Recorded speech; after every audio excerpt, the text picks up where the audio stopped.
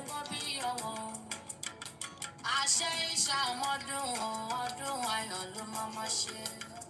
Oníṣọdún ìbànújẹ́ lágbára Ọlọ́run.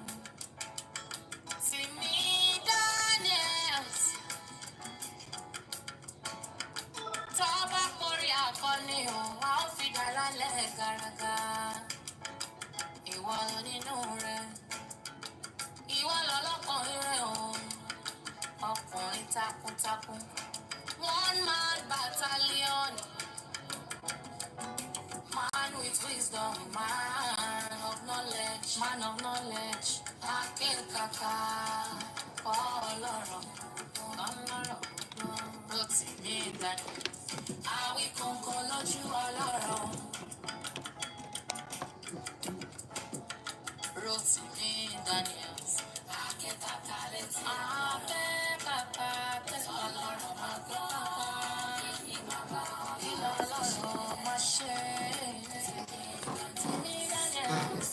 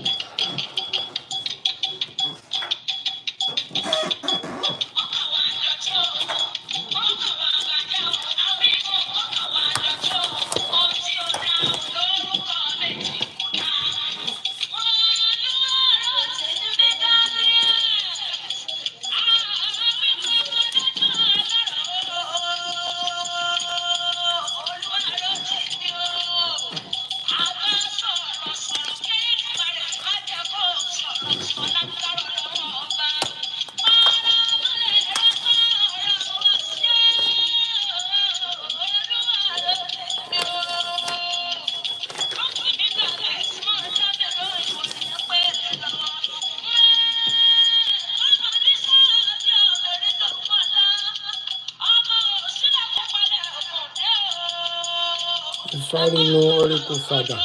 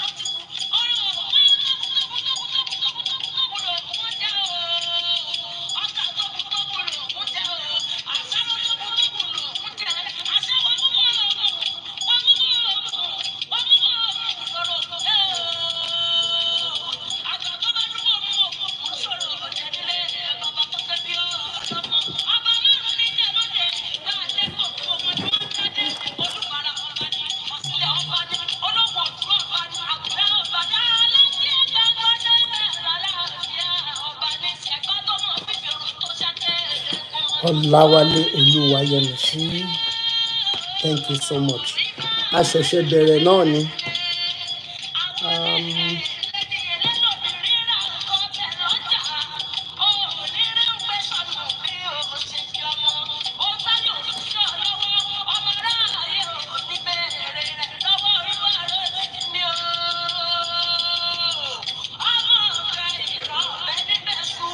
TikTok family, please help me.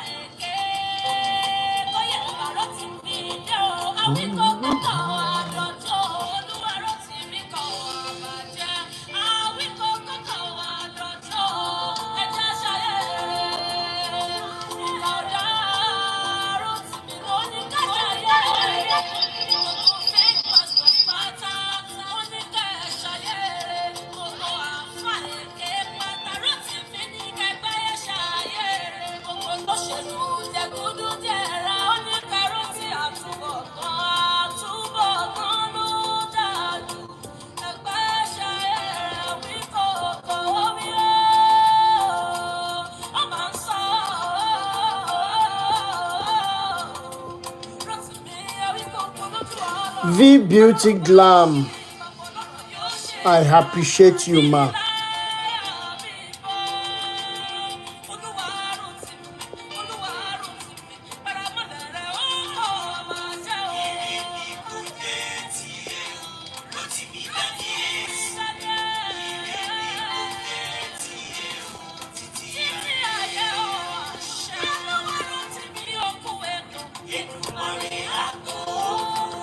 Ẹ ṣé, mo rí pé ẹ lo logo Rotimi Daniels Foundation as your DP. Thank you so much, ma. Today is a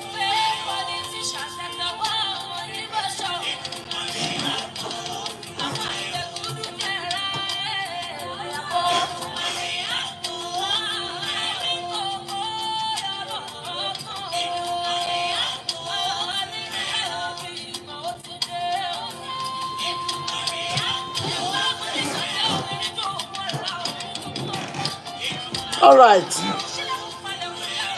Uncle Ola. Uncle Ola.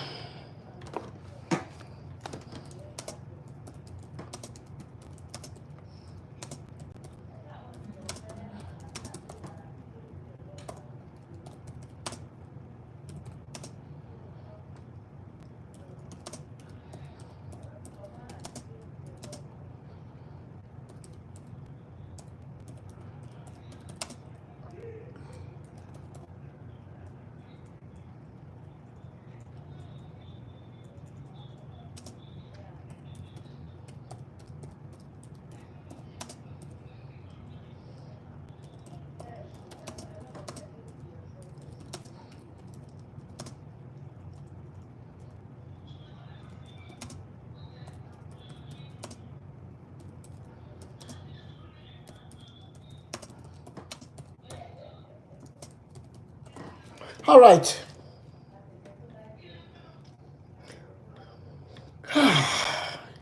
Èní lèní jẹ́ ẹni abẹ̀lọ́wẹ̀. SBP, how are you doing, my sister? Thanks for being here. Gracie Desi, thank you so much for the roses. Good morning, good afternoon, good evening from wherever you are going to be watching us today. I will be having Uncle Ola, like we promised about a few days ago. And I know he is ready for us today. But before I bring him on, there is a disclaimer that I have to make. So if you're just joining us for the very first time, my name remains Rotimi Daniels. Akekaka wí koko lójú ọlọ́rọ̀ tí bàbá ọlọ́rọ̀ bá gbọ́ kí ló fẹ́ fi mí ṣe. As long as it is the truth that we have with us, then we believe that there is nothing that can happen to us. Anything that happens, if what you are doing is to promote the truth and the real liberation of our people, then the rest is going to be story. Shall network me? Okay. What is the disclaimer? Because of time, today's live video is not going to be too long. Please, as you are coming in, ẹ jọ̀ọ́ mo fi Elédùmarè bẹ̀ wá, ẹ jẹ́ ká máa wọlé ká máa share ẹ̀. If you are already liberated, then overseeing to the liberation of our people will also be a priority. Ẹ má jẹ́ ká jẹ́ àbáramọ̀ọ̀rẹ̀ jẹ́, ẹ má jẹ́ ká jẹ́ aládàánìkànjẹ́. So many people who have been liberated, when they come to me to just say things and to show how happy they are, the first testimony they share is that ever since they started listening and taking actions to run away from either pastors, woli, afa, the Sheshe people, in living on their own, just to believe in themselves, first and foremost, that the first thing they experience is what? Peace of mind. And if that peace of mind is paramount and it's important, please, we plead that you help us share today's live video. Uncle Ola is coming to break the foundations of lies when it comes to Christianity and also Islam. Now, the disclaimer that I said I will make is this. I have seen that so many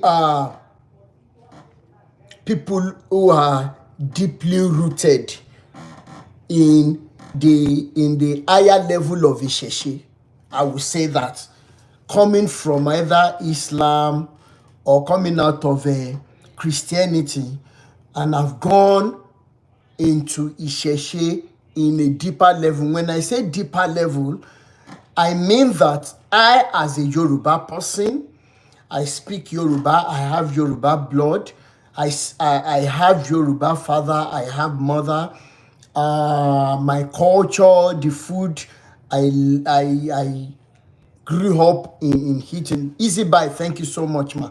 Now, it is all Isheshe. So when I come out and I say Elédùmarè, or when I say Ashe, I am still acknowledging that I am a Yoruba boy. So for so many of you that are coming to me, okay, for so many of you that are coming to me in my inbox to give you contact of maybe one Babalawo or Adaoshe or Onishegun, I have told you I do not know anyone that I can trust when it comes to that level. And that is why I am making an open declaration that I am an Isheshe person, not because I know anything about Ifa, or maybe Motefa, or maybe Modafa, or whatever terms. I don't know anything about it. And henceforth, please, when you come on my page, I am begging of you, I am pleading with you, so that you're not going to be jumping from frying pan to fire and then say that it is on Rotimi Daniel's page that I got the contact of so person. Of course, definitely people will know. You must give evidence that I am the one who has directed you to that person that scammed you. Because most of these people you see on social media talking sweetly about Isheshe, the things I have seen, okay, the things I have seen so far, I cannot openly beat my chest and tell you that so person is trustworthy. I am begging you, do not take numbers, okay? Do not go and chat people up. They will scam you. This is an open declaration again. Maybe I will make another short video to that effect, because some things have happened. Now, in all fairness, there was a lady who was talking about being scammed on what do they call it, Clubhouse or Awujomo Yoruba. And I asked her, you must, of course, definitely, she said she paid some money from her own mouth. She said that the only problem was when she made the first payment to Oluwo, what is that name again? Shijuade or Shijuwade, that she first paid maybe 70 or 75,000. And I spoke with the same Oluwo, because my page is for the truth. If you come and narrate a story, you must be ready to face the consequences. When I make my own findings from the other side, I am for the truth and nothing but the truth. You remember the other woman that narrated the story. When the whole truth came out from the other party, I came out and I explained, only for us to realize that the woman was a cunt liar. Okay, the woman that claimed that she had only one daughter, and the pastor and Pastor Mrs. Solomon and Ifowoshe were responsible for the depression, psychosis, and everything, and she would not tell me the part she played in destroying the daughter's home. This is what Rotimi Daniel's foundation is for. He will find the truth in one way or the other, because it is not me, it is Eledumare himself that is doing this job. So I was privileged in speaking with the same Oluwo Shijuade. I am saying this so that people will know before they bring me story. You must be ready to show your evidence so that it won't fall back on you. And once it falls back on you, you won't like it. Very good. Family member just sent that to me. Now I'm just looking at it. I would put up that profile later. If I see that it has to do with me, we will have to report the page. Now, what am I saying? I got in touch with Oluwo Shijuade, because the fact that I am standing for truth, love, and humanity, okay, doesn't mean that if they bring the case of a pastor to me and I find out that the pastor is not guilty, I will not keep quiet because I'm fighting for truth. If they bring a false issue to me and I find out that the case is otherwise, the issue is not true, I will come and exonerate the affair, because the affair has not done anything that is claimed that it's claimed that he has done, all the claims of what he has done, whatever. Now, if it is Onisheshe too, as ọmọlúàbí, it is expected that I come out to clear the person's name until more evidences come up. As at today, as at this hour, I have found out that yes, the lady paid the first 70,000 naira. The Oluwo claimed that something happened to his account. Either the money was removed or whatever. And he told the lady about it, and the lady said she will send another money, which is also 70,000 naira. Like she has told me, and the Oluwo confirmed it. Then the Oluwo sent what she paid for, which is actually the herbs for what we call a fibroid. Now, truly they met. The first time she heard about Oluwo Shijuade was on Clubhouse and Àwùjọ Ọmọ Yorùbá. Okay, that was where they met and whatever. So, no do, they started getting in touch. And that is why I will say that on my page, don't pick number.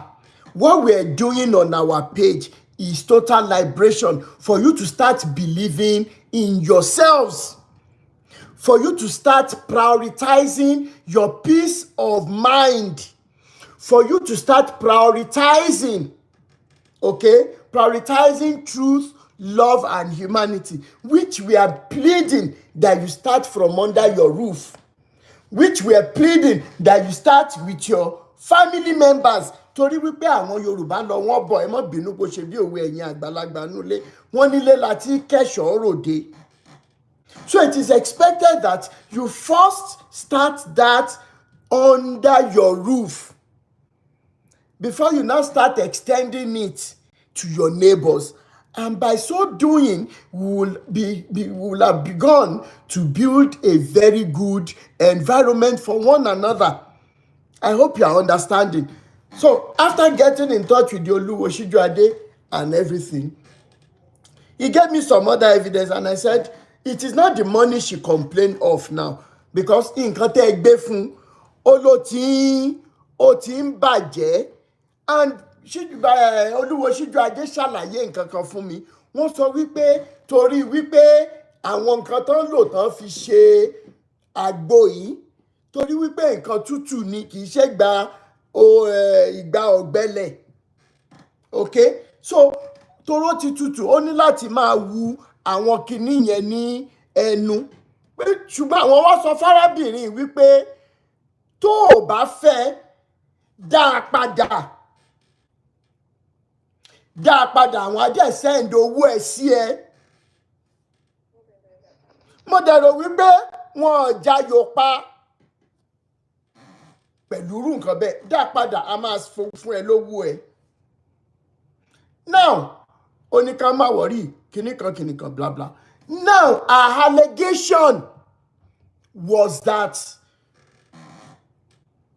after some moment of chatting, Olúwo sọ wípé àwọn fẹ́ káwọn máa fẹ́ra wọn. Gbogbo yín lẹ gbọ́ ní bíbá ìjọ yẹn. Inú mi dàdò pé mo sọ fáwọn tó wà nísàlẹ̀ tó ń sọ wípé irọ́ ni, kò lẹ́vidence, kò yẹ ni pé ẹ má máa pohùn máwọn èèyàn lẹ́nu tí wọ́n bá ń sọ̀rọ̀, ẹ jọ̀ọ́ nítorí Ọlọ́run. Allow people to say it. The truth will come out. Now, èmi àti Olúwo sọ̀rọ̀ Olúwo Shijuade gẹ́gẹ́ bí ọmọlúàbí. Inú mi dùn wípé wọ́n pọ́n mi lé. Inú mi dùn wípé ọmọ Yorùbá àtàtà ni wọ́n. Wọ́n ṣàlàyé bí arábìnrin ṣe ṣàlàyé. Ṣùgbọ́n nígbà tó di ọ̀rọ̀ fífẹ́, wọ́n sọ àwọn nǹkan kan fún mi. Wọ́n fi àwọn nǹkan kan ránṣẹ́ sí mi. Ní tí ó ṣò wípé ní tó fi hàn wípé ìtarábìnrin yìí sọ nípa pé wọ́n nawọ́ fífẹ́ sóhun kò fìdí múlẹ̀ tó. Àfi tí ó bá di ọ̀la tàbí lẹ́yìn ètò tó wá fi ránṣẹ́ sí mi tí mo rí wípé Olúwo Shijuade gangan ni wọ́n kọ́kọ́ gbé ìgbésẹ̀ pé jẹ́ máa fẹ́ wálé kó tó di December tó dẹ̀ sọ bíbẹ̀ ìjọ náà lè jẹ tàbí jẹni wípé òun tóun ní àrùn ìjú pé kóun wá sílé pé bóyá ẹ fẹ́ máa fẹ́ òun kìnnìkan. Allegation tí ò fi gbogbo òdì múlẹ̀ ni òótọ́ ọ̀rọ̀ délẹ̀ ká sọ àfi tó bá wá rí gbogbo evidence yẹn ṣùgbọ́n èyí tí mo rí láti ọwọ́ Olúwo síjú adé nígbà míì wà nínú àwọn chaati tí wọ́n jọ ṣe arábìnrin yìí mo rí wípé ó fi fọ́tò Olúwo kan mi mọ bí tó ti rí ó sẹ́ndì ẹ̀ sólúwo ó dẹ̀ kọ́ sábẹ̀ ó ní I like this picture ó wá dìlítì àwọn nǹkan kan nísàlẹ̀ ó ń lọ bóyá bíi méje mẹ́jọ mo wá ń béèrè pé kí làwọn nǹkan tó dìlítì wọ́n ní pé kí n béèrè lọ́wọ́ ẹ̀ àwọn fọ́tò ara ẹ̀ tó sẹ́ndì sáwọn ni ok ìyẹn lọ nígbà tí mo ka àwọn chaati yẹn lọ síwájú torí Olúwo rí àwọn kọ̀ọ̀kan bẹ̀ arábìnrin ló máa ní kí lẹ̀ ń jẹ lọ́wọ́ kí lẹ̀ ti jẹ kí ni ẹ mọ̀rú àwọn nǹkan tóbìnrin máa ṣe fọ́kùnrin tí ó máa jẹ́ kí gbé kọ́kàn èèyàn máa fà síyàn ó ti yé yín tó ṣẹlẹ̀ láàrin wọn nìyẹn torí ó dáa kí wọ́n mọ prófáìlì wa gẹ́gẹ́ bí prófáìlì tó máa ń sọ òótọ́ irrespective of our agitations for religious and enslaving liberation. So gbogbo ẹ̀yin tẹ́ wà nù létẹ̀ ń gbọ́ mi ẹ jọ̀ọ́ gbogbo ẹjọ́ tẹ́ ẹ bá máa mú wá fún mi ẹ jẹ́ kí a máa rí wípé a rí ẹ̀rí àrídájú tẹ́ ẹ máa mú wá ẹ má fi àkókò wa ṣòfò mọ́ ìyẹn lọ ẹ̀kejì ni wípé gbogbo ọ̀rọ̀ bóyá pásítọ̀ àáfàá tàbí oníṣẹ̀ṣe tẹ́ ẹ bá fẹ́ gbé wá sórí ìkànnì ó ti di èèwọ̀ láti mú ẹjọ́ yẹn wá kẹ́ ẹ máa wá sọ wípé mo kàn fẹ́ jẹ́ kẹ́ ẹ gbọ́ ni mi ì ṣe mọ́ mi ì ní ààyè ẹ̀ mọ́ I work 12 hours a day ìjọ́ tó bá yẹ kí n sinmi tí mo máa wà off tó yẹ kí n sinmi ni mo fi ń ṣe iṣẹ́ oríran ni tí wọ́n ní iṣẹ́ oríran ni mò ń ṣe oyè yín so ẹ jọ̀ọ́ mo bẹ̀ wá pàápàá jùlọ ẹ̀yin obìnrin ẹ̀yin ìyá wa ẹ jẹ́ ká máa rí wípé a ti ṣetán lọ́kàn wa wípé a fẹ́ lọ all the way láti sọ nǹkan tí ẹ̀yin àti pásítọ̀ tàbí àáfàá tàbí oníṣẹ̀ṣe kankan ṣe tí lè fi jóná. Our page is not for play again. It's no longer child's play. Kids' gloves are off. When we say liberation, it means we want to start taking actions. Lẹ́ni yìí wọ́n fún mi ní kọ́ńtàtì lọ́ọ̀yà Dèjì Adéyanjú àbí kí lorúkọ ẹ̀. Later mo find out àwọn nǹkan kan pa ẹ̀ tó máa jẹ́ kí n má lè lò ó fún liberation wa. Àwọn pásítọ̀ kọ̀ọ̀kan míì wà àwọn lọ́ọ̀yà kọ̀ọ̀kan míì ti wà tí máa bá sọ̀rọ̀ lágbára Èdùmàrè tẹ́lẹ̀dùmàrè ó sì mú ẹni bí ọkàn rẹ̀ wá fún wa lórí ètò yìí báàjẹ́ yọkan káàtì ẹ̀ kọ́kọ́ bẹ̀rẹ̀ iṣẹ́ náà torí nígbà tí irú lọ́ọ̀yà bẹ́ẹ̀ bá kọ lẹ́tà sí bóyá irú Elijah Abiodun tàbí Káyọ̀dé Williams bóyá wọn á wá sọ pé àwọn ò rí lẹ́tà látọ̀dọ̀ lọ́ọ̀yà ìyẹn lọ kí n tó gbé bàbá mi ọ̀nkùlọ́lá kí n tó gbé wọn wọlé ẹ jẹ́ bá ń wá nǹkan fìdílé sísá Olíròtì ẹ ní bàjẹ́ Olíròtì ẹ ní pín yingin ìyẹn lẹ́bí bá mọ̀ pé mò ń ṣe investigation kábíyèsí títóbi ire Elédùmarè ẹ ti lọ jájù sísá Olíròtì ẹ ti jájù wàláì kí ló dé oh my God tí mo find out gangan nìyẹn mo kàn yìí léèzẹ ni He's not somebody that we can rely on for this liberation. Eshe, eshe, eshe, eshe, eshe. Bóyá gbogbo ẹ̀yin tẹ́ bá wà nulẹ̀ tẹ́ bá mọ agbẹjọ́rò tó múnádóko tí ò ní gbàbọ̀dè fún wa, tí ì ṣe ẹni tí ó gbowó. Mo mọ̀ aproko antenna yín ó wà ń bẹ̀. Mo respect yín. Thank you so much. Ẹ̀yin kọ̀ọ̀kan wà tí mo sì máa wá sábà lórí ọ̀rọ̀ ti lọ́ọ̀yà ìpè gbogbo ohun tẹ́ bá rò, torí wọ́n ní pé kinní kan ni ò ní jẹ́ ká pe àgbà ní wèrè. Any lawyer that is apologetic to any pastor, any alpha, to any Ìṣẹ̀ṣe person will not be able to work with us. It must be somebody who shares the same liberation passion with us, that will be ready to stop at nothing. That is what who we're looking for. Elédùmarè Adéṣe. Now, kí n tó gbé Uncle Ọláwọlé, kí wọ́n tó wá bá wa, kí wọ́n lè wá bá wa fọ́ foundation irọ́ lórí Kristẹni àti Mùsùlùmí. That foundation of lies, foundation of wickedness, upon which Christianity and Islam are built. I would love to say this, then I will bring him in. When we talk about the damages that the likes of Baba Adeboye, Oyedepo, Kumi, all of them, and also the big alphas, if we begin to unravel the damages that they have caused, afọ́fúngbẹ́mu ìka ènìyàn nìkan ni ò ní rí bá a ṣe ń rí. Lóòótọ́ ọ̀pọ̀lọpọ̀ ọgbà ló ṣe wípé ọ̀rọ̀ ilé ayé yìí ìlú gángan ni, tó bá kọjú sẹ́lòmíì akọ̀yìn sẹ́lòmíì, ṣùgbọ́n ọ̀rọ̀ tó wà ńlẹ̀ yìí àrùn ojú ni, kì í ṣe àrùn mú.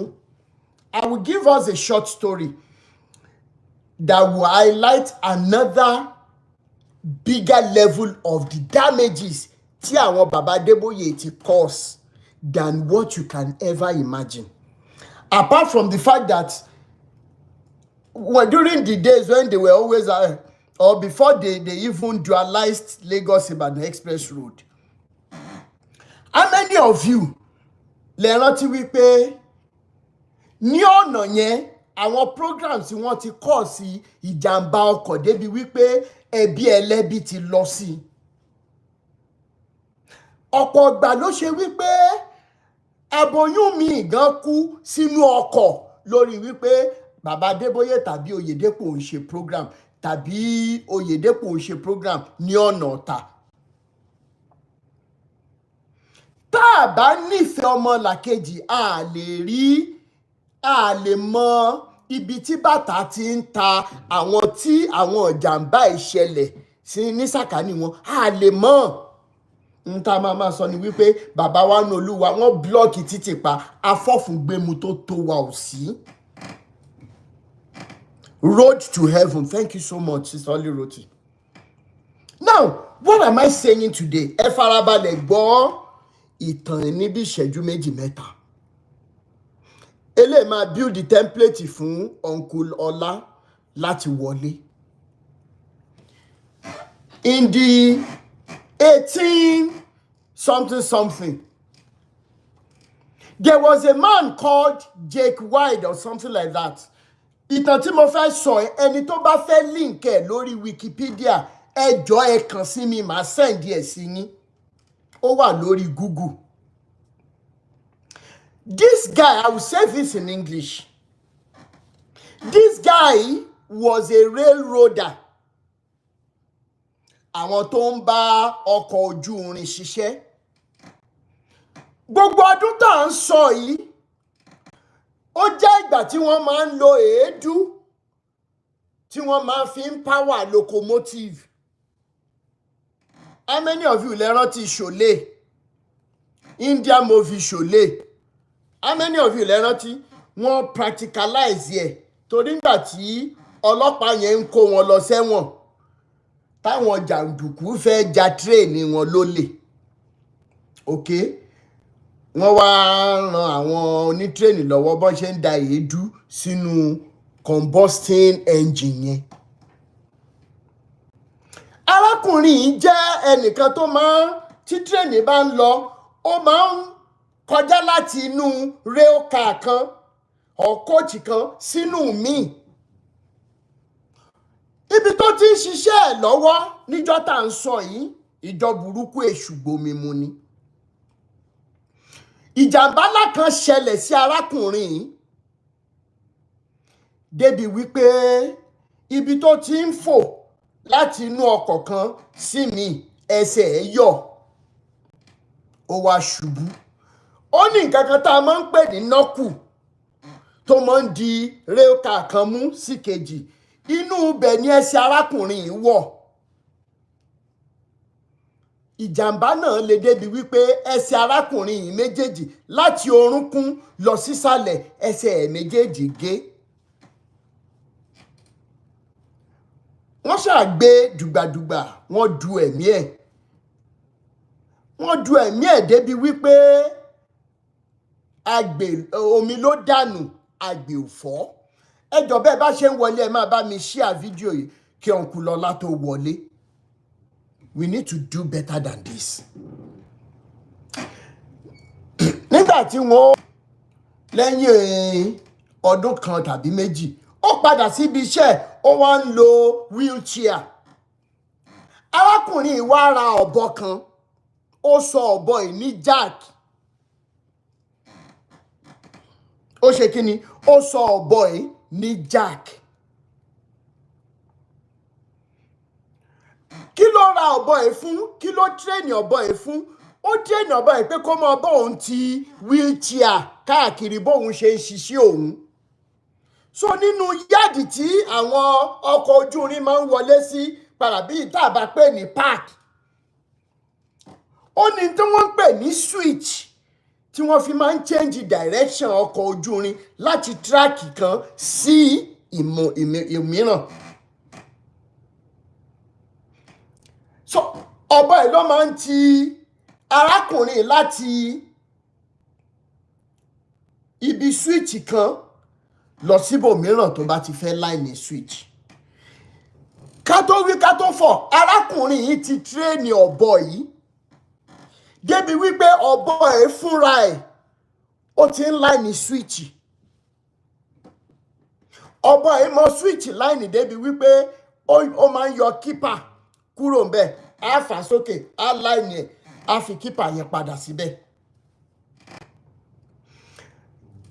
ìṣẹ̀lẹ̀ wa ń lọ wẹ́rẹ́wẹ́rẹ́wẹ́rẹ́ ó ti ń lọ bíi oṣù 5.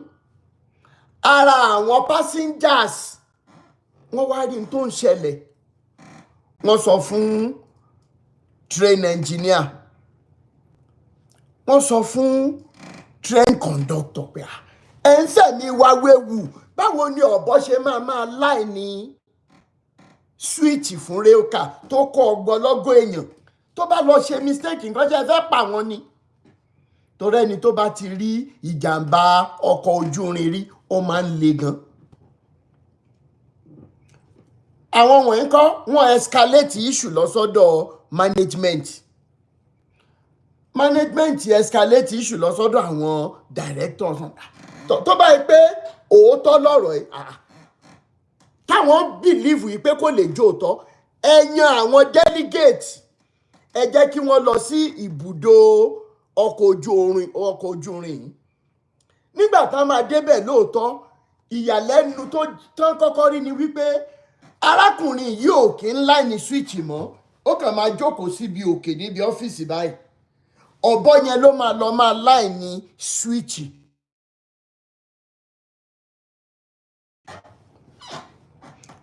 wọ́n wo ọ̀bọ yìí fún bíi ọ̀sẹ̀ 3 sí 4. nǹkan tí wọ́n rí yà wọ́n lẹ́nu lọ́pọ̀lọpọ̀ wọ́n kó gbogbo documentation sí wọ́n kó lọ sí ọ̀dọ̀ àwọn ọ̀gá lókè. àwọn ọ̀gá lókè tún ní láti ráwọn ẹlòmíín wá wọ́n wo ọ̀bọ yìí fún bíi oṣù 6 kò sí àṣìṣe ẹyọ kan. nígbà tí wọ́n máa lọ bọ̀ ẹgẹ́sìn tí wọ́n decide ohun tí mò ń sọ ìtàn yìí fún èmi ló yé màá sọ fún wa ń sìn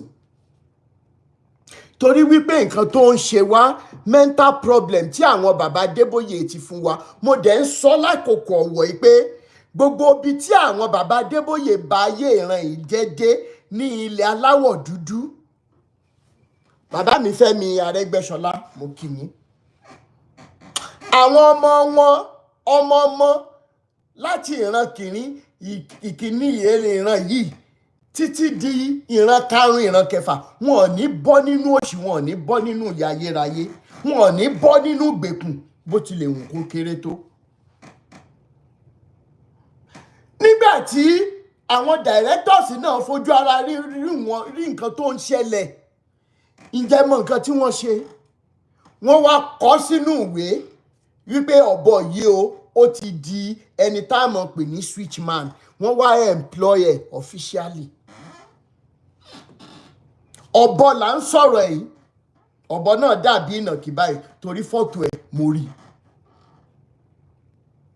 wọn ò wá employer nìkan officially as at that time wọ́n ń san 20 cents fún lójoojúmọ́ wọ́n tún wá kọ sínú ìwé pé ẹni tó bá ṣiṣẹ́ déédéé ó gbúdọ̀ lásìkò gbádùn wọ́n wá ní òpin ọ̀sẹ̀ ọ̀bọ yìí tún wá entitled sí bíà àwọn company dẹ̀ ló máa sanwó bíà yìí allowance yẹn tún wà fún ọ̀bọ tá à ń sọ yìí nínú gbogbo kàríà ẹ̀ títí tọ́bọ̀ ẹ̀ fi jáde láyé ní 1890 kò ṣe àṣìṣe ẹyọ kan báyìí. kí ni mò ń sọ lẹ́nìí nígbà tí ọ̀bọ tí wọ́n bá lè train ẹ̀ torí ọ̀pọ̀ ọ̀nù yín ẹ máa ń sọ wípé ṣé wọ́n fokùn fà wọ́n ni ṣé wọ́n fagídí mú wọn wá ni there is what we call indoctrination that monkey was indoctrinated he was trained. ẹ wo àwọn ọ̀dọ́ káàkiri ní Nàìjíríà lénìí àwọn bàbá Adébóyè ti sọ àwọn èèyàn dolórí burúkú sí gbòòrò débi wípé ọpọlọ wa tá ló tún ju ti ọ̀bọ lọ ǹjẹ́ mọ̀ pé àwọn ọ̀dọ́ wa ò fẹ́ lo ọpọlọ wọn mọ́ ṣá àwa ń dúró de mírèkù iṣẹ́ ìyanu mo tún sọ lẹ́ẹ̀kan sí i gbogbo ìgbà tílé ó mọ̀ mọ́ tílé ó mọ̀ ṣú tí ọba Èdùà tó ń ti ọjọ́ tó ń ṣí ọjọ́ tí ó mọ̀ ṣí tí ó sì mọ̀ tì í tí òòrùn ó mọ̀ là tí òòrùn ó mọ̀ wọ̀ gbogbo ẹ̀yin bàbá tẹ́ ẹ bà ayé wa jẹ́ ní Nàìjíríà àti Áfíríkà débi tá a dé yìí tó sì wá ń dàbí ìgbà tó yẹ pé kò sí ọ̀nà àbáyọ tó lè débi wípé àwa tá a ti wá rí ìjàmbá tẹ́ ẹ ti ṣe ẹ tún wá jẹ́ kó dàbí ìgbà tó yẹ pé àwa gan la lẹ́kọ̀ọ́ lé bẹ́ẹ̀ dẹ̀ lélẹ̀ ọ̀rọ̀ jàǹbá tẹ́ ẹ ṣe ló ń ká wa lára torí àwọn ọmọ wa torí àwọn tó ń bọ̀ lẹ́yìn. mo tún sọ lẹ́ẹ̀kan sí i lọ́lá bàbá mi òkè tó ń ṣílẹ̀kùn tó ń tilẹ̀kùn ọjọ́ ẹ̀yin bàbá Adébóyè Oyèdépò Kúmúyì Olúkọ̀yà gbogbo yín pátá àti gbogbo àwọn tó jẹ́ ọmọ lẹ́yìn yín kì í ṣe owó yẹn nìkan ló ń dùn wá bí kò ṣe ayé àwọn èèyàn tẹ́ ti bàjẹ́ gbogbo bíkíbi tí àwọn èso tó jáde lára yín tí wọ́n mọ̀dé wọn ò tún rí aláàánú mọ́ gbogbo bíi tí àwọn èso tí ó tún mọ jáde lára àwọn èso tó jáde lára yín tí wọ́n mọ̀ dé láyé irrespective of how much you have stored for them wọn ò ní fi ara rẹ̀ ná owó yẹn lóòótọ́ mo mọ̀ pé ìkọ̀ọ̀kan lára àwọn ọmọ yín ìmí ìjẹ́ aláwòkù kí n má fi gbogbo ẹnu sọ̀rọ̀ ṣùgbọ́n ju àrùn tó ń ṣe àrùn abarapá tó ń ṣèkan lára àwọn ọmọ ìwo lórí ibú yìí tó ń wò mí tẹ́mi náà ń wú ẹ̀ yìí jù bẹ́ẹ̀ lọ nílọ́po mẹ́wàá ìlọ́po 20 30 40 100 ní ibi tẹ́ ẹ sọ àwọn ọmọ Nàìjíríà nù dé. Àwọn ọmọ yóò mọ̀ sọnù, àwọn ọmọ yóò mọ̀ sọnù, wọn ò ní rí wọn yìí. Níwọ̀n ìgbà tó ṣe wípé gbogbo ọgbọ́n àlùkọ́rọ́ yìí tẹ́ ẹ fi ń lo agbára ìṣẹ̀ṣe, tẹ́ ẹ wá ń forúkọ Jésù ṣe icing on the cake, tẹ́ ẹ fi ń bayé aláyé jẹ́.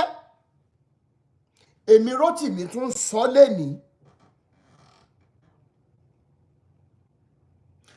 Láìpẹ́ láì jìnnà àwọn ọmọ yóò mọ̀ gbé yín ré. Orúkọ yóò mọ̀ dìbànújẹ́ láwùjọ ilẹ̀ Yorùbá àti Nàìjíríà lápapọ̀.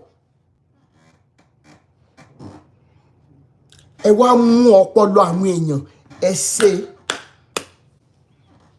Ọ̀pọ̀ nínú yá máa ní nígbà tó ń sọ̀rọ̀ sáwọn bàbá yìí, kí ni ìwọ gan ti gbé ṣe?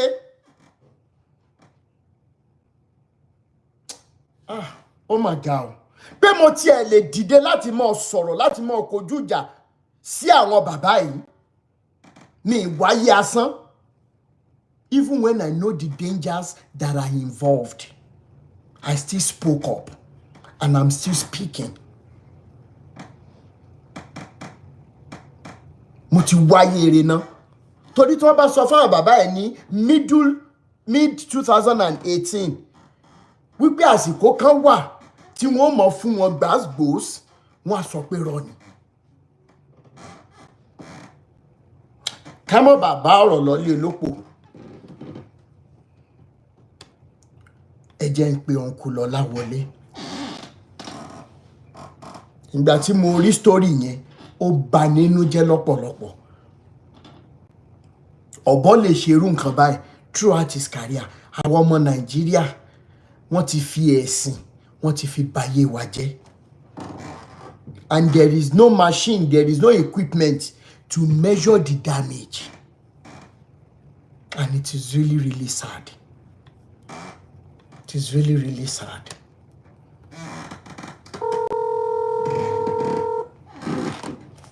Mo kí bàbá mi wòlíì dàda ẹ̀kálẹ́. Mo kí gbogbo ẹ̀yin tẹ́ wà lókè, Bishop Andrew, ìyá mi Caroline Ṣadé, champion ẹ̀yinjú Olódùmarè àtọbàtẹ́lẹ̀. Mo kí gbogbo yín. Ẹ̀kálẹ́ sà Uncle Lọ́lá. Yes, Ritualistic báwo ni? Àlàáfíà ni sà, báwo lọ́dọ̀ yín náà sà? Ó wà good. Ọlọ́run ṣe. Olódùmarè ṣe.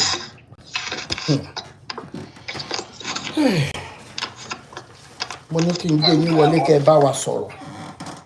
Ó ga.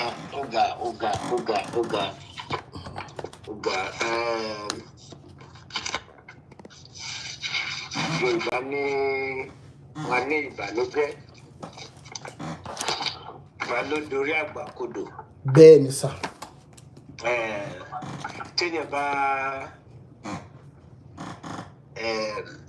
bá wo àwọn nǹkan tó ń ṣẹlẹ̀, especially àwọn nǹkan tí àwọn ẹni bí wọ̀nyí ti ṣe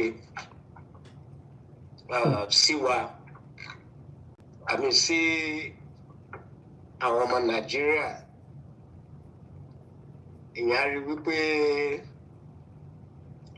nǹkan tó yẹ kí ó máa ń bà mí lọ́kàn jẹ́, ìdí tó fi máa ń bà mí lọ́kàn jẹ́ ni wípé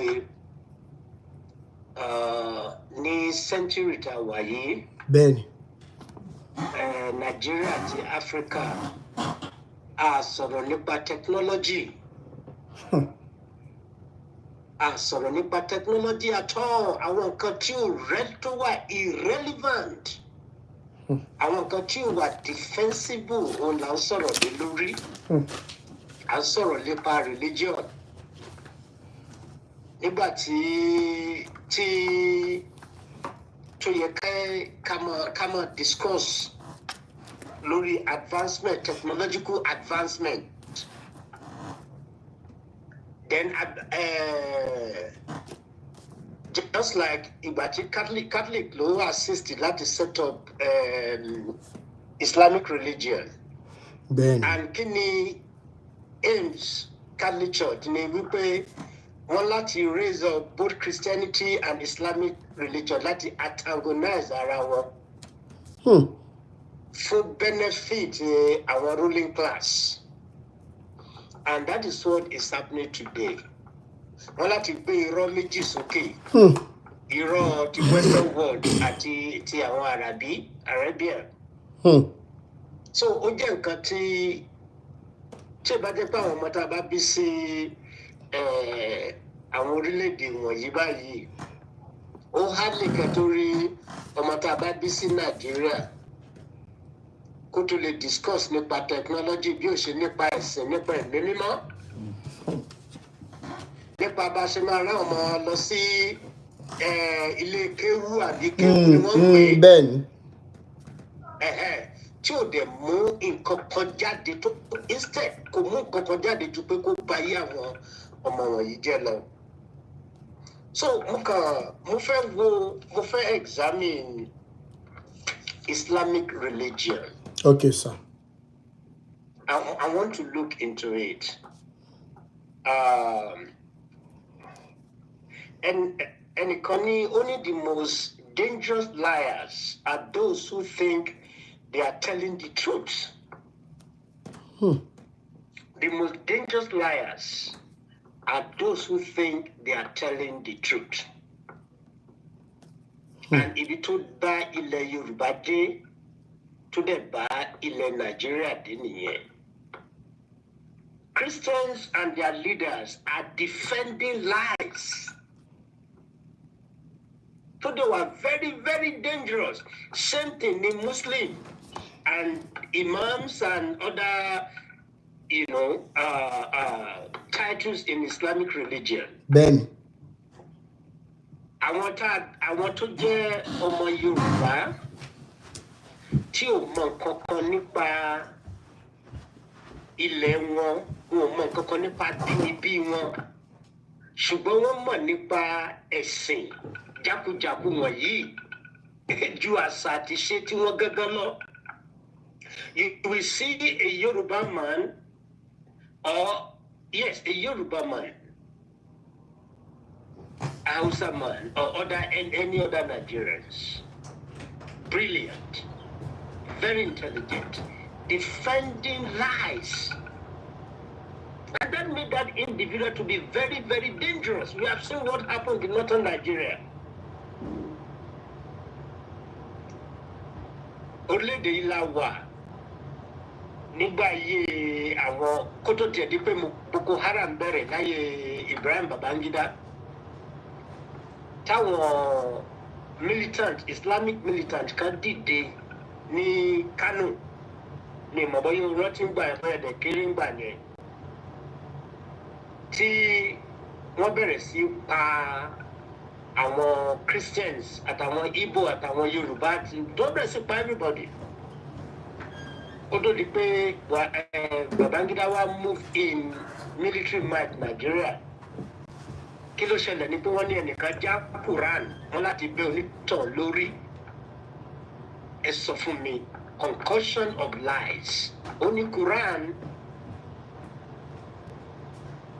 ìtànjẹ pátápátá ní Quran.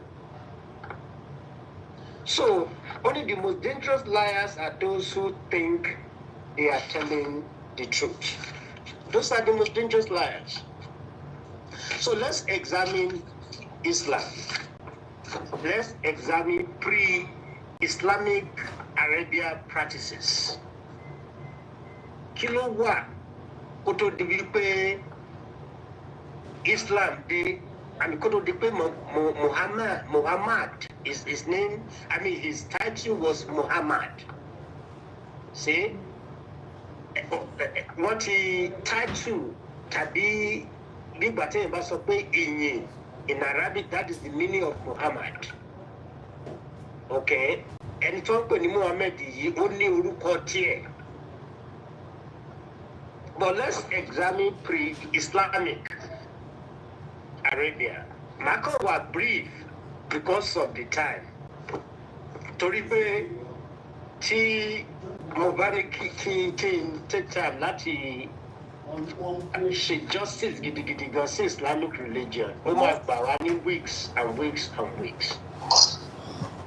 So màá wà brief so that and they understand our kini Islamic dúró and kini Islam jẹ́ gangan. Now, a variety of religion, that is pre-Islamic religion, a variety of religion, including polytheism, Christianity, Judaism, and Zoroastrianism.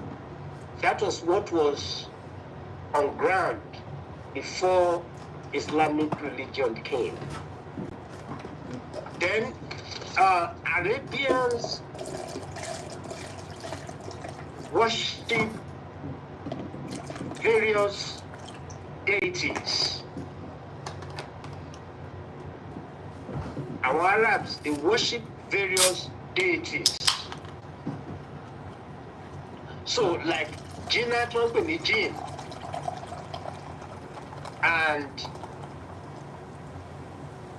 our tribe, just like the way we have tribes, we have ethnic groups in Nigeria. The tribes often worship sky gods.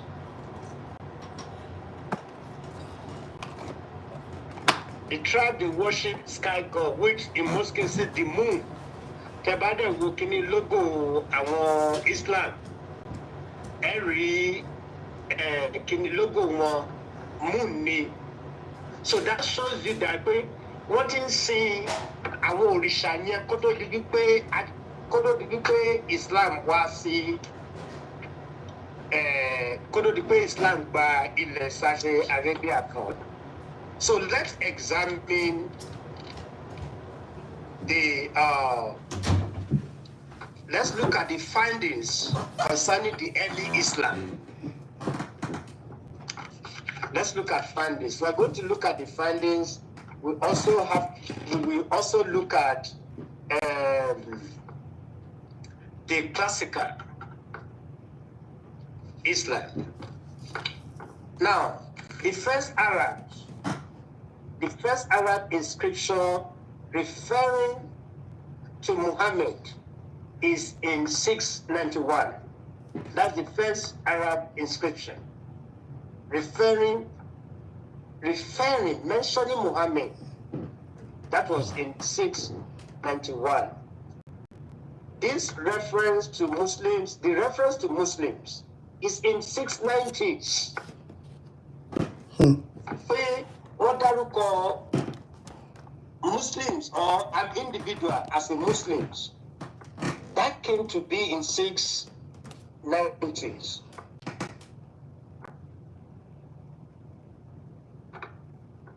So, before them, what do they call them?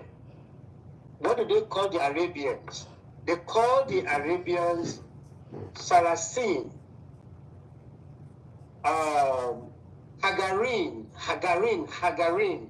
Ismailites, Magarin, and Muhajirin. That's what they called them. That was before even the advent of Islamic religion. And in reference to Mecca, that city was referred as Mecca in 741. That was when that city that is called Mecca was called in 741. And when you look at history, when you look at documentation, Mecca was never a trade route. Has never been a trade route, and has never been populated. What you have in that place is mountains and a lot of mountain stones where the people who occupy Mecca worship different deities. There are about 360 deities just before Muhammad came into picture. So in Arabia, they worship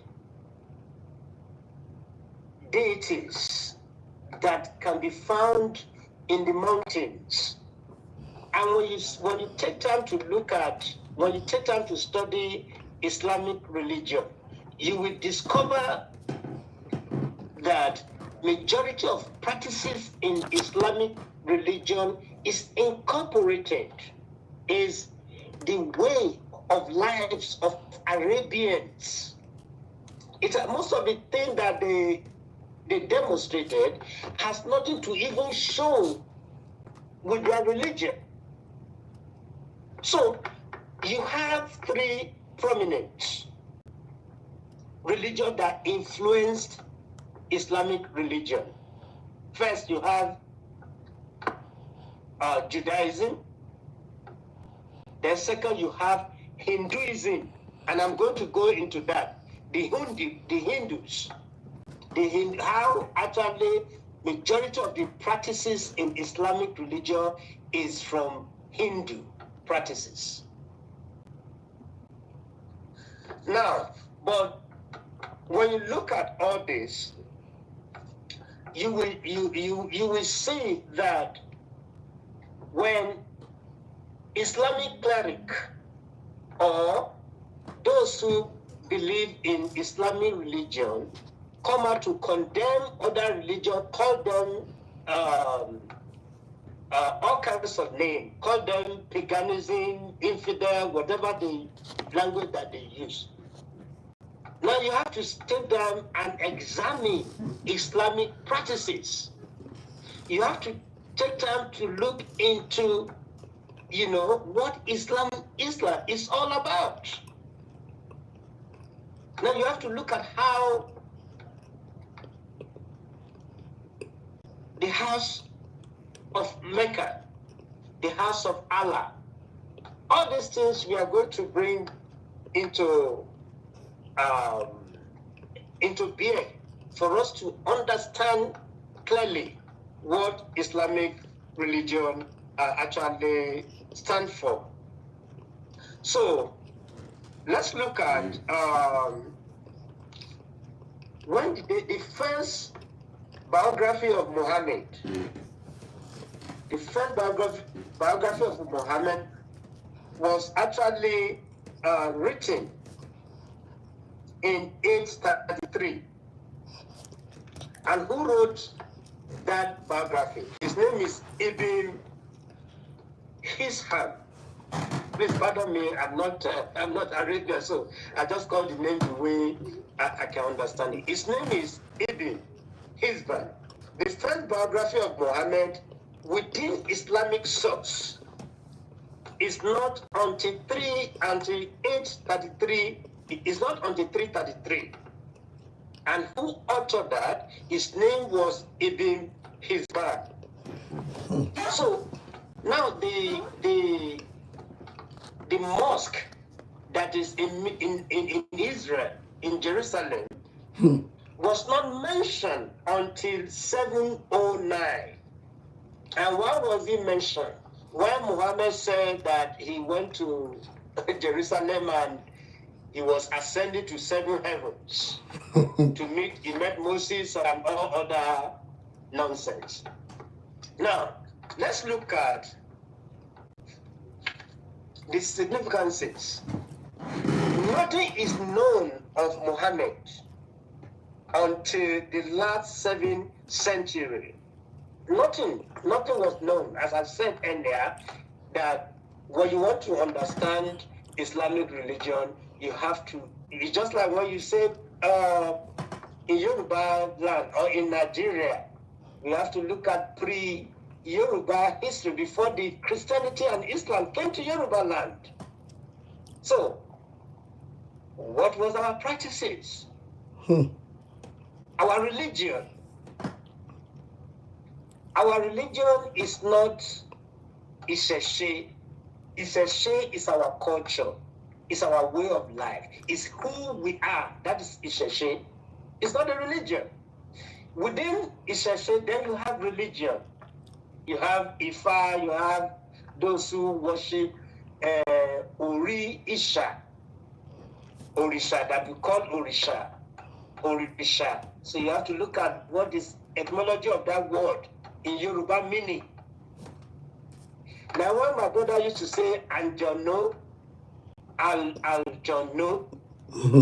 Then when we say in Yoruba land, we mention Irumale.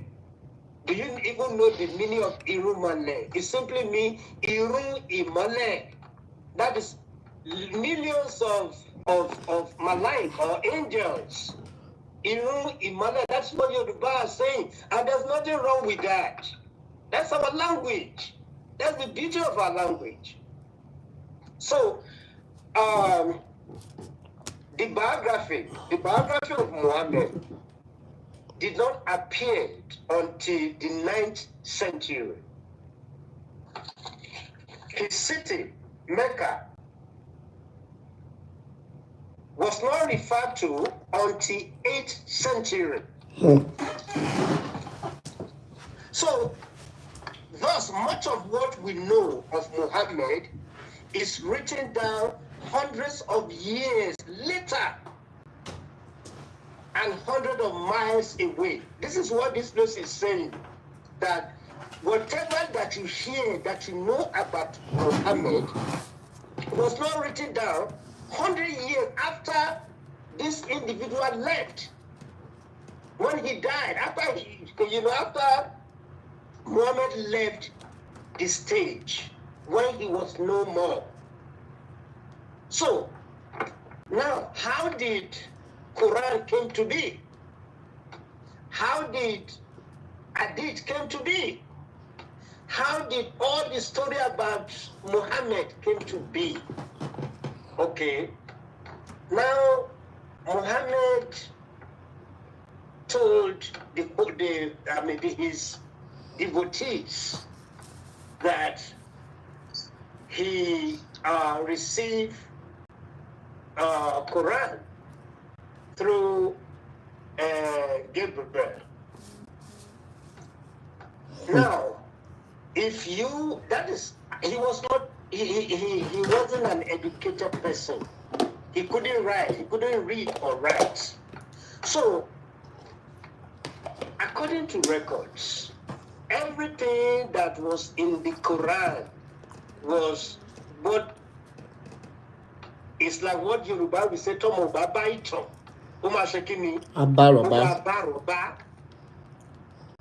So, a lot of what, majority of what the Islam are carrying today, they did not hear it directly from Muhammad. That is the truth. But they say Muhammad said, Allah say, Allah do this.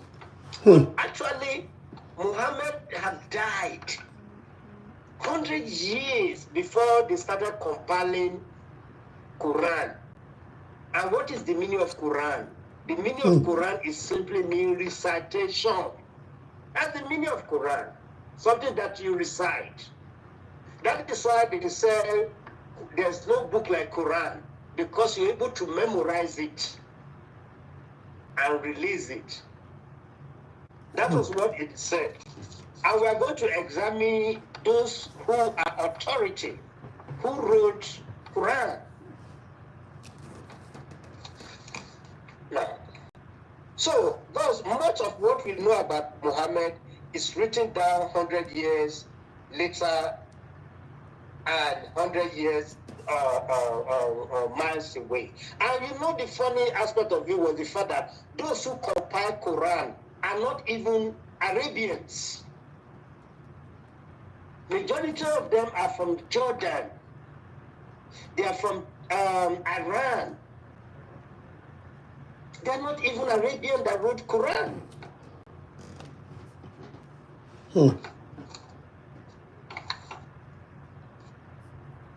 So it's look like he is nothing more than a later deduction, possibly by Abdul Malik.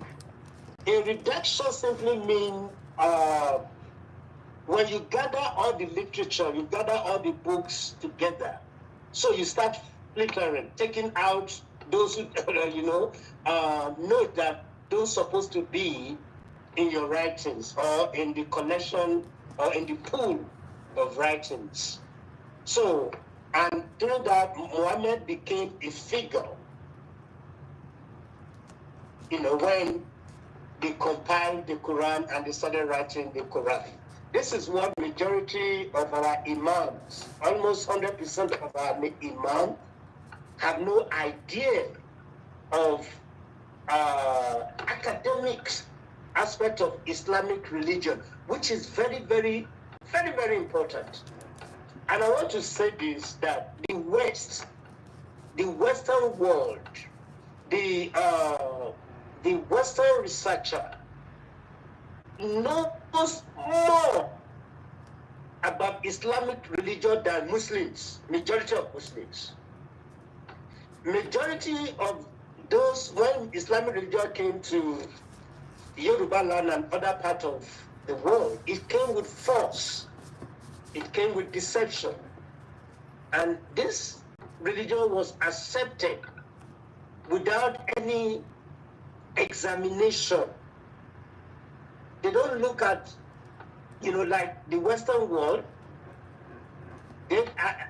Initially, they did not allow the incursion of Islamic religion into the Western world because they know the origin of Islam. So, Islam is not different. Islam is what we call an ancient religion. That was because the Arabians do worship different deities, and most of these deities actually came from Mesopotamia, from Babylon, and from all over. Just like in Ife, Yoruba worship in Ife, they worship deities every day. The same thing in Arabia, they have 360 deities. The most prominent deities among these is Allah. And Muhammad's father, his name was Allah. Muhammad's father was never a Muslim. Muhammad's family was never a Muslim. When Muhammad's father was looking for a child, he has to go to the deity that is called Allah. And he promised Allah that if Allah gave him a son, that son is going to serve Allah. So that he will, just like when Anna, those of you who believe in the scripture, who believe in the Bible, Anna went to I will return that son back to you. Mm-hmm. So we must establish the fact that Muhammad's father, Muhammad's family are not Muslims, because at that there was nobody that was called by that appellation.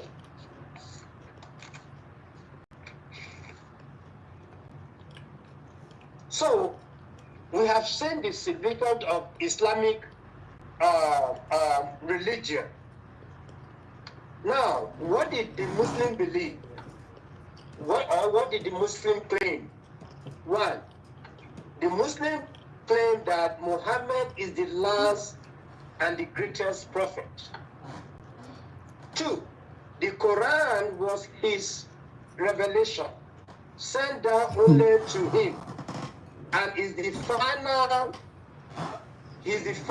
and the greatest revelation. Three, Islam is the final religion based on Mohammedanism. Based on Muhammad's life, and saying we are going to look at Muhammad's life also. We will examine little about Muhammad's life, and you can make a judgment by yourself whether Muhammad is worthy to follow or not. Now, Muhammad's life and saying Sunnah, and on the Quran, his teaching. Now, conclusion on this aspect is that Muhammad, Quran, without both book and without Muhammad, there will be no Islam. Islam will fall completely. Without Muhammad, without Quran, then there will be nothing to fall back to. Now, let's look at Muhammad. I'm giving you this so that by the time I get into what we call the life of Muhammad, you'll be able to understand. And when you see the behavior of Muslims, you'll be able to understand why they behave the way they behave. Now, Muhammad, the classical account, 570, Muhammad was born. 610, met Jibril in Hira. That is the cave. Hira is called cave. 610 to 622, received Mecca revelation. 621, Miraj to the seven heavens, as I said, with 5 prayers. That was 621 when he said he went to Jerusalem and he was going up and down in heaven, meet Moses. I think he met different layers of people. Now 622, Hiraj from Hijra or whatever they call it. Those of you who may be Muslim, you understand what I'm saying. Hiraj from Mecca to Medina. 622 to 632, received Medina revelation. 630, conquered Mecca peacefully. You all know that Mecca was never conquered peacefully. 632, died. Muhammad died 632 by poison. Muhammad was poisoned. So at that time there was no, as I've said again, there was no written Quran. There was no, at the death of Muhammad, there was no written Quran. There was nothing. There was no documentation. There was no Quran. There was nothing to back this up. All this thing came later after his death. Hello, sir. 632, he died of poison because he took a Jewish man and killed him. And after killing him, Muhammad married his wife. And this woman said, okay, there's no problem. I'm going to revenge the death of my husband. So he took care of Muhammad very well. He opened herself to Muhammad and gave Muhammad a very good food, not knowing that the food was laced with poison. So Muhammad did not survive that poison. Okay. So 632 to 634, you have those 3 authorities in Islamic that you can rely on their writings. From 632 to 634, you have Abu Bakr. 634 to 644, you have Umar. Umar was actually the Khalifa. He was the successor of Muhammad. 644 to 656, you have Uthman. Then 656 to 661, you have Ali. So we have seen the classical account of Muhammad. And as I've said, that of Quran, 765, it was Ibn Ishaq. Is Siratos, Rasul Allah. 833, Ibn Hisham.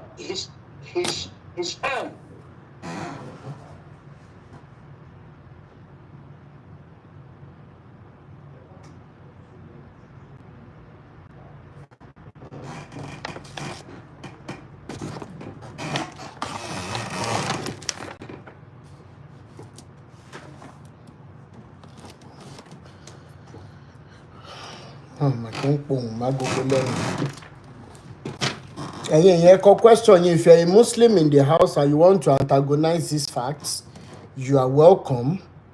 We would like to bring you up. Hello, Shelley. The man has been saying the truth. Oh, yes. He has his facts.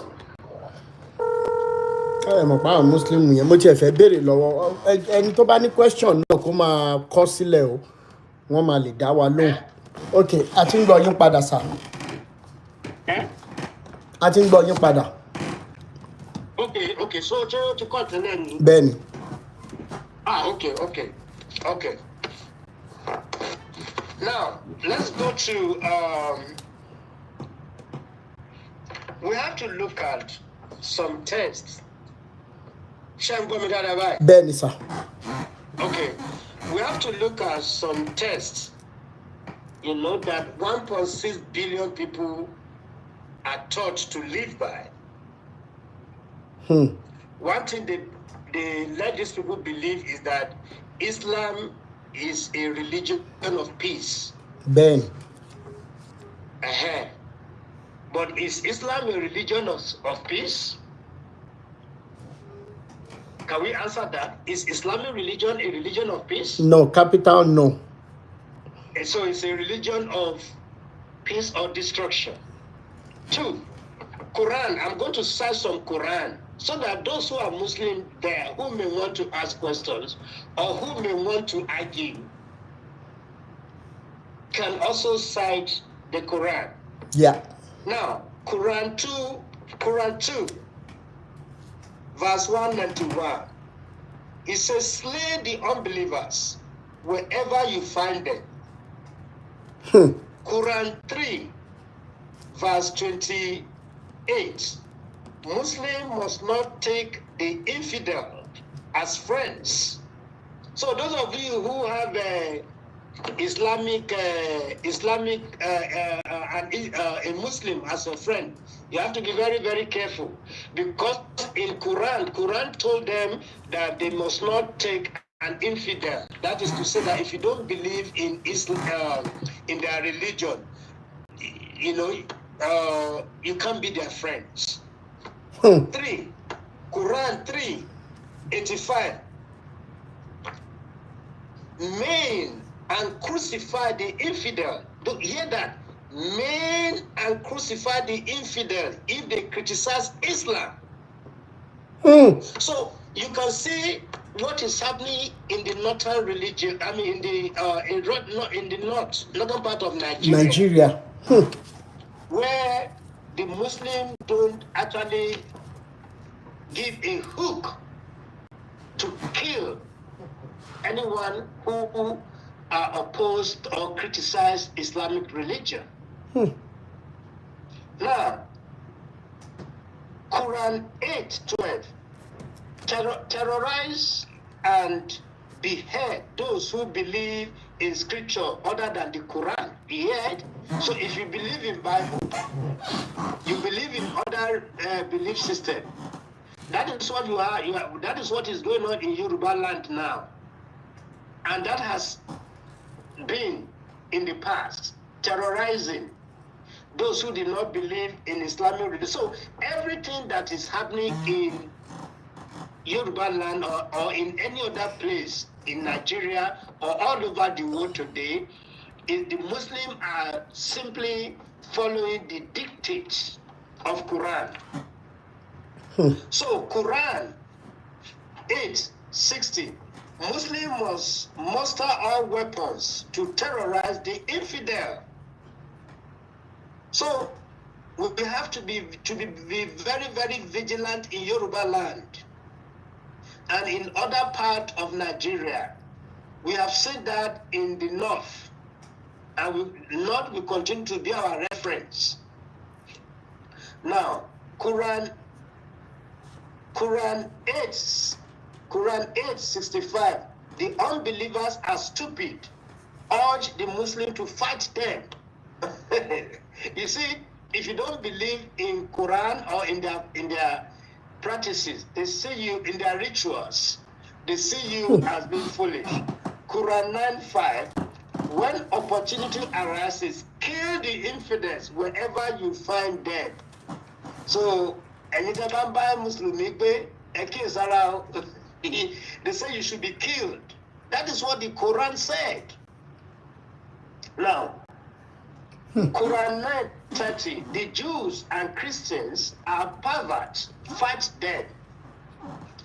Quran 9:123, make war, jihad, on the infidel living in your neighbors. You see it? Now, Quran 22, verse 19, punish the unbelievers with garment of fire, hook iron rods, boiling water, melt their skin and bellies. That is what Quran teach them. That you must punish unbelievers with garment of fire, hook iron rods, boiling water. So when you heard in those days when there's this young lady that was killed in Sokoto or in Zamfara, I'm sure you remember that. Deborah. Yes. They are just actually fulfilling this verse. Quran 22, verse 19. Now, Quran 47:4. Do not hanker for peace with infidel. Behead them when you catch them. That is to say that don't have mercy on those who doesn't believe in Islamic religion. Don't have mercy on them. Just kill them, eliminate them, destroy them.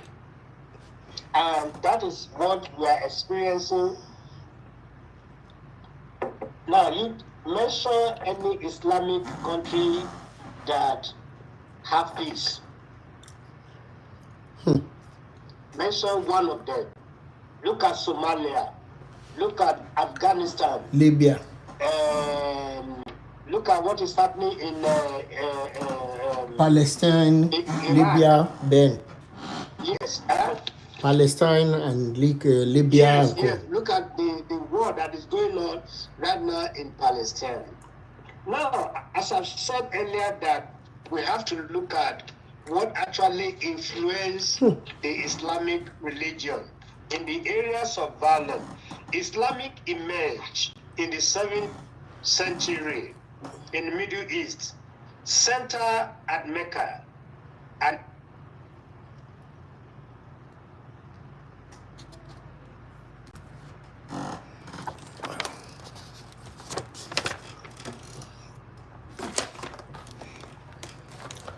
kí ló ṣẹlẹ̀?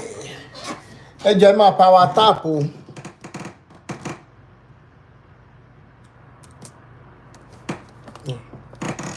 Oh.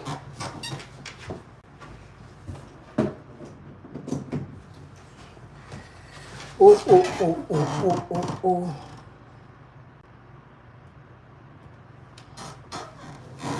Ẹ máa power tap, ẹ máa share rẹ̀.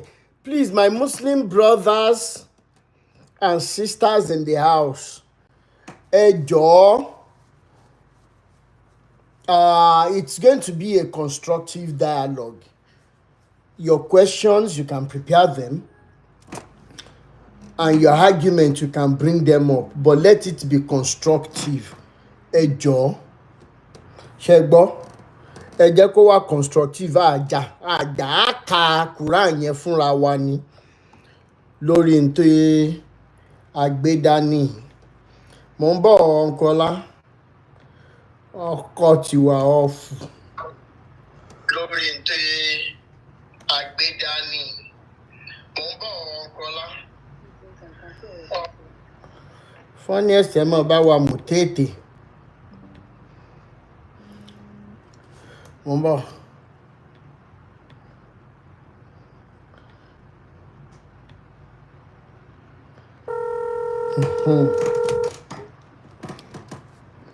Muslim brothers and sisters, they might gather questions in you. It's going to be a constructive one today. Continue, sir. Yes, I want a very constructive dialogue. Yeah. Okay. Yes. Islam emerged in the 7th century in the Middle East, center at Mecca. An ancient shrine was already operating at the site. Okay. Holding 360 deities within its square room. In practice, I notice, because personally I study, hello, can you hear me? Bẹ́ẹ̀ ni sà, ń gbọ́ yín. I notice remarkable similarities of Hinduism, such as like the prayer beads, shrine with turrets, the crescent moon symbol, circumambulation. Now let me explain this. If you take time to study Hindu religion, you have the Hindu also use beads to pray. Catholic Church borrowed of beads from Hinduism religion. So also Islamic religion took or borrowed, beads as a sign of prayer. So the Christian moon symbol, circumambulation. You know the meaning of circumambulation? Like when they go to Mecca, you know what they do? They circumambulate around that shrine, that cubby, right? Then. So they go around that shrine. That thing is nothing but a shrine. So they go around it. Okay. And bowing towards the object of worship.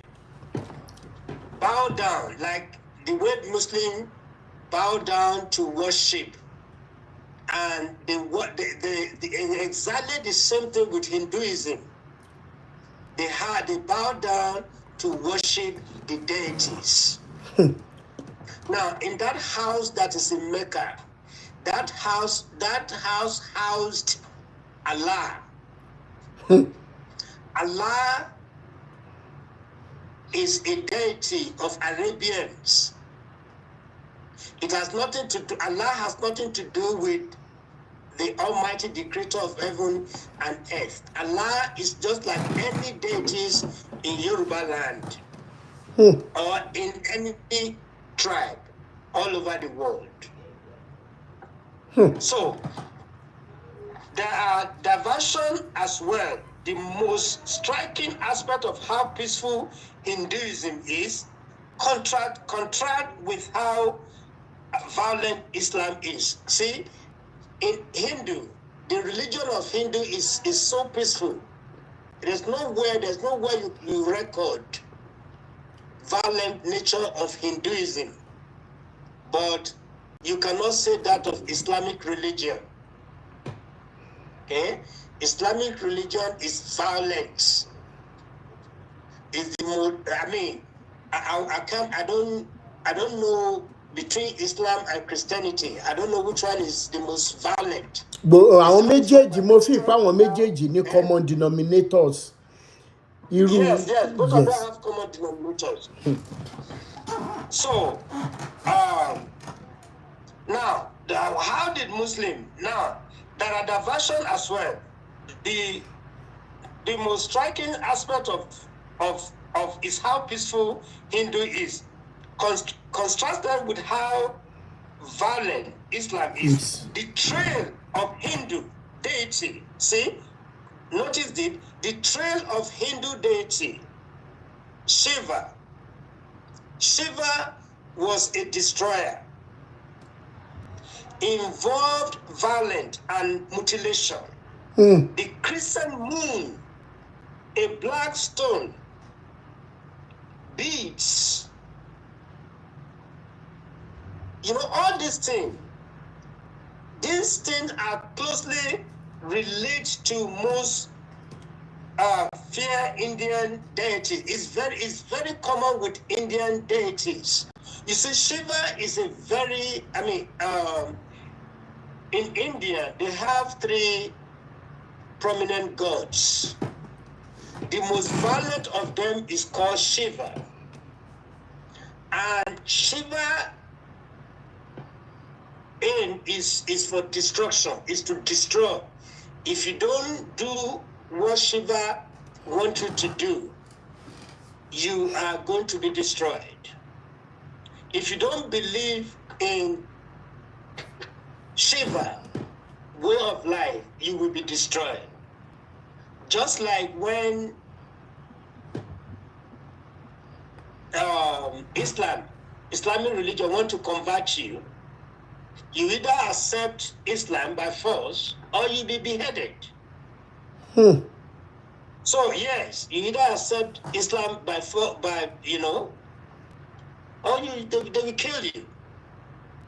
So when you look at that similarities, you will see that with that aspect of Hinduism, that Islamic religion incorporated, which is the violent. That is why you have violence in Islam today. Now, let's look at the Kaaba, the house of Allah. Previously address of 360 pagan deities. That place that is called Kaaba today, where they worship today, harbored 360 deities. Now, a cubic shape build called Kaaba is a cubic in Arabic. Cubic is Kaaba. Is the most sacred place on earth to 1.6 billion devotees. They are obliged to make a pilgrimage where at least once in their lifetime. And we have seen that. You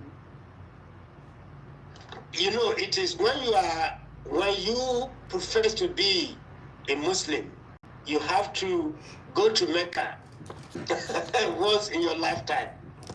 Now, so what was going on in Mecca? So what did people worship in Mecca before Muhammad?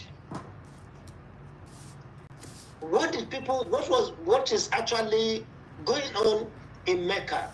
And before the advent of Muhammad, what was people worship? These are the questions we should supposed to ask. And let me give you this analogy. Before the advent of Christianity in Yoruba land, those who today are cherubim and seraphim or celestia. If you sit down and study Oluokun or the Yemeja worship or Obatala worship in Yoruba land, it's not far from cherubim and seraphim. So we have got to examine what is actually was in place before Muhammad came with his Islam. Now, who is Allah? Where is his house? So why do people walk around? Why do people walk around the house? So then, why do people walk around the house? Is there any Hindu connection? See, the scripture said, my people died because what? Because they lack knowledge. We need to seek knowledge. We need to do research. We need to do comparison. So that we'll be able to understand where we're coming from. Majority of us were born in Islamic religion. That is tradition. Majority of all of us were born in Christian home. That is tradition. We never sit down one day to examine what we say we believe in. Now, do you know why today in the West, people are moving out of Christianity? Because the Westerners, the children, Our children have examined and they have discovered that lies. Hmm. When my children were let me quickly make it understood. In secondary school here, there was a time they came back and said, Dad, why do you believe in Christian God? I don't know, I have no idea of what they're saying. And they said, Dad, these are all false. They are just deceiving you, Dad. So, what do you have? We don't have time. We don't sit down. And the most dangerous thing is you, as I've said. The most dangerous liars are those who think they are talking the truth. You will see how our people are defending Islamic religion and Christianity passionately, as if they were there when Muhammad and Mr. JC, Jesus Christ, was alive. Now, we're going to examine all this. The site of the Kaaba was being used for some purpose that involved 316 pagan deities. The 360 deities hint at Babel. Babel's stellar religion. As I've said, you have to examine, research ancient religion before you can understand your modern religion. Where are they coming from? So if the Arabian people do have the deities that they worship before Muhammad, and Muhammad was never even a Muslim. His parents were never Muslims. His family, none of them are Muslims. So there must be something that was in place before the advent of this religion. It's a build-up to ancient religion. It's just like when you take time to see the practices of Christianity. The Christmas is coming. Then when you take time to research, you yourself Google the origin of Christmas, you will discover that Christmas is nothing but a paganism. It's idol worshiping. It's celebration of idol. Easter is celebration of fertility, celebration of sex, called sex. So the worship of the host of heaven actually infected the whole world, and the Far East, which is Arab, received an enriched amount of Babylonian behavior. So, as the star rotates around the North Star, that is how you get the idea of how Muslims worship the sun. Don't be fooled. Don't deceive yourself. Islamic religion is about worshiping the sun deity. That is what it is. The house of Allah in Mecca house a deity that has two hands by the left. That is whom you worship. And that is what is there today. Even Islamic scholars have come out to say that. They have revealed that, they have brought that out. If you sit down and do research and find out pre-Islamic religion, you will see the deities that these people worship that is incorporated into your belief system. Now, there was a question I used to ask myself. I said, can somebody actually pinpoint 5 things that Muhammad has done throughout his entire life? Good. Or Islamic religion.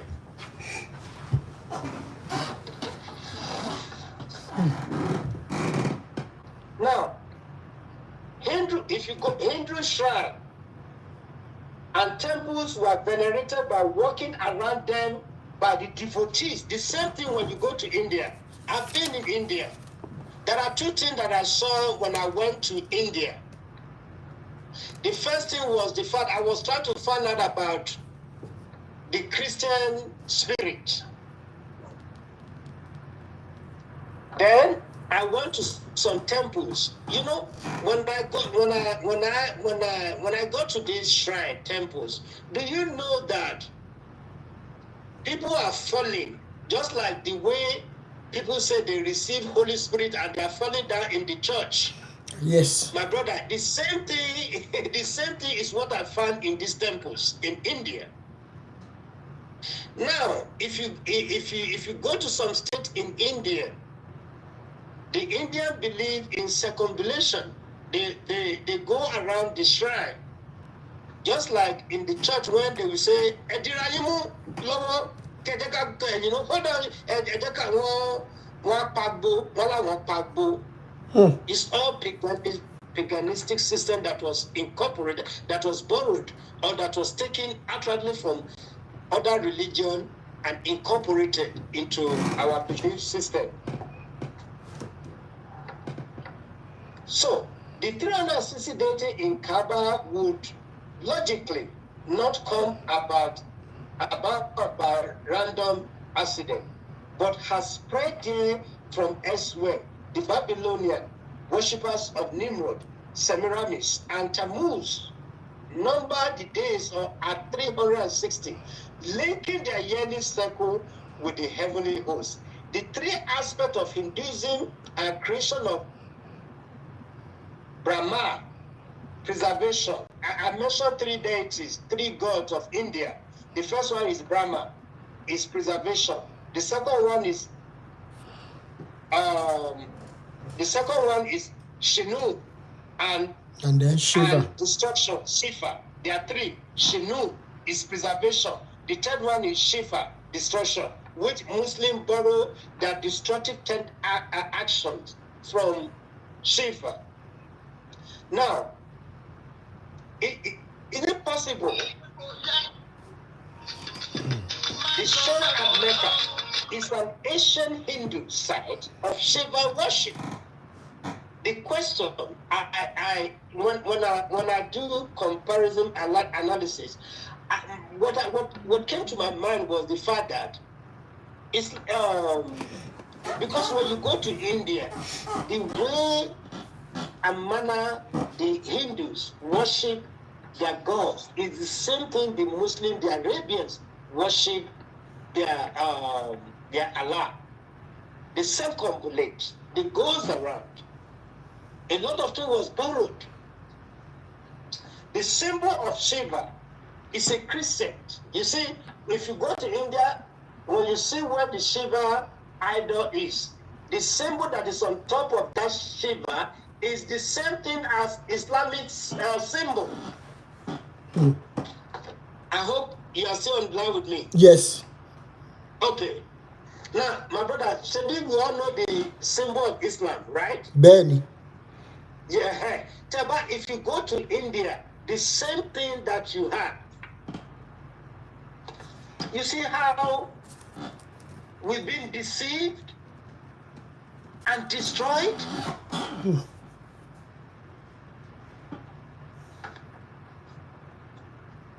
And the symbol of Shiva as a Christian, all Muslims bow down and pray towards a building called Kaaba, shrine, from where souls come the crescent.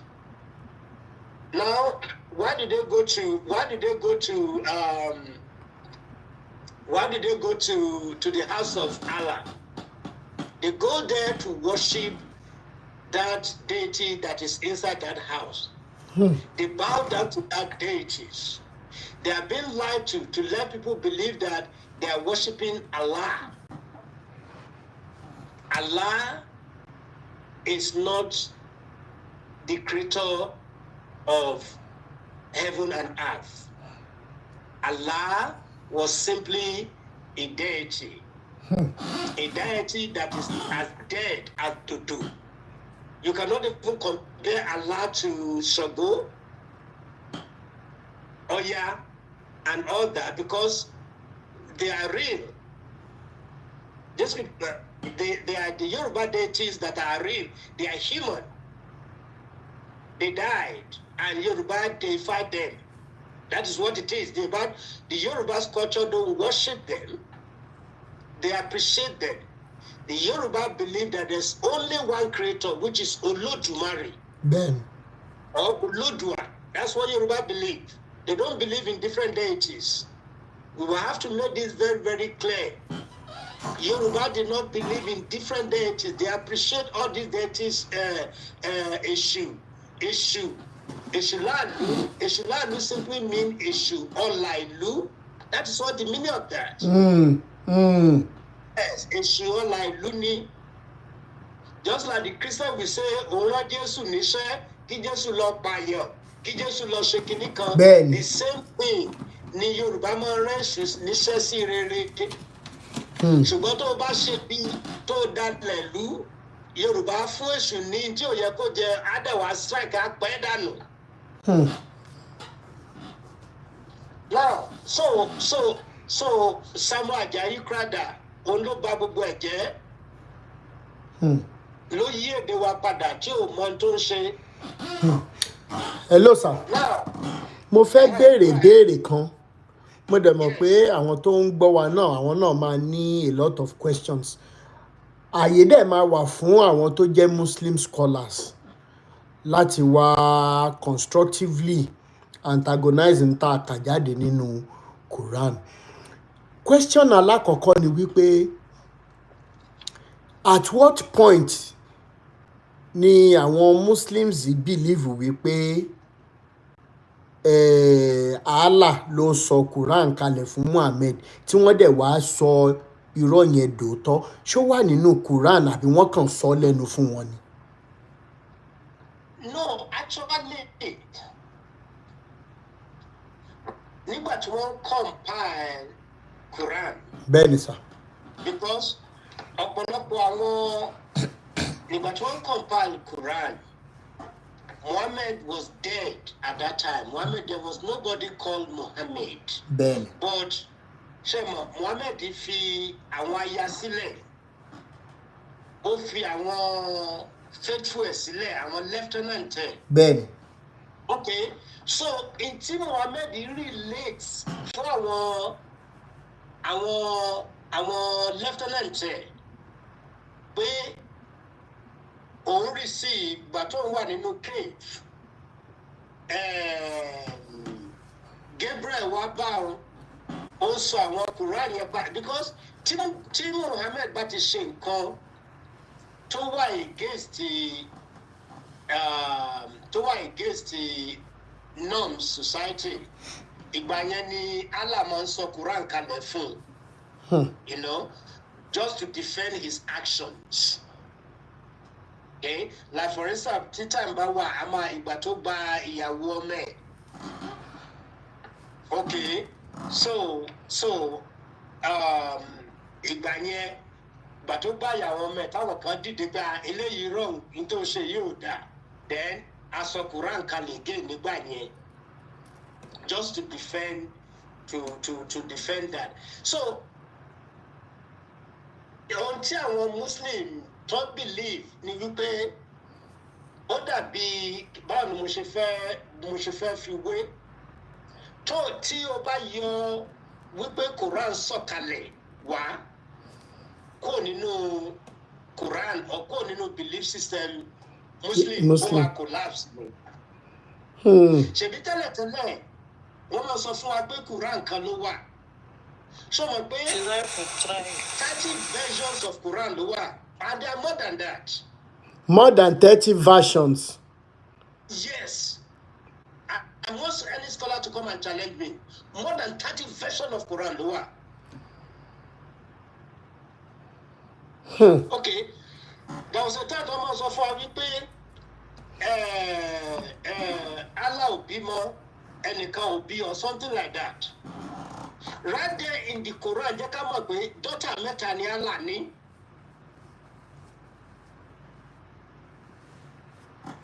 So it's a tradition that is under Bíbélì náà ni. Bẹ́ẹ̀ni. So mo gbé ọ̀pọ̀lọpọ̀ àìṣòdodo ló wà nínú Bíbélì wọ́n Bẹ́ẹ̀ni. yọ kó wọ́n fi kó. Bẹ́ẹ̀ni. Inú ọ̀pọ̀lọpọ̀ ń gbé sórí ní ìsìn lónìí. Àbí? Now, wọ́n gbàgbọ́ wípé Jésù wọ́n rán wá sáyé ni. So tó bá yọ ikú àti àjíǹde Jésù. Ìgbàgbọ́ Christian, ìgbàgbọ́ wọn ó fọ́ nìyẹn. Bẹ́ẹ̀ni. Ìgbàgbọ́ wọn ti já dànù nìyẹn. The same thing náà ní Islam. Tó bá yọ pé wọ́n sọ Quran kalẹ̀ fún Muhammad, which was not true. Because research ti fi hàn wá gbangba níbi tí Quran ti wá. But we are not going to discuss that today. Bẹ́ẹ̀ni. But research ti fi hàn níbi tí Quran ti wá. So we will continue to believe in what they are saying. So that is it, my brother. Ẹ ṣé. Mo rí wípé wọ́n tiẹ̀ ti ń flag. Ẹ jọ̀ọ́ ẹ máa bá wa power tap, ẹ bá wa share, ẹ jọ̀ọ́. Wọ́n ti ń flag. Now, ṣé wá rí ní Kaaba, the black stone, we have to look at the black stone connection in Kaaba. So, in Kaaba, Shiva is the stone inside Shankit ní India. And sorry, Shankit yẹn, kíní yẹn òbò ni, òkúta yẹn òbò ni. Wow. Yes. Now, ní Hindu is called Shiva Yoni. Islamic religion is Shiva. Shiva is inside that shaka. So, tó bá wo òkúta táwọn Muslim mọ̀ ń pọ́nlá. Bẹ́ẹ̀ni. Tó bá wo dáadáa, if you examine it very well, ó dàbí entrance obìnrin ni. Bẹ́ẹ̀ni. Sorry, ẹ̀yin mọ̀mọ́ wa o. I'm not trying to qualify. Bẹ́ẹ̀ni. So Shiva ni, the Shiva yẹn, the same Shiva, the same òkúta tí àwọn Muslim ń kọ́lá yẹn ní Mecca, the same thing ló wà ní India, my brother, ní Hindu shrine ní India.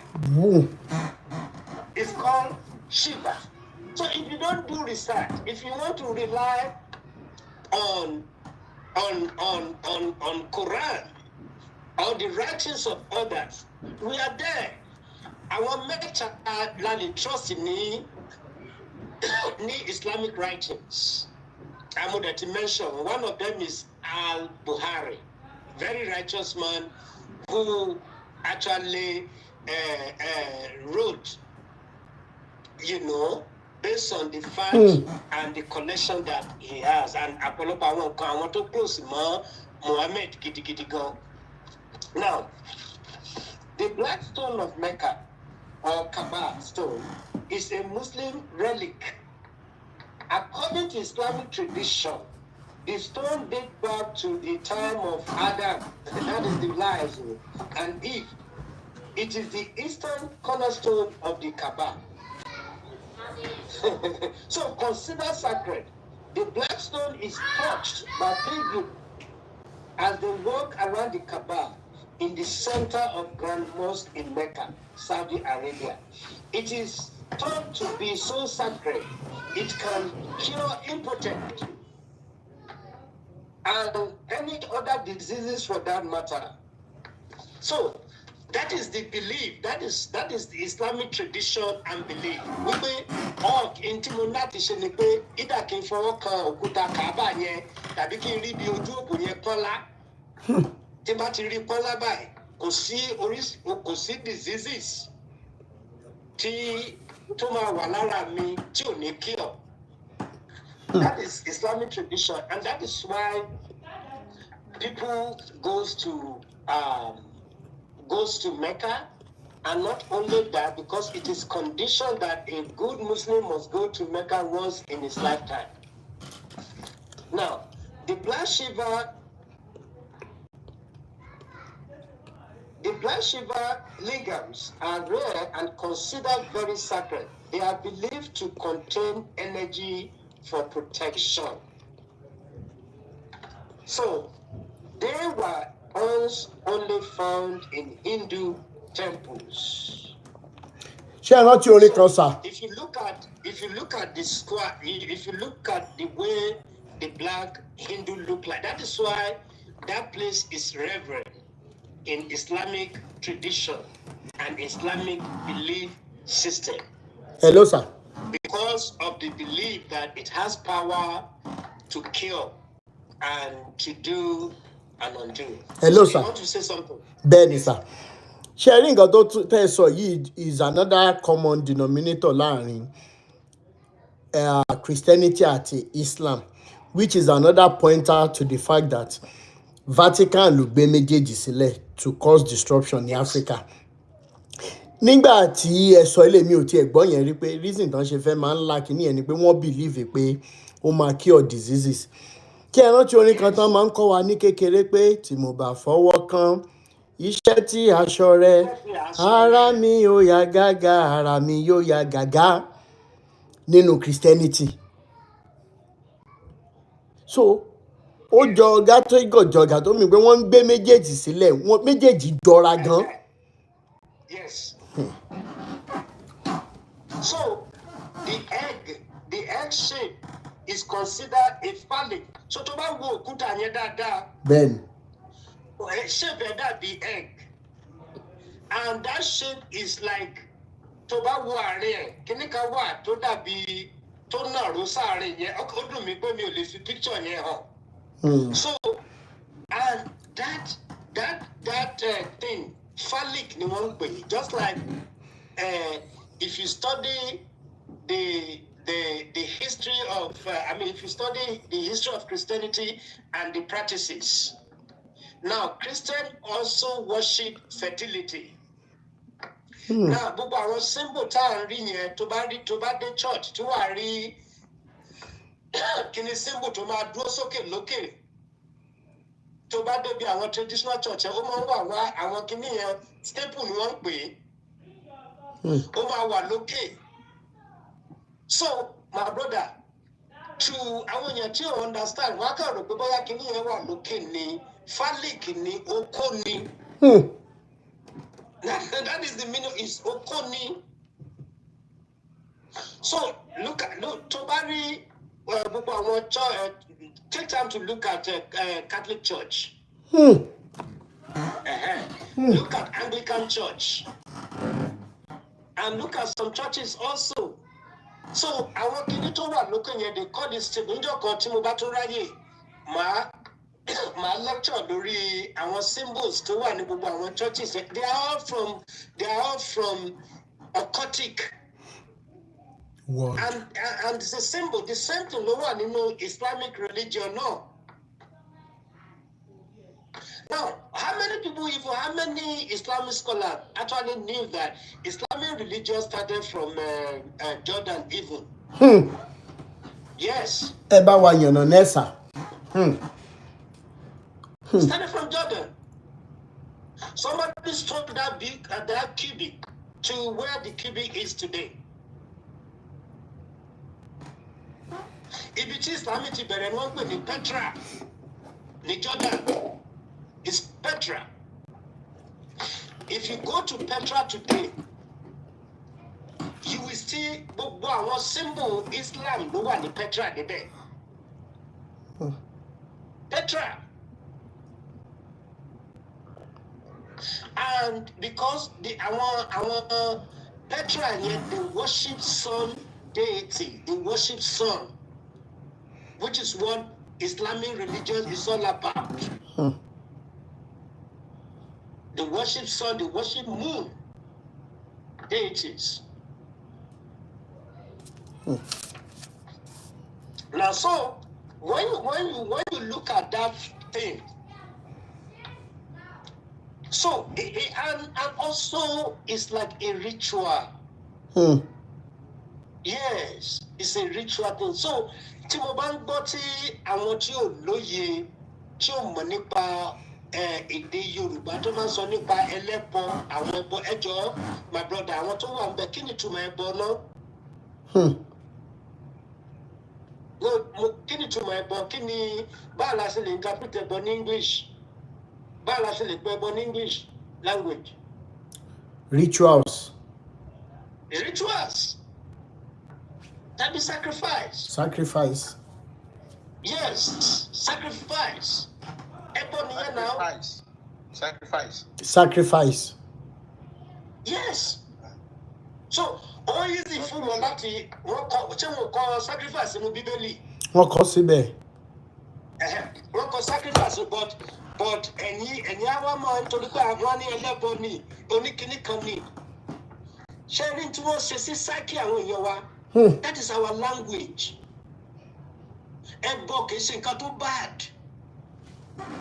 Language ti wà nìyẹn bá ṣe lè pé ẹ́. Bẹ́ẹ̀ni. Bá ṣe lè pé nìyí bá èdè ti wà nìyẹn. Àwọn Lárúbáwá ní èdè tí wọ́n tó fi ń pe ẹbọ òyìnbó sacrifice ni wọ́n ń pè é. Nígbà tí Queen Elizabeth kú, ṣé wọn ò ṣètùtù ni? Ṣé wọn ò ṣẹbọ ni? Ṣé wọn ò gbẹ́bọ ni?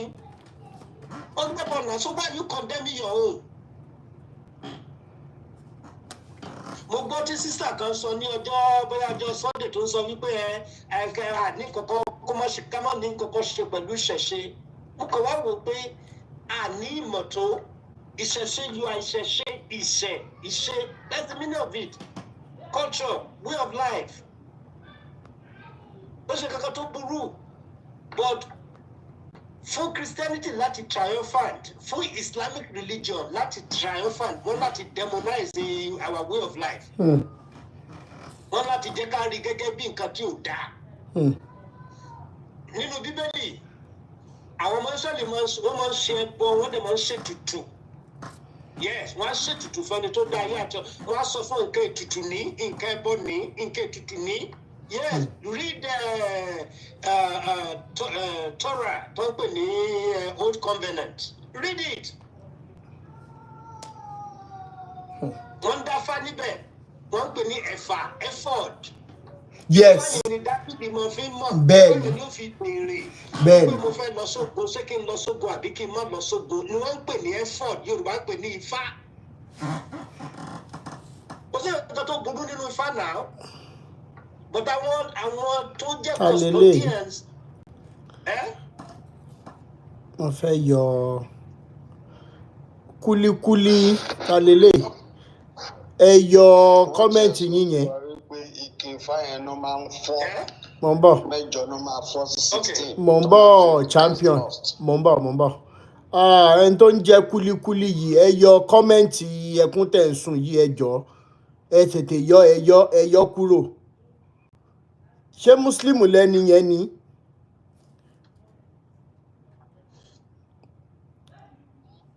Ẹ jọ ta lẹ́ni iná?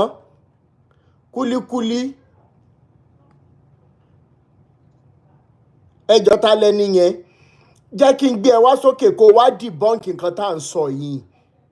Tó bá mọ̀ pé tó gbangba sùn lọ́yẹ́, mi fẹ́ block anybody lẹ́ni. If you know you have wisdom and you are humble enough to be ready to unlearn, to learn, okay? Then come up, send request. I will bring you up. Okay, you know him, Bishop Andrew. Tó bá yẹ pé bẹ́ẹ̀ ni, ìwọ tó ń jẹ́ kúlíkúlí, ò ní ṣe oríire o. Gbogbo ohun tó ń dùn náà ó mọ̀ parẹ́ ni, ìwọ lórí burúkú yìí. Ò ní rí bá ti ṣe, ò ní rọ́nà gbé gbà mọ́. Àṣẹ ti gùn. Torí wípé mo ti sọ láti ilẹ̀ wípé this page is open for constructive dialogue. If you know that you know that Bible very well, you know the history of your Islam, okay? But okay, I will bring you up to come and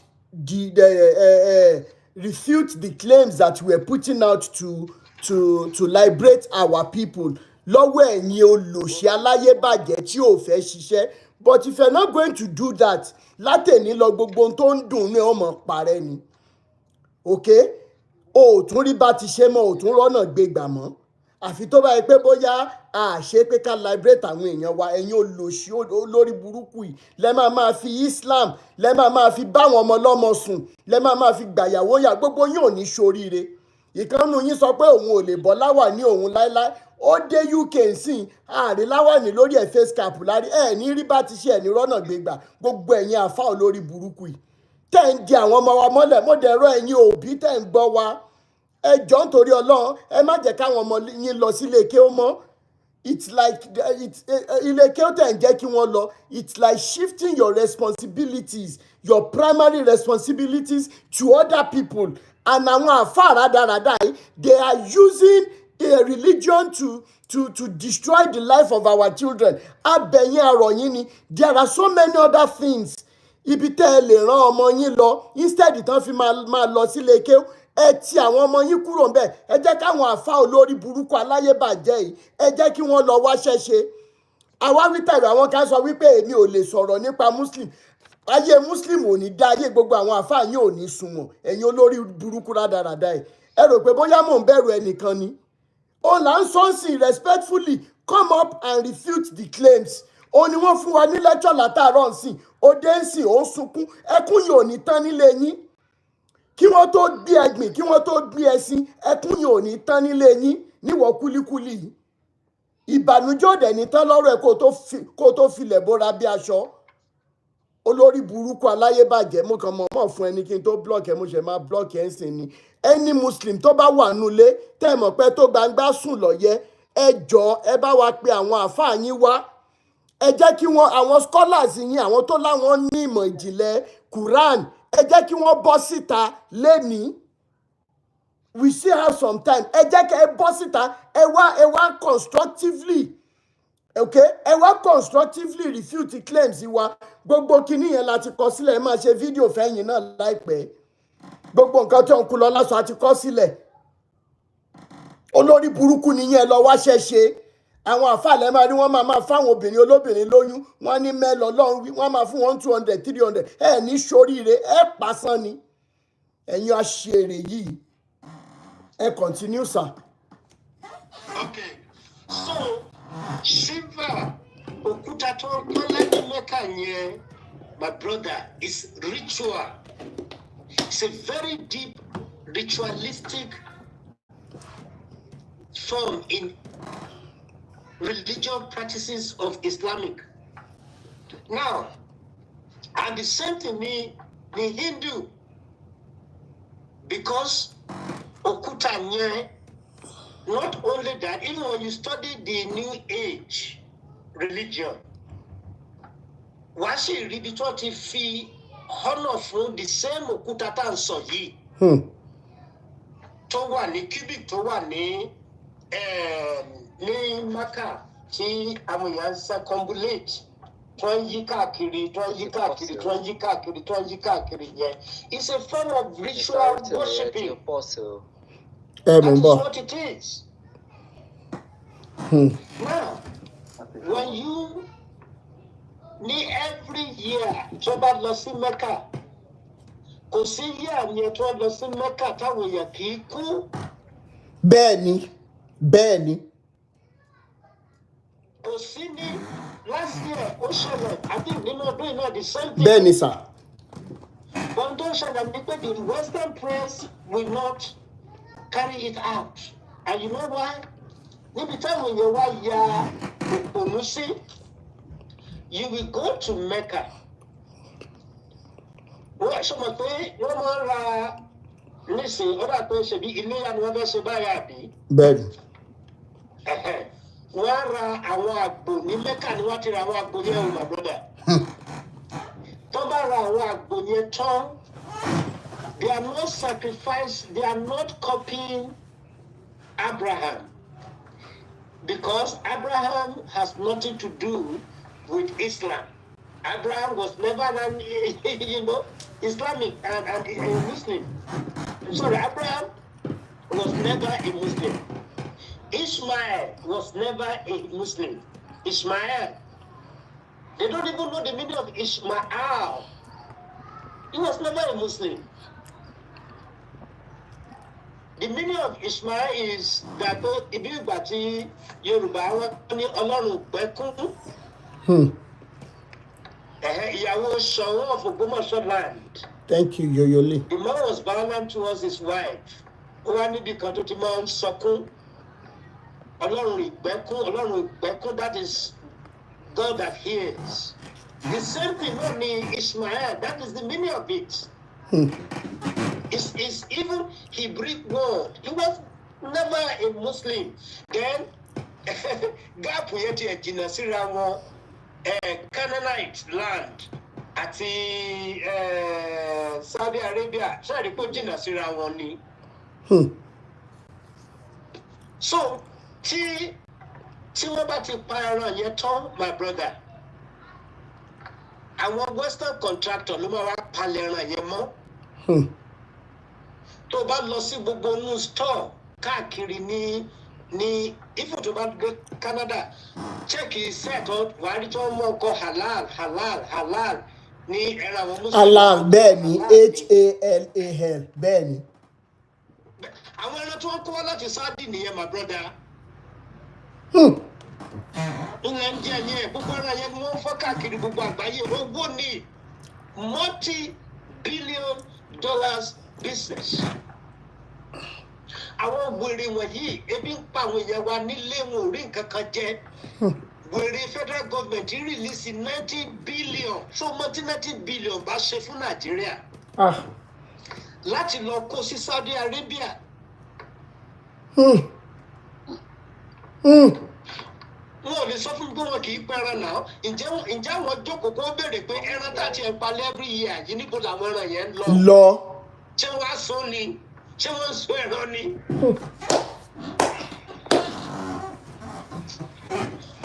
So every practices in Islamic religion is ritualistic.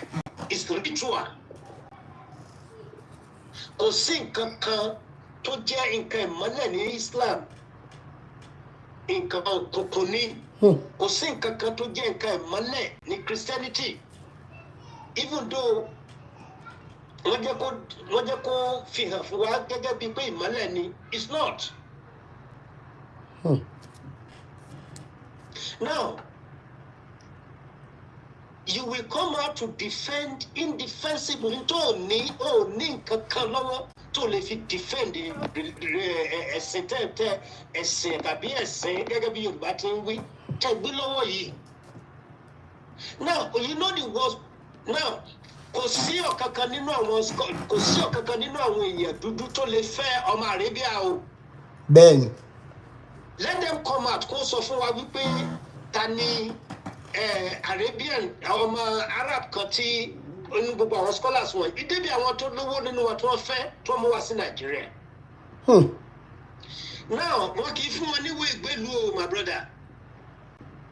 Wọ́n dẹ̀ ń lo àwọn ọmọ wa bí ẹrú ni. If your Saudi Arabia and your religion is what to say it is, why are you going to the Western world? Why do you go to America? Why do you go to Britain?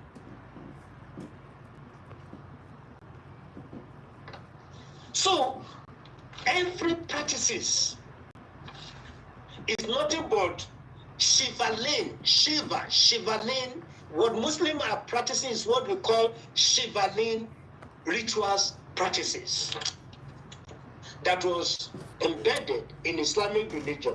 The Shiva Lane ritual is the most sacred in Hindu.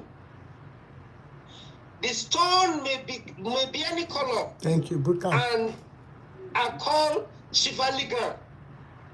The egg-shaped stone is placed over the hole of the vagina shape metal object called yoni, representing the vagina of a Shiva spouse, Shakti.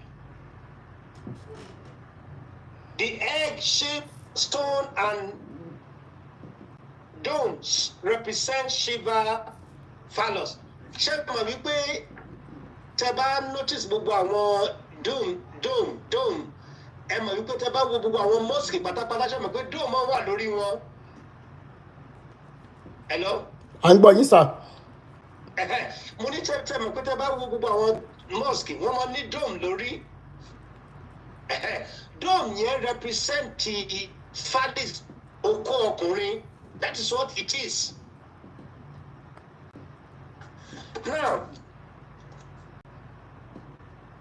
the Western world uses a tree and wreath as the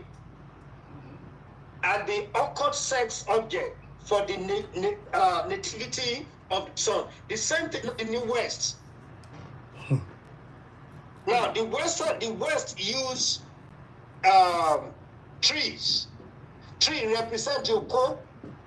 Red, that is like Christmas to mbon sin. Gbogbo àwọn igi yẹn, into represent nìyẹn. Kíni red a máa ń gbé bóyá tí òkú bá kú tẹ́ máa fi tí wọ́n máa fi họ́nà ní West.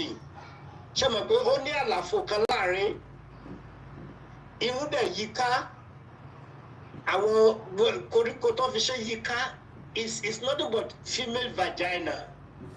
So it is the same old what you have in Islamic religion. It is the same old practices of barbaric Asian worshipping of fertility. That is what it is. And the Islamic scholars know this. All the Islamic scholars, they know this. But they will not come out to say it. I'm not talking of our idiot, but our imam here. Olórí burúkú kan tiẹ̀ ti wà bí báyìí ó pe rẹ̀ ní Alwaliyula Tẹ́júọlá.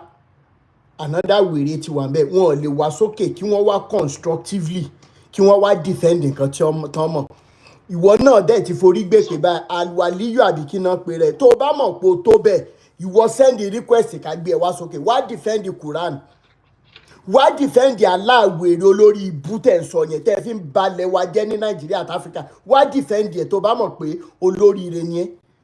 N tó bá fi lè wá sókè olórí burúkú àṣìírè ni ẹ̀ wọ́n fojú sunkún ẹ̀kọ́ dùn tó parí ni. Ẹ rò pé bóyá èmi ń bá yín ṣeré àwọn olówó Èkó ló máa ń bá yín ṣe ní jẹ́jẹ́ èmi ò ráyè. Mo ní kó wá sókè ò béèrè lọ́wọ́ mi pé ṣé kémi sọ wípé èmi ti mu ọtí lénìí ṣé ọwọ́ bàbá ńlá ẹ̀ mi ti gbowó tí mo fi rọtí tí mo mu. Ó ní ṣoríire àṣírí ẹ wá sókè tẹ́ bá mọ̀ pé tó bẹ̀ ẹ wá sókè ẹ wá defend bíbí Quran tẹ́ bá tó bẹ̀ tẹ́ mọ̀ pé tó gbangba sùn lọ́yẹ́ tẹ́ ẹ ní ọpọlọ tẹ́ ń ṣe ẹ wá sókè ẹ máa bọ̀ open invitation ni n tó bá fi lè mú yín tẹ́ wá sókè tẹ́ wà nísàlẹ̀ tẹ́ ń tó tantrums ọmọ àlè ní Muhammed ní ọmọ àlè ní Allah ní èmi ni mo sọ bẹ́ẹ̀. Ọmọ àlè ní Quran àti Muhammed tẹ́ ń darúkọ ẹ̀ níjọ sóríire papọ̀ ìrandíran Muhammed tó bá yẹ pé lóòótọ́ ni gbogbo sórí yẹn ogun ni ó pa yín ni ó pa gbogbo ìdílé yín run ẹ̀yin olórí burúkú aláyébàjẹ́ ẹ má lọ wá 2025 yìí kì í ṣí ọ̀rẹ́rẹ́ ìmí kó tó pẹ́ jù ìwọ̀nba tẹ́ ti rí ẹ lọ dáṣẹ́ sílẹ̀ ẹ lọ kọ́ṣẹ́ ó máa le fún yín ní 2025 both Muslims and Christians. Pẹ̀lú gbogbo àwọn tó jókòó tí ṣẹ̀ṣẹ̀ tán fi ń jẹun gbogbo yín pátá lọ wá ṣẹ̀ṣẹ̀ because this liberation is a must there is no going back. Ẹ jẹ́ kí gbogbo wa lọ wá ṣẹ̀ṣẹ̀ ẹ jẹ́ ká gbélé wa lárugẹ pé iṣẹ́ òòṣà tó ń gbé ọ̀lẹ òsì ìjọ tá a bá tó ṣiṣẹ́ la tó máa rájẹ jẹun gbogbo yín pátá lọ wá ṣẹ̀ṣẹ̀ ẹ máa jókòó ẹ máa wá gbé wèrè ẹ láwà ní òṣì sórí ẹ máa lẹ́yìn sọ sórí tí ò ní mínì. Muhammed gun kinní kan lọ sókè Muhammed ó lọ sí ọ̀run kinní kan ó ní ṣoríire ní wàhálà rádaràdà ẹ rò pé à ń bá yín ṣeré ni kí gbogbo yín lọ wá ṣẹṣe kí gbogbo ẹ̀yin tẹ́ ń wá tí ò sọnù kiri kẹ́ lọ jókòó jẹ́ ẹ jọ ẹ continue sir ẹni tó bá mọ̀ pé òun wà ní comment section tó fẹ́ defend n tá à ń ṣe lénìí about the establishment of Islam kó send the message constructively respectfully ká gbé wá sókè kó wá defend ẹ̀ ṣùgbọ́n tẹ́ bá wà ní comment section tẹ́ ń tó tantrums ẹ ní farare sùn lálẹ́ yìí torí gbogbo ohun tá a bá sọ lórí ìkànnì àṣẹ ti gùn. ẹ continue sir. Let's talk about circumambulation. Circumambulation like wọ́n ṣe máa ń yípo Kaaba yẹn only circumambulation.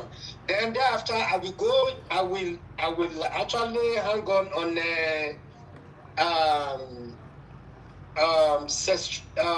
sexuality in Islamic religion. Okay. Now let's go about circumambulation.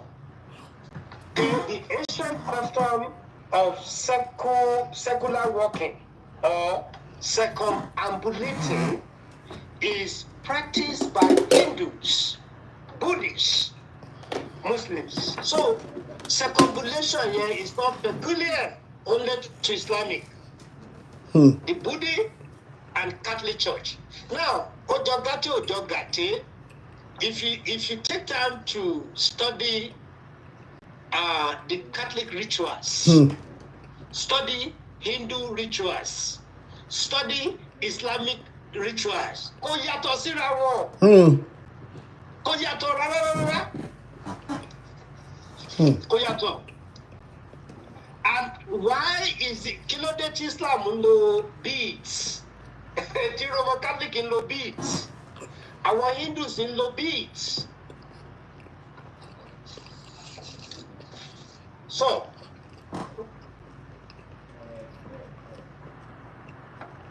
Roman Catholicism inherited many worship habits from Hindu. Roman Catholic inherited many worship habits from Hindu, such as ashes on forehead. Yes. Holy water of the Ganges. Islam not need Ganges water. In Islam, they have what they call Ganges waters. They call it holy water. Now, about familiar reference, holy water now. Okay, sir. The origin holy water, our church if in Janiloje, Troving Bani, it becomes not below. So, anybody CSCT copy holy water. Niboni Babalola to copy holy water. Niboni Agoli Lutiwa, it becomes not below. And over a Latin Rishani, we are going to look our kini lama to sita. Okay, sir. So, the Catholicism inherited many worship habits from Hindu, such as ashes on foreheads. Bed. Now, holy water, Ganges, halos, images of deities. Am I read about picture Jésù yín, ẹ máa rí halo lórí ẹ̀, íméjì òrùn ni. Ẹ̀yin tẹ́ bá ní píkṣọ̀ Jésù lọ́wọ́, tẹ́ bá wo kíní orí ẹ̀, halos ni wọ́n ń pè é. Halos yẹn ni símbù àwọn Islam náà. Ṣé rí gbogbo yìí? Bẹ́ẹ̀ni. As a matter of fact, Quran mention Jésù 94 times, tó pè ní Isa, Jesus. Ó mention Isa 94 times. Ó dẹ̀ mention Muhammad ní 4 times. So, àwọn ló sponsor Quran. Táàmù ń bọ̀ táàmù wọ́n ṣe compilation Quran. Àwọn tẹ̀síwájú kìí ṣe lónìí. Bẹ́ẹ̀ni sà. Now, the image of deities, pillars on shrines, processing around shrines and cathedrals, and much more. Muhammad took 359 images of various deities out of Kaaba, insisting there was only one deity, Allah. Níbi tí kò sí Ọlọ́run mìíràn lẹ́yìn Allah. Níbi tó ti wáyé nìyí o. And actually, he did not take them out. Wọ́n sì wà ní Kaaba yẹn, but wọ́n bury wọn, wọ́n wà nísàlẹ̀. I mean, wọ́n build the underground. Ó dàbí ìgbà ní America àti ní gbogbo Western world. A máa ń rẹ́ǹtì kí ni wọ́n ń pè é. Ó dẹ̀ sapá mi lórí o. Tó máa ń wà nísàlẹ̀ ilé. Basement. Exactly. Basement yẹn wà ní Kaaba yẹn. Auntie Adeyemi Felishola, thank you. Allah, because látọ̀dọ̀ Allah ni bàbá rẹ̀ ti tọrọ rẹ̀. So we want Muslims to get that point. Pre-Islamic Arabia worship 360 gods. They are still doing it today. They are still worshiping 360 days among them all. That is what it is. In one of these people kò sí Ọlọ́run mìíràn àfi Allah àwọn nìkan ṣoṣo. Níbi tó ti wá nìyí. So, this Kaaba is a cubit. The Kaaba is considered the house of Allah, and Muslims practice the ancient custom of walking around it as an act of worship, just as they were accustomed to doing when the 360 idols were inside. I want you to notice that. The Kaaba is considered the house of Allah, and Muslims practice the ancient custom of walking around it. The Muslim practice the ancient custom of just like the way tí wọ́n ṣe nígbà tí Muhammad ò tí ì bẹ̀rẹ̀ Islamic religion.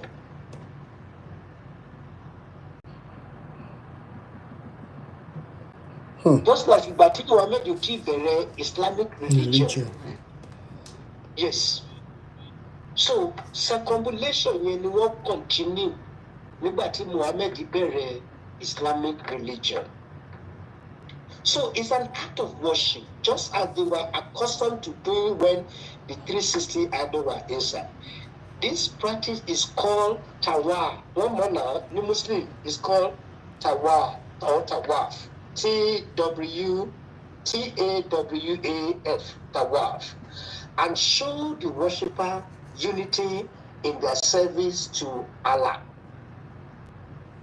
Now, this is what Wikipedia states. The circle begins from the black stone, Al-Hajara Aswad, on the corner of Kaaba. If Muslims are to kiss or touch it,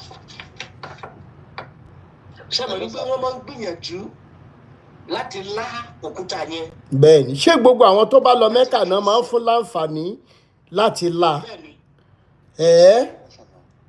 Yes. Now, imagine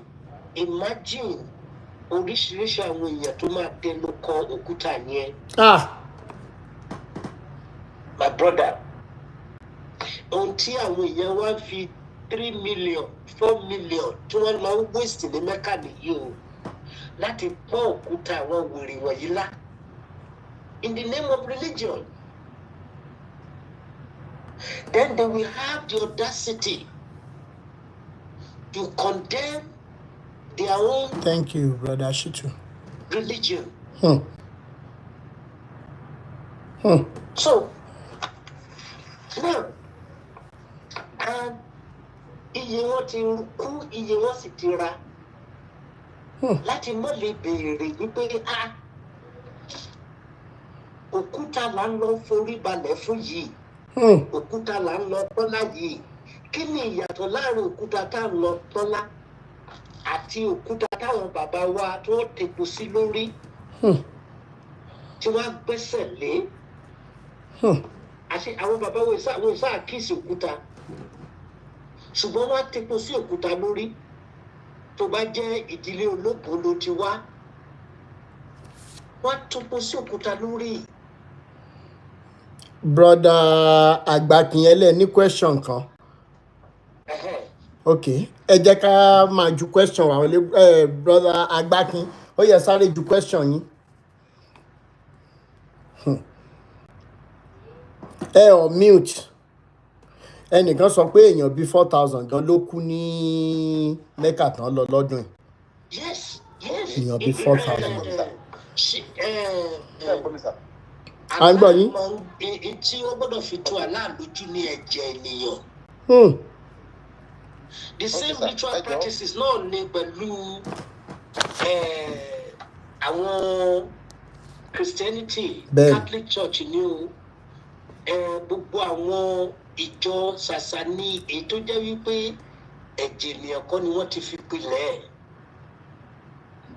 Now, ní gbogbo àwọn Pentecostal, gbogbo àwọn biblical churches wọ̀nyẹn, bẹ́ẹ̀ni, lónìí aláboyún ni wọ́n rì mọ́lẹ̀. Tàbí virgin tàbí ẹranko ni wọ́n rì mọ́lẹ̀ síbẹ̀. Kí ni question yín? Ẹjọ́ kí ni ìbá ṣe ń sọ̀rọ̀ nísìnyí our life because mo rántí nǹkan bíi 2-3 years ago ní Nàìjíríà Kí question?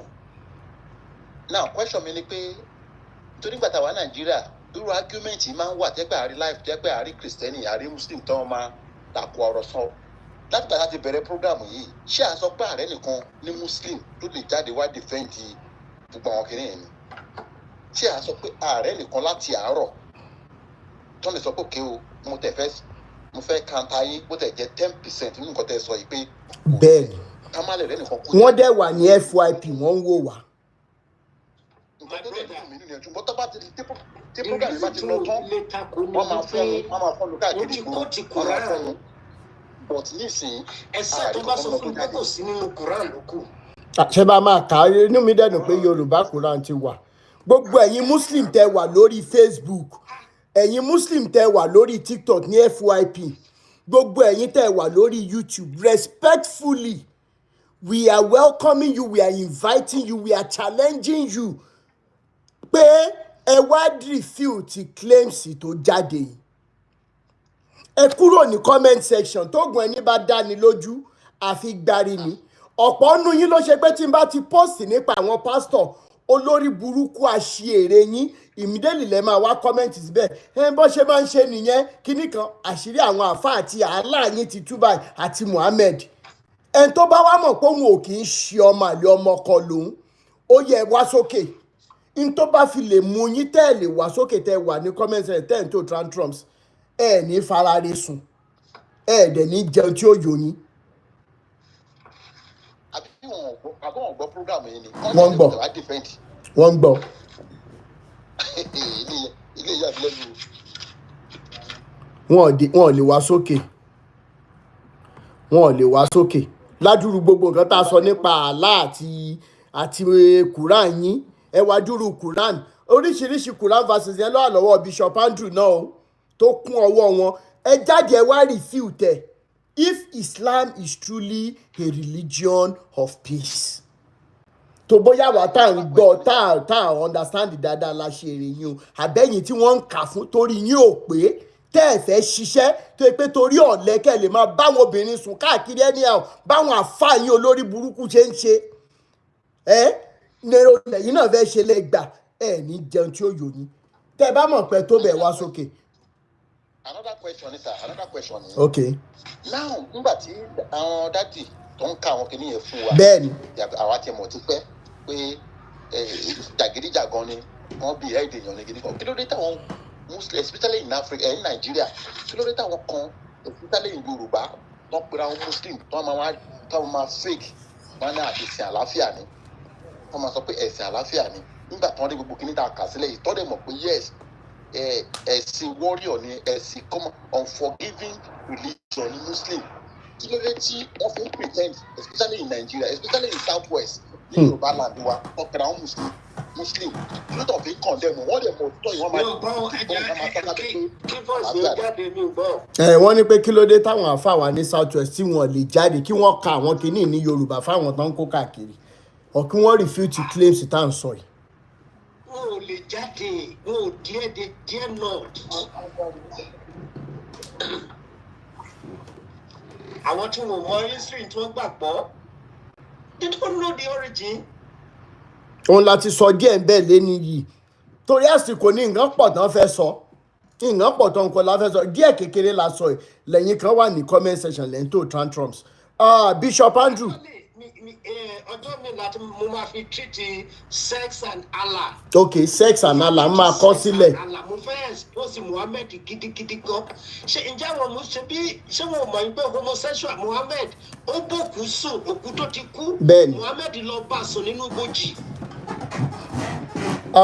ẹ mọ̀ nǹkan tá a máa ṣe sà weekend tẹ bá ti after. Bẹ́ẹ̀ni okay sir. torí káwọn yóò lè béèrè question. kan lè béèrè question bẹ́ẹ̀ni okay. Now nǹkan tá a máa ṣe sà ni wípé after Friday Saturday Sunday lè sà the coming one ṣóyè yín sà any of the Friday mo mọ̀ pé máa ń busy ní Saturday either the next Friday èmi á ti máa polongo ẹ̀ sílẹ̀ wípé ìwọ tó o bá mọ̀ pé o tó gbangba sùn lọ́yẹ̀ Allah Muhammad àti Bible pàdé wa níjọ́ báyìí ní aago báyìí come and authenticate Allah Bible Allah and Muhammad. Ẹ̀yin tẹ́ ẹ bá jẹ́ scholars ẹ lọ invite wọn wá a máa ṣe bẹ́ẹ̀ sà so that kò ní jẹ́ pé ẹ jí wa bù ní àmọ́ pé ẹ fẹ́ ṣe program lénìí. So tèmi àti yín bá ti sọ̀rọ̀ a máa mọjọ́ tá a máa mú bẹ̀ bóyá Friday ni or Sunday. At least mo ti fún wa ní background Islamic. Bẹ́ẹ̀ni sà bó ṣe bẹ̀rẹ̀. bẹ́ẹ̀ni. So mo dẹ̀ ti fún wa ní Islamic practices and rituals. Ó pọ̀ gan, ó pọ̀ jù bẹ́ẹ̀, ó pọ̀ gidigidi gan, ṣùgbọ́n a ní lè sọ tán lé ní oyè mi. A dẹ̀ ní sọ̀rọ̀ tán. Bẹ́ẹ̀ a ṣe Èdùmàrè. So but àwọn tí wọ́n bá fẹ́ béèrè question. Kí wọ́n go ahead. You don't have to be you don't have to be a Muslim before you ask question. Bẹ́ẹ̀ni. Bishop Andrew ẹ jẹ́ kí n kọ́kọ́ gbé yín sókè. Ṣé ẹ fẹ́ fi ṣe àfikún ni àbẹ fẹ́ béèrè question? Bishop Andrew wọ́n ṣì wá ń bíṣẹ́. Ok bàbá wòlíì dáadáa náà ti lọ. Sister Caroline ti lọ. Champion ó yá ẹ bá mi unmute ẹ̀yin ló kàn. Ẹ káalẹ́ gbogbo ilé o. Ẹ káalẹ́ bàbá mi. A dáa fún bàbá tó sọ̀rọ̀ yẹn. Àṣẹ Èdùmàrè. Fully loaded. Bẹ́ẹ̀ni. Apá yóò ní ká gbogbo wa. Àṣẹ Èdùmàrè. Ṣé ẹ rí àwọn tá à ń sọ yìí gbogbo ọ̀nà náà ń wá láti fi blackmail àwa tá à ń ṣe kínní. Ẹ má jẹ́ kó rẹ̀ yín o. Now, wọ́n gbé ẹ̀sìn Islam wá. Wọ́n sọ fún wa wípé ẹni méjì ni Allah kọ́kọ́ dá léyìí tí ṣe Adam àti Hawa. Tá a bá ní ká wò ó medically ó yẹ ká ní just one DNA. We have thousands of DNAs in the whole universe. Níbo ni àwọn DNAs yẹn ti wá? It's just my question for all these affairs. They are to debunk Adam and Eve through DNA. DNA contains chromosomes and many other things that tó jẹ́ ká mọ̀ wípé kò sẹ́dá tí ò ní DNA tiẹ̀. Bí mo ṣe ń sọ̀rọ̀ yìí ó lè jẹ́ pé Libya ni mo ti wá, ó lè jẹ́ pé Cairo ni mo ti wá, kí n má mọ̀ DNA mi ló máa trace. We have thousands of DNAs. Níbo ni source àwọn DNAs yẹn ti wá? A tó wá ń sọ fún wọn wípé tí Muslim bá dúró, tí Christian bá dúró, a máa bí wọn pé sọ́lọ́ nǹkan náà náà ń sìn. I'm very sure wọ́n ní rárá. Ó túmọ̀ sí pé Elédùmarè kì í ṣe Allah. Bẹ́ẹ̀ni. Ó simple bàjẹ́. Ẹ̀yin ẹbí Muslim yìí pé ṣé Ismail ni wọ́n fẹ́ forúbọ lọ́jọ́ sí ni àbí Isaac? Kẹ́ tó bí Christian náà méjèèjì á máa jà ní. Ẹ ṣé bàbá mi. Christian á sọ pé Isaac, Muslim á sọ pé Ismail. Àwọn bí tá a ti yọ àwọn fact nìyẹn wípé problem ni wọ́n wá fi ẹ̀sìn yẹn dá sílẹ̀. Nílẹ̀ Áfíríkà bẹ́ẹ̀ ni. Nígbà tí Noah kan ọkọ̀, ìgbà wo ló gbé shark nínú ọkọ̀ ojú omi? Gbogbo wa la mọ̀ bí whale bó ṣe tóbi tó. Gbogbo wa la mọ̀ bí shark bó ṣe tóbi tó. Ìgbà wo ló gbé wọn shark sínú ọkọ̀? Ẹja gbogbo tán tó máa ń jáde lẹ́kọ̀ọ́ yẹn. Ìgbà wo ló gbé sínú ọkọ̀ àti pé ṣé inú báàfù ló fi wọ́n sí ni? Ẹja ò lè gbé ní empty ground. A ti debunk a lot of things. People ṣe sùúrù ni. Ṣé rí mọ́ṣáláṣí tó máa ń sọ yẹn? Èdè Lárúbáwá ni. Àwọn tí wọ́n wá nígbà yẹn lọ́hùn-ún wọ́n jẹ́ 30, which is Salasin. Àwọn ni wọ́n fi mímù síwájú ẹ̀ tí wọ́n di mọ́ṣáláṣí níbi tí àwọn ènìyàn ń jókòó. That's another one. Ẹ̀kẹta ni wípé ìgbà tí wọ́n ní Allah òun ni Elédùmarè, èṣù ni Satan. Kí ni interpretation Jibril ní èdè Kárọ̀ Jire? Wọn ò fún wa.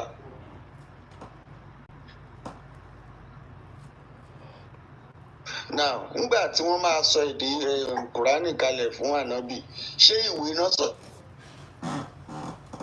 Kò dẹ̀ mọ́ kà. nǹkan tó sọ fún wa nìyẹn. Ó ní ìní já èyí, ó lóun ò gbédè, òun ò mọ kankan, òun ò mọ ọkọ, òun ò mọ ọkà. Ẹ lè rí Mùsùlùmí bí o, torí wọ́n máa jẹ wọ́n run pátápátá ni.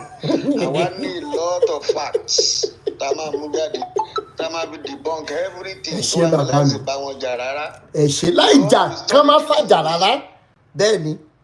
Kò sí jà ń bẹ̀ rárá. We study the language very well to letter.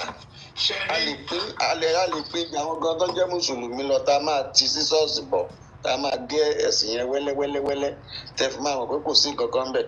Àwa náà la dẹ̀ sọ wípé kí ló dé tẹ máa ka Quran tẹ máa sọ pé ká máa ṣe àmì. Èyí tó tún wà ń bẹ̀ ni wípé súrà kan wà ń bẹ̀ tí wọ́n ń pè ní súrà tó fi. Ó ní Alam tara kayfa fa'ala rabbuka bi ashabil fil. Assalamu alaikum gbogbo le o. Bàbá bẹ̀. Assalamu alaikum. Bàbá bẹ̀. Kùránì dárúkọ ẹyẹ kan bẹ̀ yẹn. Àwọn Mùsùlùmí ò sorúkọ ẹyẹ yẹn di bá a ṣe ń sọ̀rọ̀ yìí. Ẹyẹ mi ò mọ ibi tí ẹyẹ ti lè lọ fẹnu gbé òkúta jáde máa ju bàálù. Àbílà ni. Ẹyẹ tẹ́ránà bá Àbílà ni. Bàbá bẹ̀. Àbílà. Ẹ kalẹ́ bàbá mi. Ibi tá a bá wà, wọn ò lè wá síbẹ̀ láéláé. Ibi tí bá ti dùdù ni pé kí Mùsùlùmí kan ṣá yọjú kó ní Muslim lòun ká wá bí ní question. Constructively bẹ́ẹ̀ ni. Ìgbà tẹ́ ní ká máa káyà sí, wọ́n ní ká máa káyà sí ká máa ṣe àmì. Kò possible. Champion ìwé ṣọ́ra yín o. Wọ́n ti ṣe rékọ̀dù fẹ́ yìí, orúkọ yín ti jáde ọ̀rẹ́ yìí.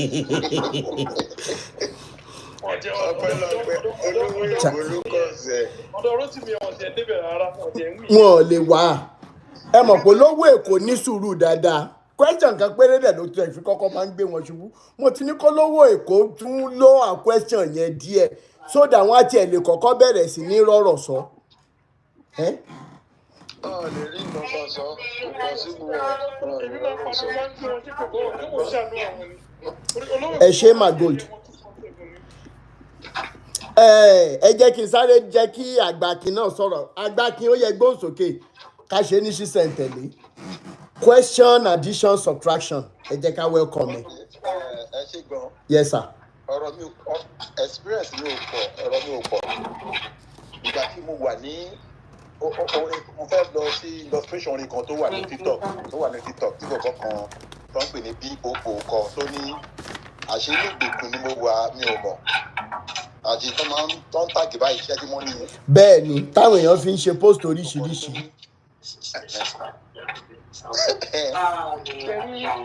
Ìgbà tèmi náà wà tí mo wà Nàìjíríà mo máa wọ́wọ́ wọn gidi gan. Mo lọ orí òkè o, mo lọ orí òkè lóríṣiríṣi.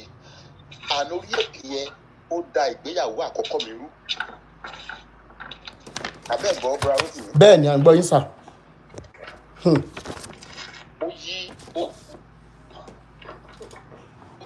Ó dàrú débi pé wọ́n wọnú fámìlì, wọ́n dẹ̀ da fámìlì òru. Tó dé pé ọkọ ń lọ ṣọ́ọ̀ṣì kan, àwọn ọmọ ń lọ ṣọ́ọ̀ṣì kan, ìyàwó náà lọ sí ṣọ́ọ̀ṣì kan.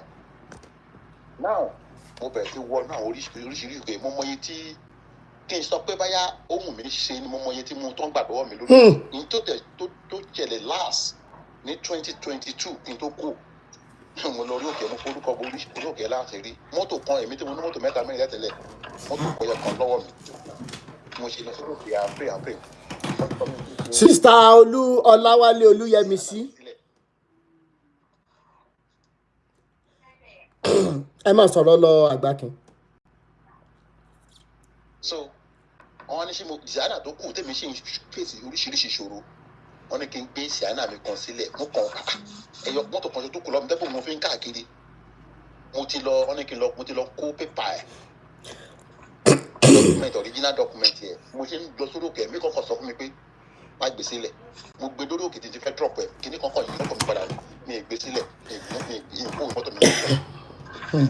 Now bọ́ bí tí mo sọ ni mo face oríṣiríṣi bọ̀ kí ni mo dé ìlú yìí tán kí ni mo dé Europe sí ni pé mo wá rí i pé mo ní àlàáfíà lọ́wọ́ àwọn wòlíì.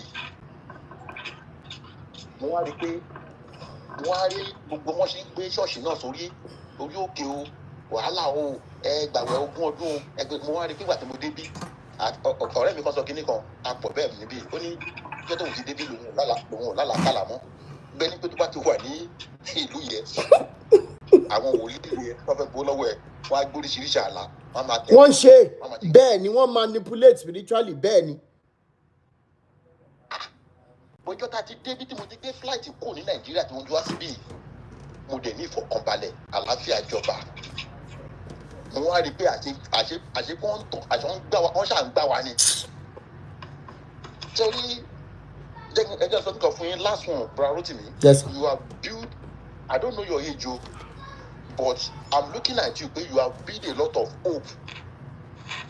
You have built a confidence for some of us. Láti bọ́ lọ́wọ́ àwọn wòlíì fake wòlíì ní Nàìjíríà. Ṣé ń gbọ́ mi Bra Rotimi? Bẹ́ẹ̀ ni Elédùmarè ni. ẹ ti because ẹ̀rù kọ́kọ́ ń bà mí lẹ́tẹ̀ẹ́ nígbà tí kọ́kọ́ bẹ̀rẹ̀ ìrìn àjò yìí mo ní ṣe bàbá rìdíìmù yìí ni ọ̀gá yẹn àwa bẹ̀rẹ̀ sí òye ẹ̀ ṣẹ̀ṣẹ̀ wà tí ń yé wa tẹ́lẹ̀ ẹni tó mẹ́ta lára pé tí bàbá sọ pé tó yé òun padà tó sọ pé àwọn sọ pé ẹni tí ó bá sọ táìtì now a wà ní UK ẹ wo auditorium tó ń kọ́ káàkiri ní Nàìjíríà ní ṣọ́ọ̀ṣì kò sí industry kankan ṣọ́ọ̀ṣì yunifásitì kan ṣọ́ọ̀ṣì sọ pé àwọn dá sílẹ̀ ọmọ ṣọ́ọ̀ṣì mélòó ló ń lọ sílẹ̀. ló lọ. ajabẹ́rẹ́ wọ́n náà ń ṣe business àwọn ń dá ṣọ́ọ̀ṣì sílẹ̀ àwọn ń ṣe kíni wọ́n kàn ń ṣe ṣọ́ọ̀ṣì bíi trade by barter tó ń bá fún ẹ ní 20 naira wọ́n á fi gba 40 naira lọ́wọ́ àwọn ọmọ ọ̀jọ́ tó ń bá fún ẹ 50 naira wọ́n á fi gba 100 ṣé ẹ sà ọ̀pọ̀lọpọ̀ ẹ̀mí ti bọ́ o àfi tí Ọlọ́run bá yí tó bá lè fún àwọn díẹ̀ kó ní Nàìjíríà wá sí irú Amẹ́ríkà UK Canada kọ́ ni wọ́n ṣe ń pàtìsí ṣé wọ́n tẹ́ pé o 24 hours ó wà especially in Sunday shift ló ń lọ tóun lọ fa shift tó dẹ̀ ń rówó tóun ríṣẹ́ tóun rówó tó ọ̀pọ̀lọpọ̀ ẹ̀ díyàwó ẹ̀jẹ̀ manager ẹ̀dẹ̀ ránṣẹ́ ìlú sí ilé sí Nàìjíríà bẹ́ẹ̀ni tí ìyẹn ló fẹ́ wá wò pé o ní sọ pé ìyẹn pé wọ́n tẹ̀ ń tàn iná kan gbá ẹni wọ́n tẹ̀ gbá ẹ̀mí sà èmi yìí because first born mi is 24 years ó ti ṣetán University of Abuja second born mi wà ní Air Force ní Kaduna nǹkan tí mo sọ ni pé mo ti rí experience wọn ti gbá mi pè láwọn ẹ̀mí àtàwọn wọn tó mo fẹ́ dúpẹ́ lọ́wọ́ Ọlọ́run pé ayé ò ní rí yín mú sà. àṣẹ Èdùmàrè o. ẹ̀sà Anglican ni èmi Anglican gbogbo nǹkan tí bàbá yẹn in fact ó ti ń yà mí ní sáà rẹ ni tó lè jáde tó ó di point gbogbo nǹkan tí màá ní sọ. ẹnìkan péré wọ́n dẹ̀ wà ní FYP.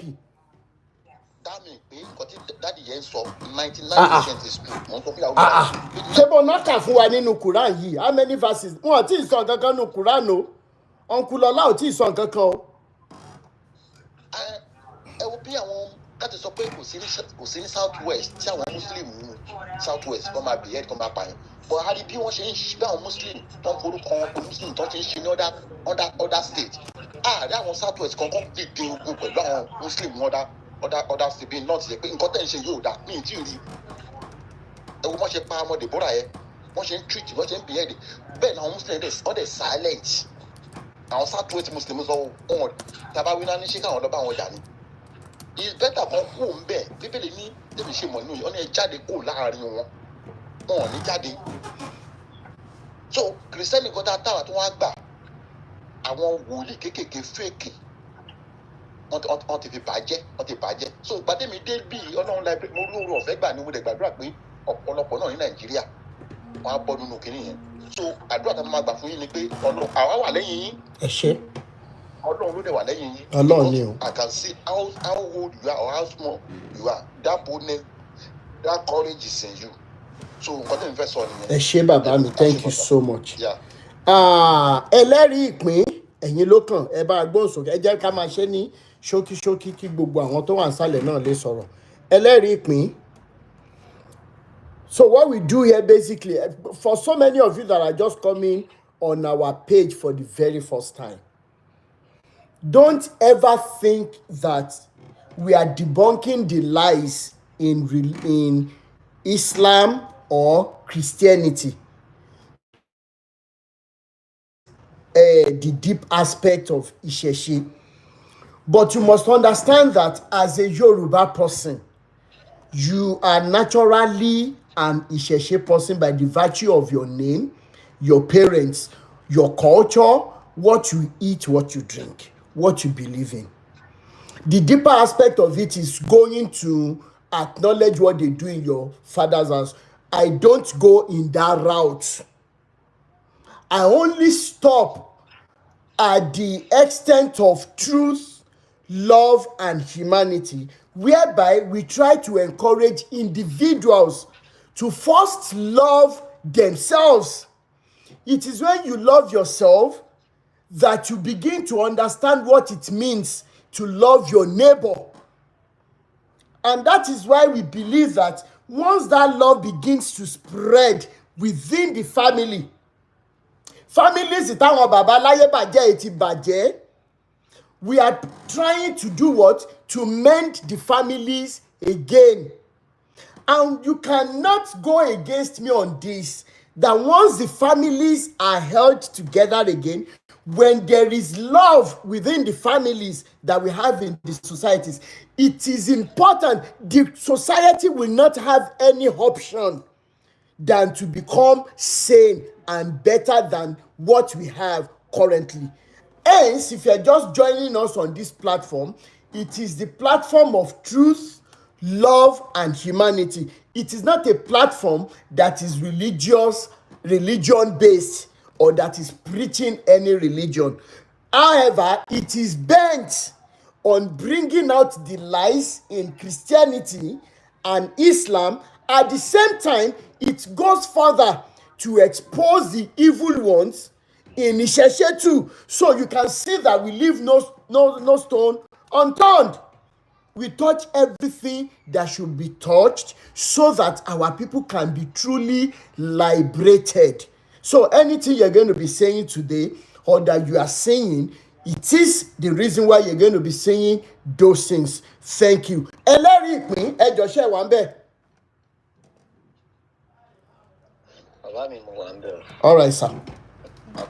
Sorry, Rosie, mi ò dẹ̀ pé wọ́n kí àfa kan sálẹ̀ sí. Wọ́n kí àfa. Ẹ̀ẹ́dà pẹ́lẹ́ rí ìpín kí àfa kan sí àfa kan sí wọlé. Ẹlẹ́rìí ìpín ṣe ní àfa kankan bẹ̀. Ọ̀nkọ́lá ṣì wà ń bí báyìí. Àsìkò láì ní ẹjẹ́ kan máa bọ̀. Àfúnà láì tó jẹ́jà ayé yìí ni. Kí lorúkọ àfa yẹn? Àsìkò náà là. Ṣẹ́ni yẹn rẹ́dì láti wá dìbọ́ǹkì gbogbo ohun tá a sọ ni. Àsìbúnà láì mo ti accept wọn. Àsìbúnà láì. Ẹ mọ̀ kálẹ̀. Ẹ kálẹ̀ àwa. Ẹ sà. Ẹ jọ ṣé Muslim lẹ̀yin ṣáàfà nìyín? Ṣé Muslim cleric nìyín? Bẹ́ẹ̀ni sà. Ṣé ẹ bá wa bẹ̀rẹ̀ ètò lénìí sá? Mo ẹjọ́ yín sì ṣe náà. Ẹ ṣe join wa ni. À ń dìbọ́ǹkì àwọn irọ́ tó wà nínú Quran ni. Okay, sir. Mi mọ bí ìmọ̀ yín ṣe múná dóko tó lórí ìmọ̀ Quran. Múná gbódòkó díẹ̀ rẹ̀. Ṣé díẹ̀díẹ̀ ni? So ká mọ̀ wulẹ̀ béèrè question lọ́wọ́ yín. Ẹ lè béèrè. Ṣé lóòótọ́ ni Islam jẹ́ ẹ̀sìn àlàáfíà?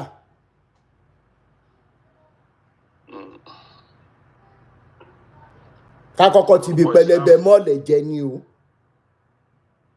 Orúkọ Islam òní Islam is àlàáfíà, but ìwàsí náà kò jọ tàlàáfíà. Ìhùwàsí Mùsùlùmí jọ ti àlàáfíà. Wọ́n ní kò jọ. Elédùmarè ó túbọ̀ máa bá mi gbé yín lọ́wọ́ sókè fún òótọ́ tẹ́ ẹ sọ. Ẹ jẹ́ bá mi appreciate bàbá mi yìí. Ẹ jẹ́ ẹ bá appreciate wọn. Òótọ́ la fẹ́. Mo sì ní gbàgbọ́ pé tá a bá ti bẹ̀rẹ̀ sí ní mọ òótọ́ yẹn, a bẹ̀rẹ̀ sí ní rí ìtúsílẹ̀. Torí wípé ó wù wá kí gbogbo àwọn tó pera wọn ní pásítọ̀ àti àfà àti gbogbo àwọn oníṣẹ̀ṣe tó jókòó tìpó làwọn fẹ́ mọ̀ fi jẹun, kí gbogbo wa lọ wá ṣẹ̀ṣe. 2025 yìí dẹ̀ ni. Elédùmarè ó sì gbà fún wa. ẹ ṣé bàbá mi. Uncle Lọlá ṣe wà bẹ́ẹ̀ sà. Uncle Lọlá. Ok, gbogbo ẹ̀yin tẹ́ wà ní òkè, ǹjẹ́ ẹ ní ìbéèrè kankan tẹ́ fẹ́ béèrè lọ́wọ́ brọ́dà mi Hasbunallah? Ẹ jọ̀ọ́, ǹjẹ́ ẹ ní ìbéèrè kankan tẹ́ fẹ́ béèrè lọ́wọ́ wọn? Torí a gbúdọ̀ bẹ̀rẹ̀ sí ní ranra wa lọ́wọ́. Èmi ní ìbéèrè o. Ok. Bàbá wa Hasbunallah, ọkọ àtàrọ. Àní à ń béèrè àwọn nǹkan kan ní wípé èèyàn mélòó ni Allah àkọ́kọ́ dá?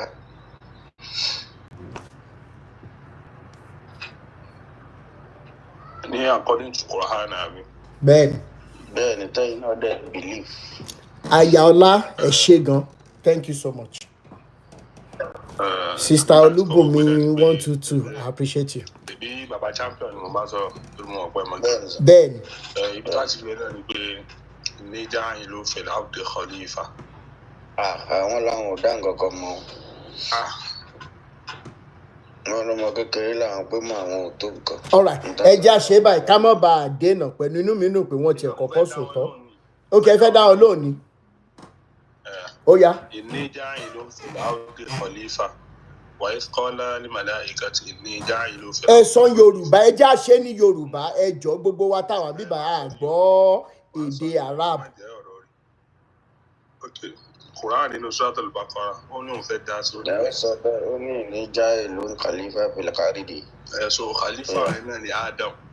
So Adam ni according to al-Quran. So ní ẹgbẹ́ Adam yẹn náà ni Hawa. So Adam àti Hawa ó náà ló wọ́pọ̀ dá. Ǹjẹ́ Allah tún dá any other person nílẹ̀ yẹn mọ́? Kẹ́ fún wa lórúkọ ẹ̀. Àwọn méjèèjì yẹn ni Quran introduce pé gbogbo àwọn táwa láyé nìsín ara wa láti jáde. Ṣé ẹ ti wá gbà pé irọ́ ni Quran pa ń bẹ̀ tí Bíbélì náà dẹ̀ parọ́ yẹn? Ẹ gbà pé irọ́ ni àbóòtọ́. Ẹ mọ̀ pé ìwé pọ̀ oníkálukú náà dẹ̀ wise àwọn èèyàn dẹ̀ lẹ́rìí tó pọ̀. So tẹ́lómìnà bá sọ pé kò rí bẹ́ẹ̀ pé bó ṣe rí ni èèyàn gbọ́dọ̀ gbà. Pé téèyàn bá gba tìwé kan gbọ́ òun lè gbà tọ́wọ́ yẹn náà gbọ́. Ánsà tẹ fílẹ̀ yẹn ò múnádóko tó. Ṣé ẹ rí ọ̀rọ̀ yìí àrùn ojú ni kì í ṣàrùn mú? Ṣé ẹ mọ̀ wípé nínú Bíbélì náà sìn wọ́n sọ wípé Adam àti Éfà ní biblical God kọ́kọ́ dá sóye yín. Ṣùgbọ́n gbà tá a wá wò ó lọ tán bímọ méjì tán Cain àti Abel. Cain pa Abel. Bíbélì yẹn biblical God wá ní pé kí Cain máa rìn káàkiri ayé. Kò sì sẹ́ni tí ó pa á. Nígbà tá a tún máa gbọ́n pa Cain ó ti lọ fẹ́ yàwó. Ṣé ẹ ti rí i pé Bíbélì ti parọ́? Christian tẹ́lẹ̀ lèmi tí mò ń bá yín sọ̀rọ̀ mi ìdẹ̀fẹ́ irọ́ òun ló jẹ́ kí n lè jáde tán láti máa sọ òótọ́ inú Bíbélì wípé irọ́ ló wà ńbẹ̀.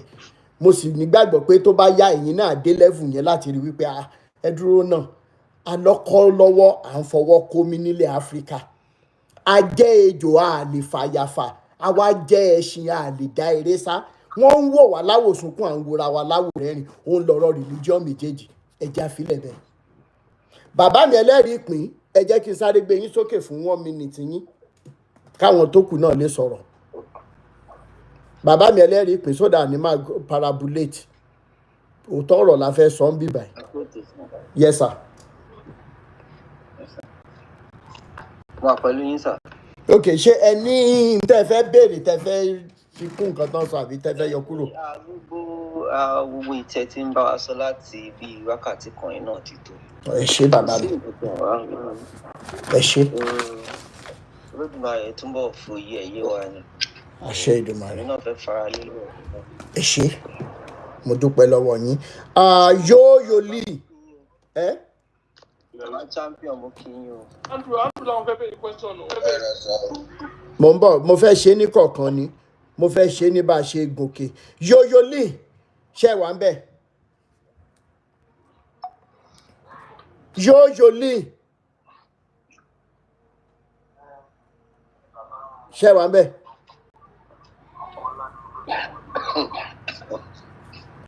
Yóyòlì Hello. Yo Lee. Karim, ṣé Karim wà ń bẹ̀? Olúwafẹ́mi, Dals jẹ́ mute yín ná torí ariwo yẹn. Dals okay, ẹ̀yin náà ló kàn ó yẹ gbóhùn sókè on mute.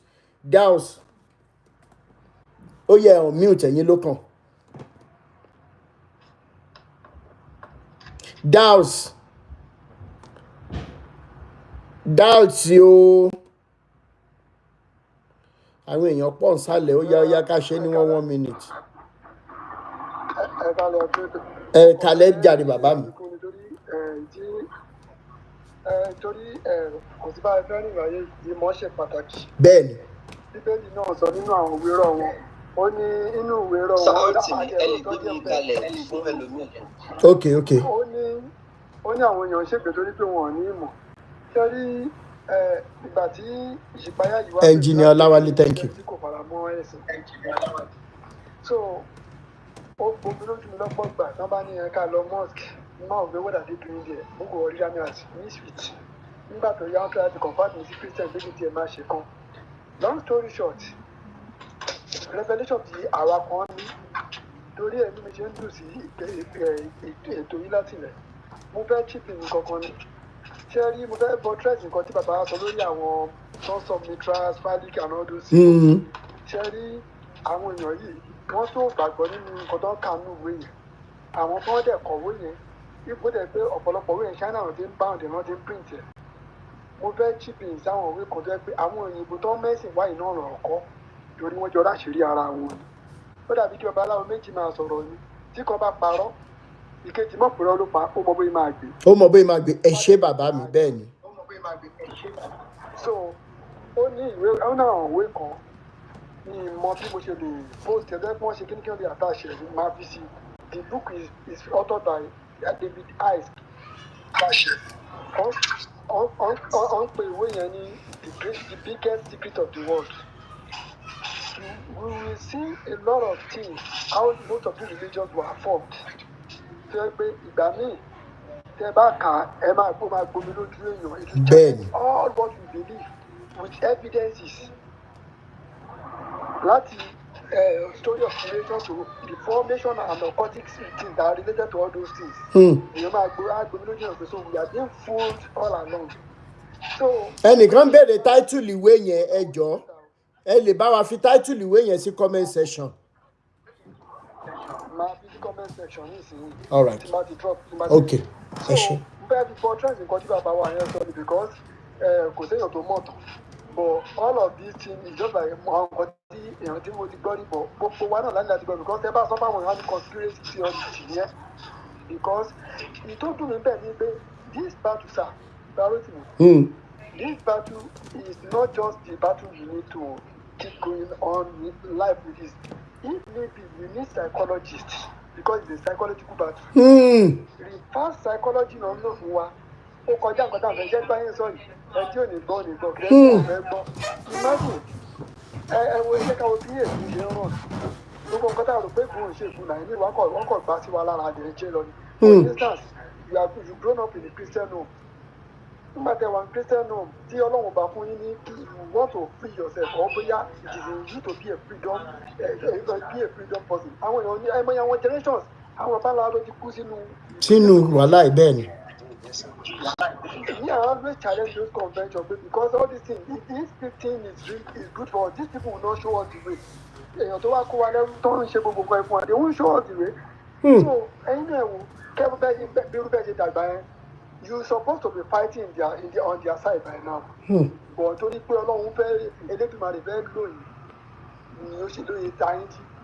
Ẹlẹ́yìn tán mo ti sunkún so many times àbẹ́mi gangan ní antichrist àbẹ́mi devil because mo kàn bá kò sí nǹkan tẹ̀ lè sọ fún mi it doesn't touch me because I question those things pé báwo ló ṣe jẹ́ pé this thing is lie o ohun tí mo bẹ̀rẹ̀ nǹkan yẹn ló wà wò pé I just have to accept myself. Ló di point pé ọba pè mí lóṣù mo kàn ó ṣàdúmọ̀ mi nú pé I just pray nígbà tí mo ti wọ̀ kémi ní anything pẹ̀lú ẹni ṣe pẹ̀lú anybody mọ́.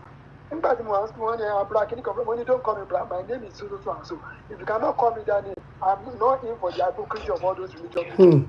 So lẹ́gbàá ti lè pè mí lórúkọ mi ẹni kò ní àfọmọ́ àṣeyṣe So back to ọ̀rọ̀ tí mò ń sọ lọ bí mo kí ni wá ti di generational curse. bẹ́ẹ̀ni Because tẹ́yìn náà bá dàgbà ẹ̀tí wá máa ọmọ yẹn á máa sọ pé you must àìmọ̀ ara ẹni tí ò fún ọmọ lówó oúnjẹ á tún máa mú lówó kọ́ lọ máa dáwó tight ní Sunday. So tọ́mọ yẹn náà bá dàgbà òun náà pé the same thing bàbá òun ṣe òun náà gbọ́dọ̀ ṣe in which we are just like dragging ourselves back into the plantation, that slave plantation. So all these things I believe they use reverse psychology against us. We need psychologists, and there's this a brother I used to follow too. African American, but he has adopted our own tradition, our source means of belief, which is Ifa and Yoruba belief, which is Dr. Ifatunde, Dr. Umaru Ifatunde. So we need psychologists to come on board, because what they have done to us, imagine ẹwọ nǹkan tó ń ṣe ní Constantinople ní àwọn èèyàn ń pè ní Turkey lẹ́yìn yìí ẹni tí ó bá ti gba Islam ó máa bẹ lórí ni ẹ wo sọ́mọ táwọn èèyàn pass through ẹ wá ní kàn fi nǹkan yẹn lẹ̀ because irọ́ ti dùn tọ́mọ wọn lọ́wọ́ because if you want to die you just have to accept the same thing Christianity Christianity ẹ máa ráwọn tó máa rán mẹ́kọ́ mọ́sẹ̀ thank God I'm even a Christian. I keep asking them what's the difference between Christian Inquisition, Crusade, and Jihad. Is there any difference between them? No, because Papa Bulls passed Inquisition. Gbogbo revelation dem ni gbogbo àwọn tó ní clairvoyance tó lè ríran tó lè lálàá gbogbo wọn ni Pope pa because all was challenge tó lè àwọn tó lè challenge authority class by don yin the Pope ní orí sí òun nìkan ló gbọ́dọ̀ ó ti yé ìyàn general vasia kò gbọ́dọ̀ sí ẹlòmíì. So to the point pé kì í ṣe Africa nìkan wọ́n ṣe fún ara wọn náà. In order to keep controlling the mind of people, so we lost our spirituality in place of religion. So the bottom line goes back to this is psychology that they keep employing, and they employ the best of the psychologists to keep the motion going. That's why wọ́n ṣe ń lo àwọn èèyàn wa because ó dàbí system ni wọ́n ti automate so wọ́n tún lo àwọn èèyàn wa so ó kọ̀ dàbí pé kàn ìpínlẹ̀ tí wọ́n autopilot ó kàn ṣiṣẹ́ ni. So we need to get off being on that autopilot, breaking out of that matrix. How do we break out of that matrix? It's beyond just talking like or trying to correct these people. They won't believe, they won't believe that. How sensible is that? My phone is in Abule Wambe, Nia Barambe, King Logo, King enjoy life, my millions of naira gumo, King Lord Kaaba, risking my life on yet and when I get there too. Because we will not pay tribute. No, lọ pay tribute ẹ fẹ́ lọ láǹkan ni o. Tribute ni sir. Jẹ́ ká pè let's call it say land pocket. Mo lè lẹ́bùn lé wa náà. Mo lè gbèrè àdámọ́dámọ́ ní ìgbòho mi kí n. Nǹkan tẹ́ fẹ́ lọ láǹbẹ̀ lágbára gan. Kò lágbára tó gbọ́ àgbòjẹ̀dù wa sà.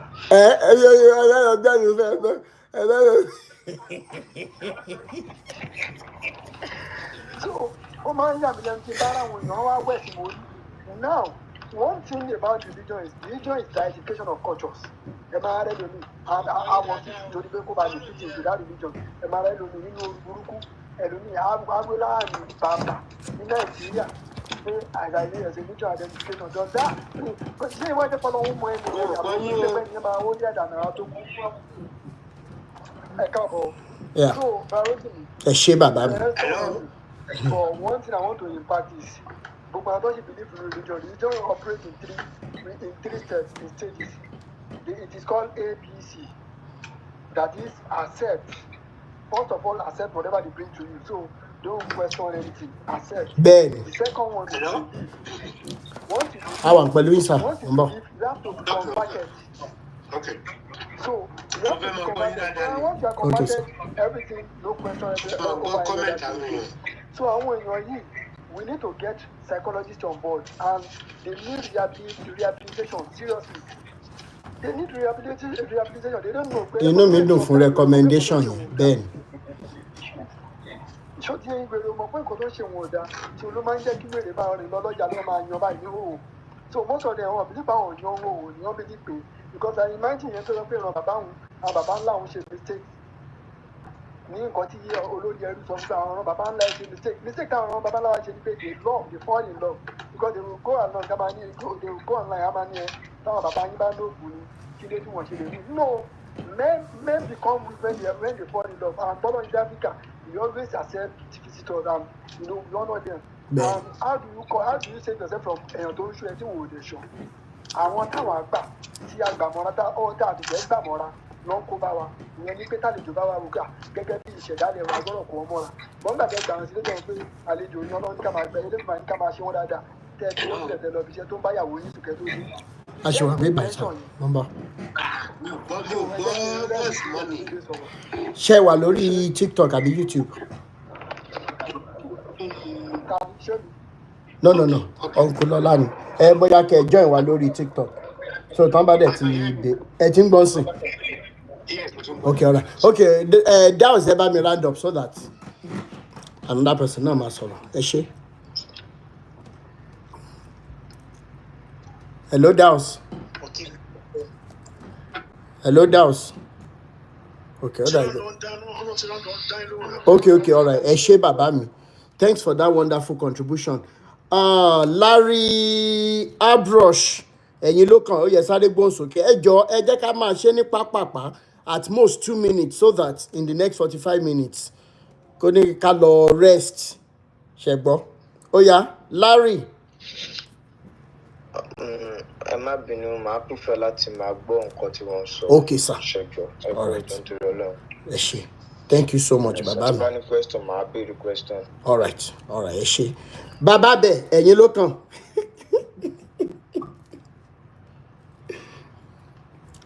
Bàbá. Nígbà tẹ́ fi rẹ́rìn nǹkan ẹ mọ̀ gbogbo yín mo ṣàfọlọ́ bẹ̀ yẹn má fà ànábì ilé o. Ànábì jiyàn dáadáa, wọ́n ẹ̀ dá, wọ́n ń jalè, wọ́n ń dọ́kọ́, wọ́n ń pààyàn kò tí ń jí ò lè ṣe. Lẹ́gbẹ̀ẹ́ tó bá ṣe Nàìjíríà wọ́n máa sún táyà ni. Ẹ̀jẹ̀ lára ti lọ fún ní táyà. Kò sí ìkànnì láti lọ́sọ̀tà ànábì o. Wọ́n tó bá tẹ̀lé ànábì kò tí kankan fún láyé àtẹníwìyà. The only thing they're doing, not control brain in your last one, is just to make you a zombie, that's all. Ben. There's nothing whatsoever. Because if you want to kill a goman, kill a gomeji, la gomeri, la gomeji, la gomeji, whatever party be them out, idiot, they're only playing with your brain. So I go a baby. Last 1960s, the independence is getting worse. But there's still got to teach Islam na ye, to tell that if you are one bay. Go see. A down called to Islam, what to do, a few Romanshi. Saudi Nikan, nothing she. Ọ̀nà Dubai tẹ̀rù pé Dubai tó ṣe make up ṣe pé ìlú gidi ìlú burúkú ni ìlú burúkú ayé àtọ̀run ní gbogbo àwọn ìlú yẹn pátá because kò sẹ́ni tó lè lọ́bẹ̀ láyé tó lè mú nǹkan rí bọ̀ bẹ̀. Either you like it kò sí ìlú stamp tó ti ń gba citizenship now no matter whatever as long as you're a black person mo respect ẹ o lè jẹ́ èèyàn àràbò lè mọ pé tọ́run wà kó mú ẹ lọ. òyìnbó burú but wọ́n sì fi ẹ̀ díẹ̀ if you live in America wherever you even if you live in Spain or Germany àmọ́ àwọn Africa tó ní passport wọn lọ́wọ́ tẹlifí ọmọ wọn nínú àwọn sáàdì yóò rí bọ́ ọmọ wọn sọ̀rọ̀ kọ́ má gbẹ̀mí ẹ̀. There's a boy ìgbọ́ láti UK lápò ọmọ Ghana ìpínlẹ̀ ọmọ ìdí ọmọkùnrin ó bá wọn bí ẹ̀lọ́ ṣe ọdún ní Dubai is 18 ló pàdé ọmọ 17 ọmọ òyìnbó ó bá ṣe àṣemáṣe ìgbà tí ìyàgẹ́ ẹ̀ gbọ́ tó débì ó dẹ̀ pọ̀ ọlọ́pàá ṣe òkú wọn jẹ́ kí bọ̀ ẹ̀ jáde láti jọ yìí àti wọ́n lọ́pọ̀ ti fún 20 years sísìn ọmọ 18 ìlú àràbò sí fún wa ẹ̀ tó bá kàn ṣẹ́ sí yẹn lẹ́yìn tí o bá ní brain nǹkan ló máa ló fẹ́ ṣe race burúkú bẹ́ẹ̀ because I have never seen anything in my life tó worst tó yẹn and I'm telling you today I'm putting before everybody mo lè ṣẹgbẹ́ ẹ̀yẹ mo lè ṣàyè ju kìí ṣe muslim lọ. Bẹ́ẹ̀ni. Because there's nothing about them tí mo ti ẹ̀ tí they are very very rude they are rude nothing good about them ẹ̀kan bí mọ́lẹ̀ bí ọmọ ẹran èmi àwa bímọ èmi bàbá bímọ alẹ́ fọ́ mi sílẹ̀ kí ó ń lè lọ́ọ̀rì ọ̀hún tí o tó driver tí o tó gate man mi tí o fẹ́ kọ́ ọmọ mi wọ́n ṣe ọmọ mi wọ́n ṣe máa ń ṣòkì ìyàwó wèrè àtàwọn ọmọ ìyàtọ̀ bí. gáràjì ló máa ní tó ní bá wọn gáràjì ló máa ń jáde káwọn náà máa wà ń bẹ̀ àwọn náà ní dírẹ́fà àwọn ní kọ̀ǹdọ́tọ̀ ẹlẹ́ran àti bá ń gbọ́ àwọn tó ń pẹ́ àwọn ní lówó bí ó ṣe ń pè wọ́n ní caste ní India àti ilẹ̀ Igbo caste ni wọ́n náà tẹ́ bá wò dáadáa they are the lowest of all the animals tẹ́ bá lè sọ̀rọ̀ méjì ọmọ náà máa pa yín ni mo ń sọ̀rọ̀ ọjọ́ kan nìkan tó máa pa mí mú kí ló fẹ́ pa mí fún wáì tó fẹ́ pa mí tó máa ní mi fẹ́ràn àdó bí ṣe fẹ́ kó wọ́n máa dájọ́ lọ́rùn jẹ́ kó dájọ́ mi ṣé ká lọ bí ìwèrè kó adájọ́ mi nǹkan tó ní kí alọ́ọ̀tẹ́ ní kí máa bẹ̀ níta lọ bí ìṣe kò sẹ́ni tó kó àtàgbà kò sẹ́ni tó ṣẹ̀ṣẹ̀ tó ṣẹ̀ ìwọ ní ilé bọ́bọ́ ní ẹ̀fà sùn rí tó wà nù yín ni ìwọ ta ló bọ́ kùnrin ta ló bọ́ kù sùn ta ló bẹ́ ẹ̀ṣin sùn ta ló gba ìyàwó ọmọ tó kó gbàtọ́ nítorí nínú Islam it's legal now to adopt a child nítorí nǹkan tí ìdí ọ̀tẹ̀ ṣe call it justify ó gba ìyàwó sẹ́yìn. You see, when you think about it, Kenya is nothing to write home about. One day, we interview Omo 2-3 weeks ago. Lord, I love my husband. Omo 12 years old. I be 13 to 12, 13. That's 2019. You don't see that I was in a These boys have to go and beg for money to live.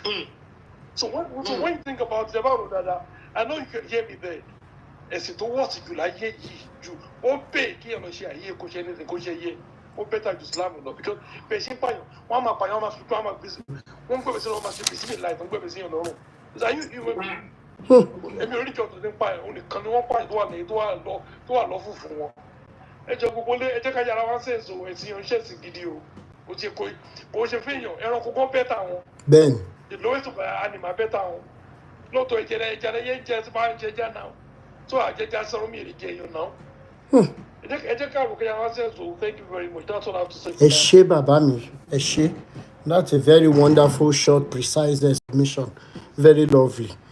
Ó bá kọjú sí ẹ̀ta, akẹ́yìn sí ẹ̀ta tó kù wà nìkan.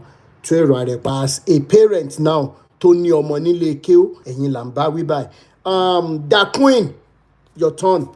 On mute, please. The Queen, ẹ jẹ́ bá wa on mute. Ẹ bá wa on mute.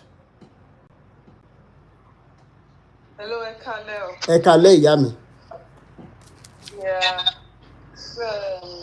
Gbogbo nǹkan tí mo máa ń like láti join programming and I'm learning a lot. Ẹ ṣé ìyá mi.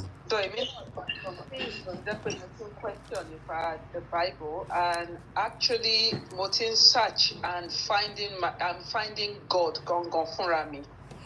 And there are so many revelations that I've learned, the names that were given are not the real names we should be praying to. And it's really concerning, actually, if we are actually calling the actual name Toyeta Makwe.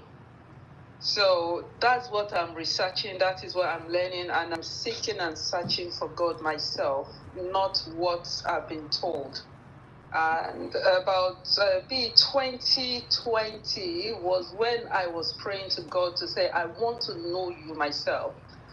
And when I read the Bible, I always tell a story, and I always tell God that I want you to have a relationship with me. I want to have that relationship to me in those days. Have it with me, let me know you, let me feel you. So, and I always pray to God that I want to know you myself, not what the Bible says, but relate with me. So, and from there, I've been getting different messages and stuff like researching and being led from, but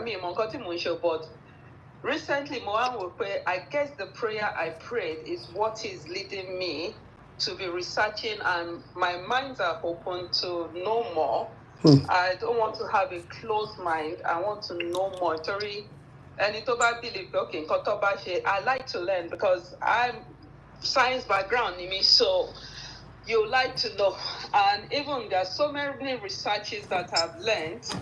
And there's this website, Maman Logaya, and other things on YouTube as well. How Christianity came into being, how Muslim, how religion came into being, how we human beings came into. So I'm researching and I'm learning and I'm open-minded. That's why I'll always join. And I share your program as well. Thank you so much. Funny enough, I just want to say something.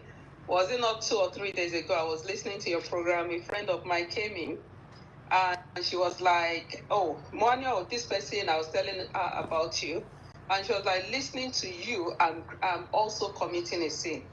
That, because she was like, oh, touch not my anointed, do my prophet no harm, and stuff like that. Only in 5 years' time, you'll be changing your opinion, because soon, if you want to fight, God wants to reveal himself to you as well, you will know.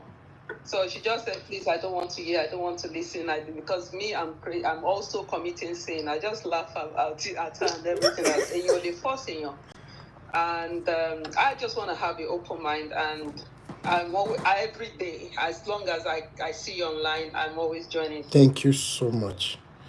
That your friend too will be, the person will be liberated, either the person likes it or not. Thank you so much for that wonderful contribution. Thank you so much. Thank you, sir. Yeah. Engineer Olawale, your turn. Hold on, Yeah. Yeah. Okay. Sir. Ẹ ṣé bàbá mi. Ẹ ṣé. I am highly honored. Gbogbo wa, we appreciate you. We thank you. Amolore. Don't worry, with time, our that group don't let the UK be back. Kò sí wàhálà. Àwọn kan tẹ̀ ti raise kò sí wàhálà. Ẹ ṣé, thank you so much. Ẹ bá mi bẹ̀yàwó mi ò ṣe ló ń tú Bible bọ̀ rẹ̀ òye mi mọ́. Ó ń tú Bible ní o. There are many questions to be asked. And now, the liberation makes you to ask questions from the Bible, and you begin to see so many contradictions. I know. But one thing about me is that all those things, I don't want to go deep about it. That's one thing about it. Because Ben. So at the same time, moments of deep share.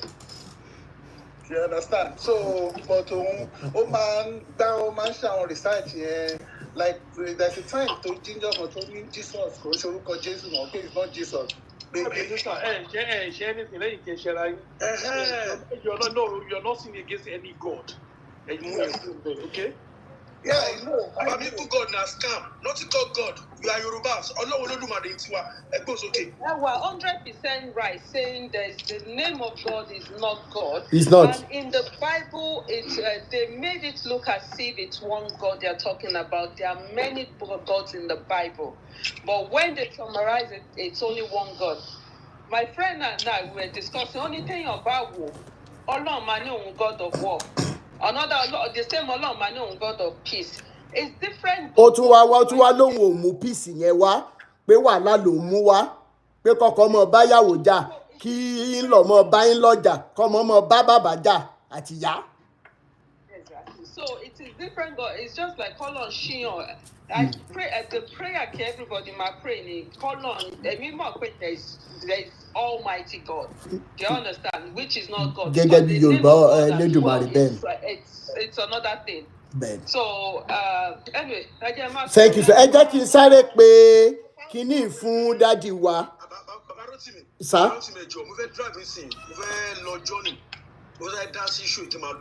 Ẹni sùúrù 1 minute. Mo fẹ́ sáré pé nǹkan. Ó yá sáré sọ̀rọ̀. Ó yá. Ṣẹ́rí mo kí gbogbo tó wà níbí látòrí Miss Bàbá mi Rotimi, Bàbá Bẹ̀, Bàbá mi Champion, Ìyá mi Queen, Bàbá mi Engineer, anybody mo kí ogbólé ẹ ṣé gan. Ṣẹ́rí nǹkan tá à ń ṣe yìí láṣẹ Olódùmarè ojú òní tí ogbó ọ. Àṣẹ Olódùmarè. Ànífẹ̀mí wa di tọmọtọmọ. Láṣẹ Fáláṣọ Ọ̀rúnmìlà. Bàbá mi ṣẹ́rí ọ̀rọ̀ kan ní máa ń sọ ohun lọ́rọ̀ Ifá. Ó ní irọ́ gorí igi irọ́ pin. Ṣẹ́rí irọ́ wọn pásítọ̀ àtàfà. Ọ̀rọ̀ Ifá ló sọ bẹ́ẹ̀ o. Kò ṣọ̀ lásán irọ́ gorí igi irọ́ pin ojú ọ̀run àjálẹ̀ ó ní tí wọ́n bá lógún ọdún ọjọ́ kan tó ìtọ́ bàbá yìí ló fẹ́ máa parẹ́ ni kẹ́rẹ́ wọn àfà pásítọ̀ gbogbo pátá irọ́ wọn ti pin wọ́n ti pẹ́ tó ti ń ṣe fún wa. Nọ́mbà 2 ni pé ìyá bàbá mi wọ́n ti kọ ẹ̀mí mímọ́ o bàbá mọ̀ mí dáadáa àwọn wọ́n bí mi sínú kérúbù mo lè gbà sísẹ̀lẹ̀ ní wòlíì ní mi wọ́n ti kọ wòlíì ẹ̀gún oṣálẹ̀ mi sáró tì mí. Bẹ́ẹ̀ni. tó ẹ pé tó bá jẹ́ pé ègún ògún ló ń bọ́ lẹ́yìn ẹ̀gún ògún yẹn ló ń bọ́ lẹ́yìn o táwọn bá jẹ́ ọlọ́dẹ ẹ̀gún ọdẹ ló ń gbé yín o táyọ̀ ọ̀ṣun ló ń bọ́ lẹ́yìn ẹ̀gún ọ̀ṣun ló ń bẹ́ níbọ̀ bàbá mi ìlú òyìnbó lẹ́wà yìí o mo dúpẹ́ mo sàtàwà níbí lórí platform lálẹ́ mo sọ pé 90% nínú wa àwa ní abroad àwa ní diaspora bàbá mi tẹ́sí wà ń lo òyìnbó tó lo òyìnbó pé tó jíṣẹ́ fún yín rí tó gbẹ̀mí fún yín rí ó yá. Kí wọ́n sọ pé kéèyàn nígbèlé ọjọ́ méje. Ẹ ṣé àbá mi bó láwa ti rí tiwa láfíríkà nǹkan ti ṣe wá. Nọ́mbà 2 tí máa sọ tí mo ní sọ̀tọ̀ ni pé ìyá mi tó sọ lẹ́nu pé òun bẹ God kó fara bàbá mi ìyá mi kẹgbàdá 100 years God lè fara wọn yìí God kò lè fara wọn yìí nothing called God call your own ancestors gangan ọlọ́dún ajé ibo ní ẹgbẹ́ Chineke tọ́pẹ́ Hausa ní ẹgbẹ́ Òbánjígì tọ́pẹ́ ọmọ kóòtù òjìlé ní ẹgbẹ́ Ọlọ́run Olódùmarè kó fún àwọn yìí àbámi ìyá mi tẹ́ ẹ̀ bá rí àmì yẹn kó tó péjọ méje kẹ́ni kò sí ìkọ́ tó pè ní ilẹ̀ kóòtù òjìlé mọ́ kó tó pè ní òòṣà kó tó pè ní ilẹ̀ kóòtù kó tó pè ní ìṣẹ̀ṣe. Stop calling God. God is not real. God key. Allah key. My Elédùmarè Ọlọ́run who doesn't key. Ẹ ṣé bàbá mi. Tell me where. Ẹ sọ fún mi. Nítorí pa wọ́n kò sí. Ìyá mi, tẹ́bá ẹ rí àmì àti iṣẹ́ pé kó fọ́ra wọ̀nyí. Ẹ máa pe Ọlọ́run Olódùmarè tó dé Bìní ní ẹ pé bọ́ ṣe ń pè ní èdè Bìní tó ẹ pé yo Kàlàbá ní ẹ pé bọ́ ṣe ń pè lédè Kàlàbá. Ìyẹn ni ancestor yín blood yẹn á wọnú ẹ̀.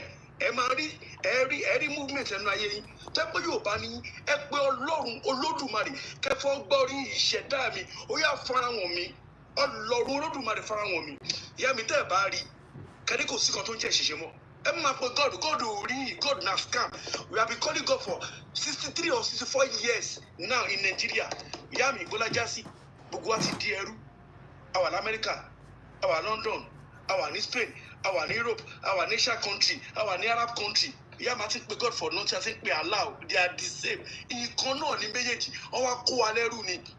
Ẹ ṣé bàbá mi. wọ́n mọ̀ pé báìbù àti kòrán wá fún wa wọ́n sọ pé àwọn ti commit suicide gan Africa wọn ò fẹ́ ká rántí history yẹn lọ́ sì gbé wèrè yìí wá àwọn àṣìṣe méjèèjì láti wá pàgbó history yẹn wá lórí wa pé wọ́n kọ́ ọba lára lẹ́rú nítorí ìfẹ́ tó ní wọ́n pa wọ́n ṣe kan tó ń wọ̀n kò ní ọba lára ọmọ tó lè ṣe fún wọn náà ẹ lọ wo gbá Áfíríkà ní gbogbo àgbáyé kò sí Áfíríkà tí òyìnbó bá jagun wọn ò tó bẹ́ẹ̀ dé ni wọn ò bí wọn kọ́ bá jagun ọmọ pa ní agbára òun ló ṣe mú gbogbo religion wa láti withdraw gbogbo powers yẹn àwọn ancestor wa kọ́ depart wa from them kọ́ mú wa kó lọ́dọ̀ wọn àwa di ẹrú ìyá mi àwọn ọmọ Yorùbá ẹ ká múra lẹ o ẹ wọ́n bá yà Hausa jẹ́ wọ́n gba ìṣẹ̀ṣẹ̀ wọn lọ́wọ́ ni o kò tó tẹ̀bi defend ra ọmọ ni o lọ́ ṣe pa wọ́n bí ẹrú o ẹ̀yin ọmọ Yorùbá ẹ dìde ẹ jẹ́ ká pa sí ìṣẹ̀ṣẹ̀ wa that's only thing tàbí defend ra wa o Bible can defend kò lè defend wa o and Quran lè defend yín o ẹ wá yà Hausa èmi ò ní lọ jìnnà Hausa náà máa sọ fún yín ẹ wá ìbáyà Hausa jẹ́ Ẹ ṣé bàbá mi. wọ́n ti gba ṣẹṣẹ wọn lọ́wọ́ wọ́n ti gba spirituality wọn lọ́wọ́ wọ́n ti gba ṣàrán lọ́wọ́ wọn ẹ wọ́n yẹn pa wọ́n bí ẹrú ẹ má dáhùn ṣẹ́ni investor Mr. Authority ẹ tún di kan múlẹ̀ ni àwọn Fúlàní wọ́n ti wà nínú pastors wọ́n ti wà nínú Islam most of them they are Fúlàní àwọn náà preach nonsense about our own traditions láti filẹ̀ láti conquer wa ẹ má tọ́ra yín o Fúlàní ò sínú inú Islam nìkan o wọ́n wà nínú pastors nínú Christianity wọ́n pọ̀ ju Islam gan lọ. Tó ti lọ ṣe change of name tá a rò pé tiwantiwa ni wọ́n. èmi ò sọ jù yẹn lọ bàbá mi. Ẹ ṣé bàbá mi. àwọn Yorùbá Thank you so much. Thank you so much. ẹ bá yẹn pàdé bóra tó ń gíyàn lórí tó ń pe bisimilayi aláàkúbà ilẹ̀ Haúsá ṣe fẹ́ bẹ́ẹ̀ tẹ́ ẹ̀ bá ti fẹ́ ṣe wọ́n ti pé recently ọyọ́ pass ṣàrá lọ. Bẹ́ẹ̀ni. but ọ̀pọ̀lọpọ̀ àwọn orúmọlẹ̀ wa wọn ò gbà fún wọn ní o. Bẹ́ẹ̀ni. ibi tó ń lọ nìyẹn o èmi ò sọ jù yẹn lọ. Ẹ ṣé bàbá mi. Thank you so much. Da Queen ẹ jọ̀ọ́ ẹ bá mi wá pépà àti pẹ́ mo fẹ́ kẹ́ ẹ kọ nǹkan sílẹ̀ kẹ́yìn àti brọ́dà mi kà. Okay, mo bọ̀. Gbogbo ẹ̀yin tẹ́ bá Ready. okay Exodus 21 verses 2 to 6. 21, 2 to 6. Yeah. Leviticus 25 Ben. 44 to 46. Ben. Exodus 21 verse 20 21. Oh. Exodus 21, Yeah. 20 to 21. Yes. Exodus 21 again, verse 32. Okay. Ephesians 6, verses 5 and 9. 5 to 9. Yeah. 5 and 9. 5 and 9. Okay. Colossians 4, verse 1. 4 verse 1. 1 Timothy 6, verse 1. 6 verse 1. Colossians 3, verse 22. 3 verse 22. Yeah. And lastly, but not the least, 1 Peter 2:18. 2:18. Ní Okay. sọ́jú ẹ lọ. Ẹ̀yin àti brother mi kẹ̀ka. Yeah, mo gbọ́ gbogbo nǹkan tí àwọn brother tó sọ̀rọ̀ tó sọ. Okay. There's something mo pé mo ní mo ń ṣe research. Ben. And I don't know, it's still an ongoing research, and I just want to say it's just for anybody to make research.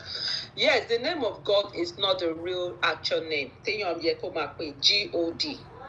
because it's for all the gods.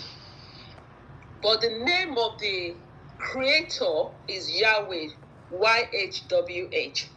And research, scientific research, the way we breathe in and breathe out, that is the sound we are making as we are breathing in and we are breathing out. We are calling that name. YHWH. People can make that research. Àwọn wo ló ṣe research yẹn? Àwọn scientists.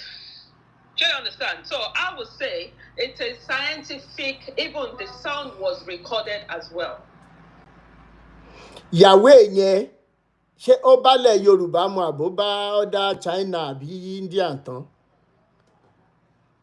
Ṣé ẹ rántí wípé wọ́n tún náà ṣe research kan pé wọ́n lọ rí ẹ̀jẹ̀ Jésù, wọ́n rí just 23 chromosomes nínú ẹ̀? Ṣé ẹ rántí, ṣé ẹ rí documentation yẹn? Lórí DNA. Nǹkan tí èmi mọ̀ nípa research tó ṣe lórí DNA. After every 7, there is a missing spot or something. So even that Yahweh is written, is encrypted in it. People can make that research. Anyways. Anyway. Ìyá mi, ẹ jẹ́ ká ṣì fìyẹn sílẹ̀ bẹ́ẹ̀ náà. Ṣé gbọ́? Ẹ ka àwọn kinní yẹn. Ẹ ṣé. Thank you so much. Chef, your turn. Chef, ẹ jẹ́ bá wa share within the next few minutes tó kù. Chef, your turn. Chef Ghost, please unmute.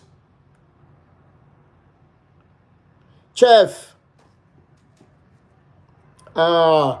Sister Wumi.10. Ẹ káàárọ̀ ma. Yes ma. Yes. Àṣẹ Ìdùmarè. I really appreciate you. I appreciate the program. Ẹ ṣé ma. Ẹni tọ́lọ́run ò sí lẹ́yìn ẹ̀ náà ò lè ṣe nǹkan tó ń ṣe. Àkíyèsí kékeré mo kàn fẹ́ pè yín sí. Okay ma.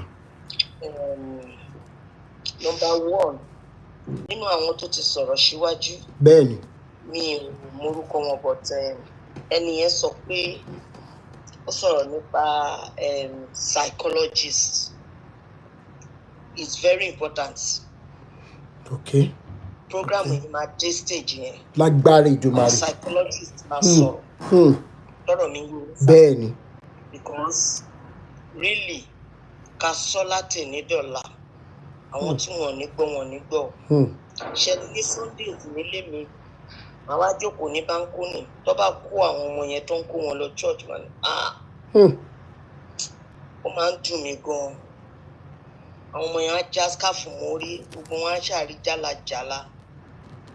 Ọlọ́run á túbọ̀ fún yín ní agbára o. Àṣẹ Ìdùmarè. Torí iṣẹ́ tẹ̀ ń ṣe Ọlọ́run ló fi rán yín o. Bẹ́ẹ̀ni, kì í ṣe èèyàn. Wà lẹ́yìn wọn. Bẹ́ẹ̀ni.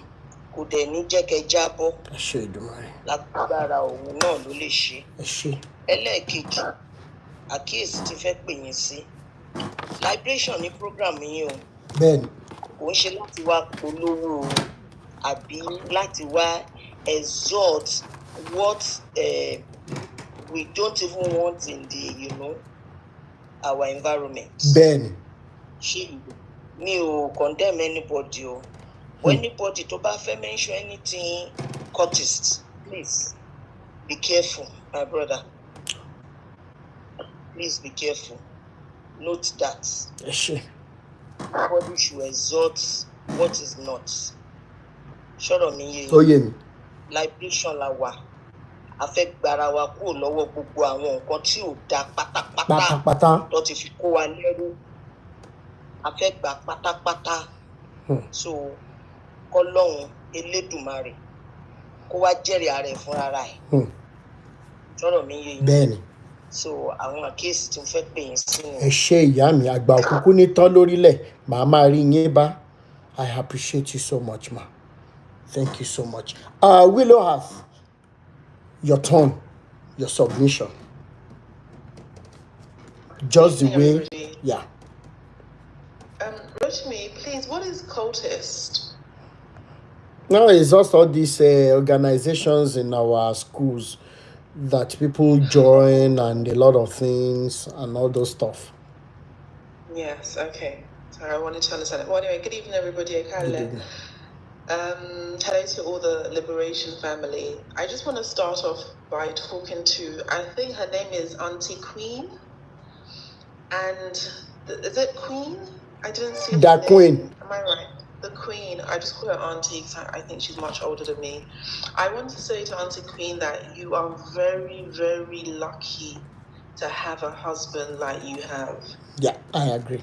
You are, in fact, egusi every night, because to have a man like that who's standing and allowing you on the journey to find liberation. I encourage Auntie the Queen, you don't have to read a Bible. No more reading Bible. There's nothing in that Bible. It's a lie. It's a story. It's a scam. It is not real. I encourage Auntie Queen to relax. In fact, she sounds like somebody that has been doing so much for years. She sounds like somebody that has been saving the world for years. It's your time to rest, Auntie. Rest. Rest. No more prayers. You don't need any more prayers. You don't need any more adura. You've prayed enough.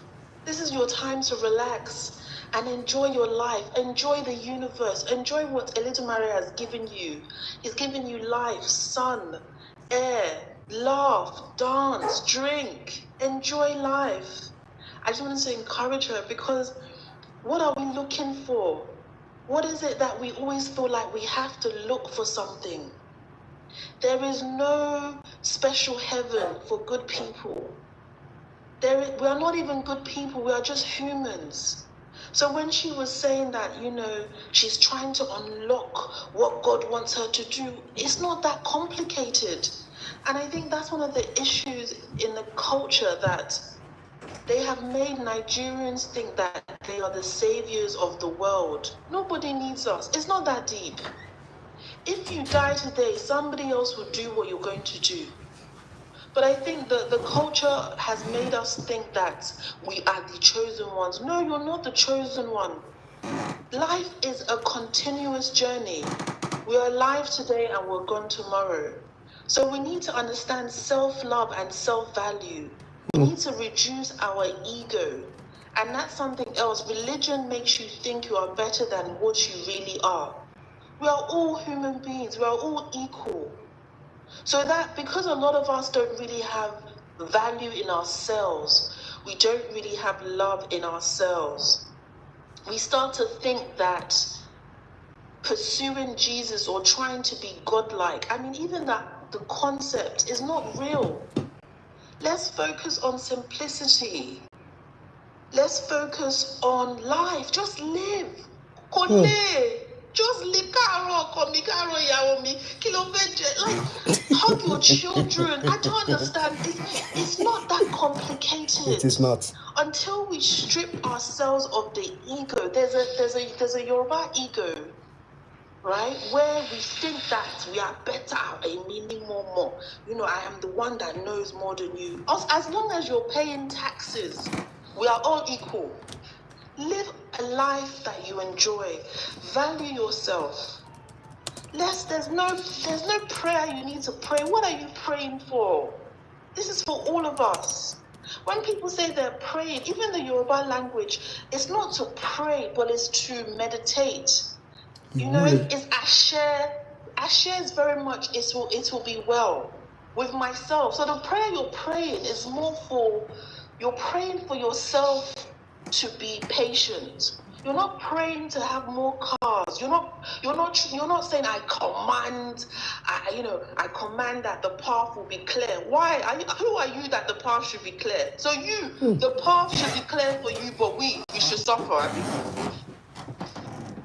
So you are praying that God make my path clear. Okay, what about your neighbors? So you want to be in a clear path, but you want your neighbors to suffer. It doesn't make sense when you think about the prayers you're praying. It doesn't make sense. When people start praying, oh God, it should be well with my family. That doesn't even make sense.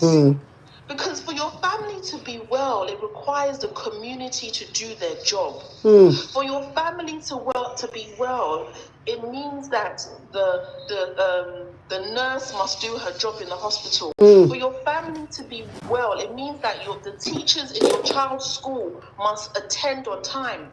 For your family to be well, it means that the roads must work. There must be petrol. So I'm just encouraging us to become critical thinkers. Start thinking. You don't need to read a Bible that was written by Oyibo people to oppress slaves. They weren't thinking of you, chocolate, beautiful Nigerian woman in Africa. They weren't thinking of you. So we must love ourselves. We don't need to worship anything else. Thank you so much. That's a very powerful one. Self-love. So powerful. Thank you so much, Willow. Thank you so much. Thank you so much. Moderator. Mumbo. Sorry. Yeah. Okay. Yeah. Mumbo. Brother Gabriel Olushesi, CRD.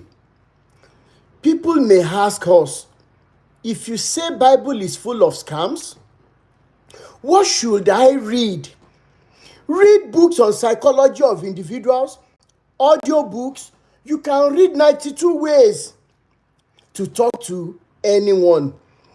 Sister Olawale Oluyemisi on YouTube says, just live your life.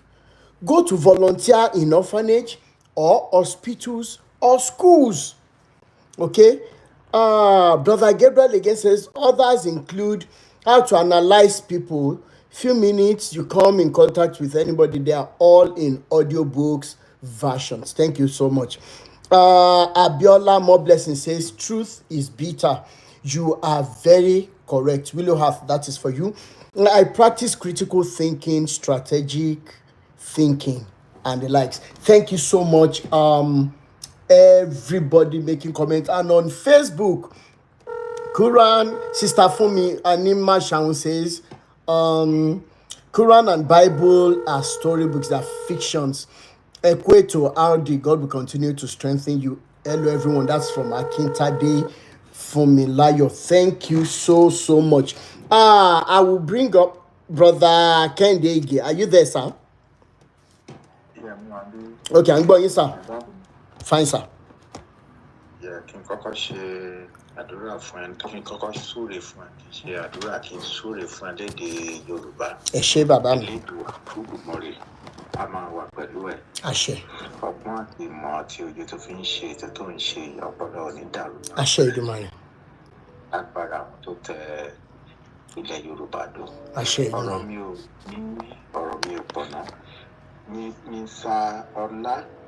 Really appreciate it. Bó ṣe pé wọn wá. Bẹ́ẹ̀ni. Pé wọ́n liability yẹ. Wọ́n liability fún èèyàn. Sórí first time tí mo rí wọn orí ìkànnì yẹn. Bẹ́ẹ̀ni. Bí 3 or 4 weeks ago. Bẹ́ẹ̀ni. Tó ń sọ̀rọ̀ yẹ. In fact, mo mọ̀ pé wọ́n ní ọgbọ́n àti ìmọ̀ àti òye. Wọ́n lè mọ ọkàn tí wọ́n ń sọ. Bẹ́ẹ̀ni sà. Wọ́n mọ ọkàn tí wọ́n ń sọ. Bẹ́ẹ̀ni. Àti ìgbà yẹn mo ti mọ̀ pé pé àwọn èèyàn dẹ̀ ń enjoy wọn. So understand bẹ́ẹ̀ yẹn. Àwọn èèyàn wọ́n enjoy wọn. Sórí ní ilẹ̀ Yorùbá. So understand bẹ́ẹ̀ yẹn ní ọ̀dọ̀ wa.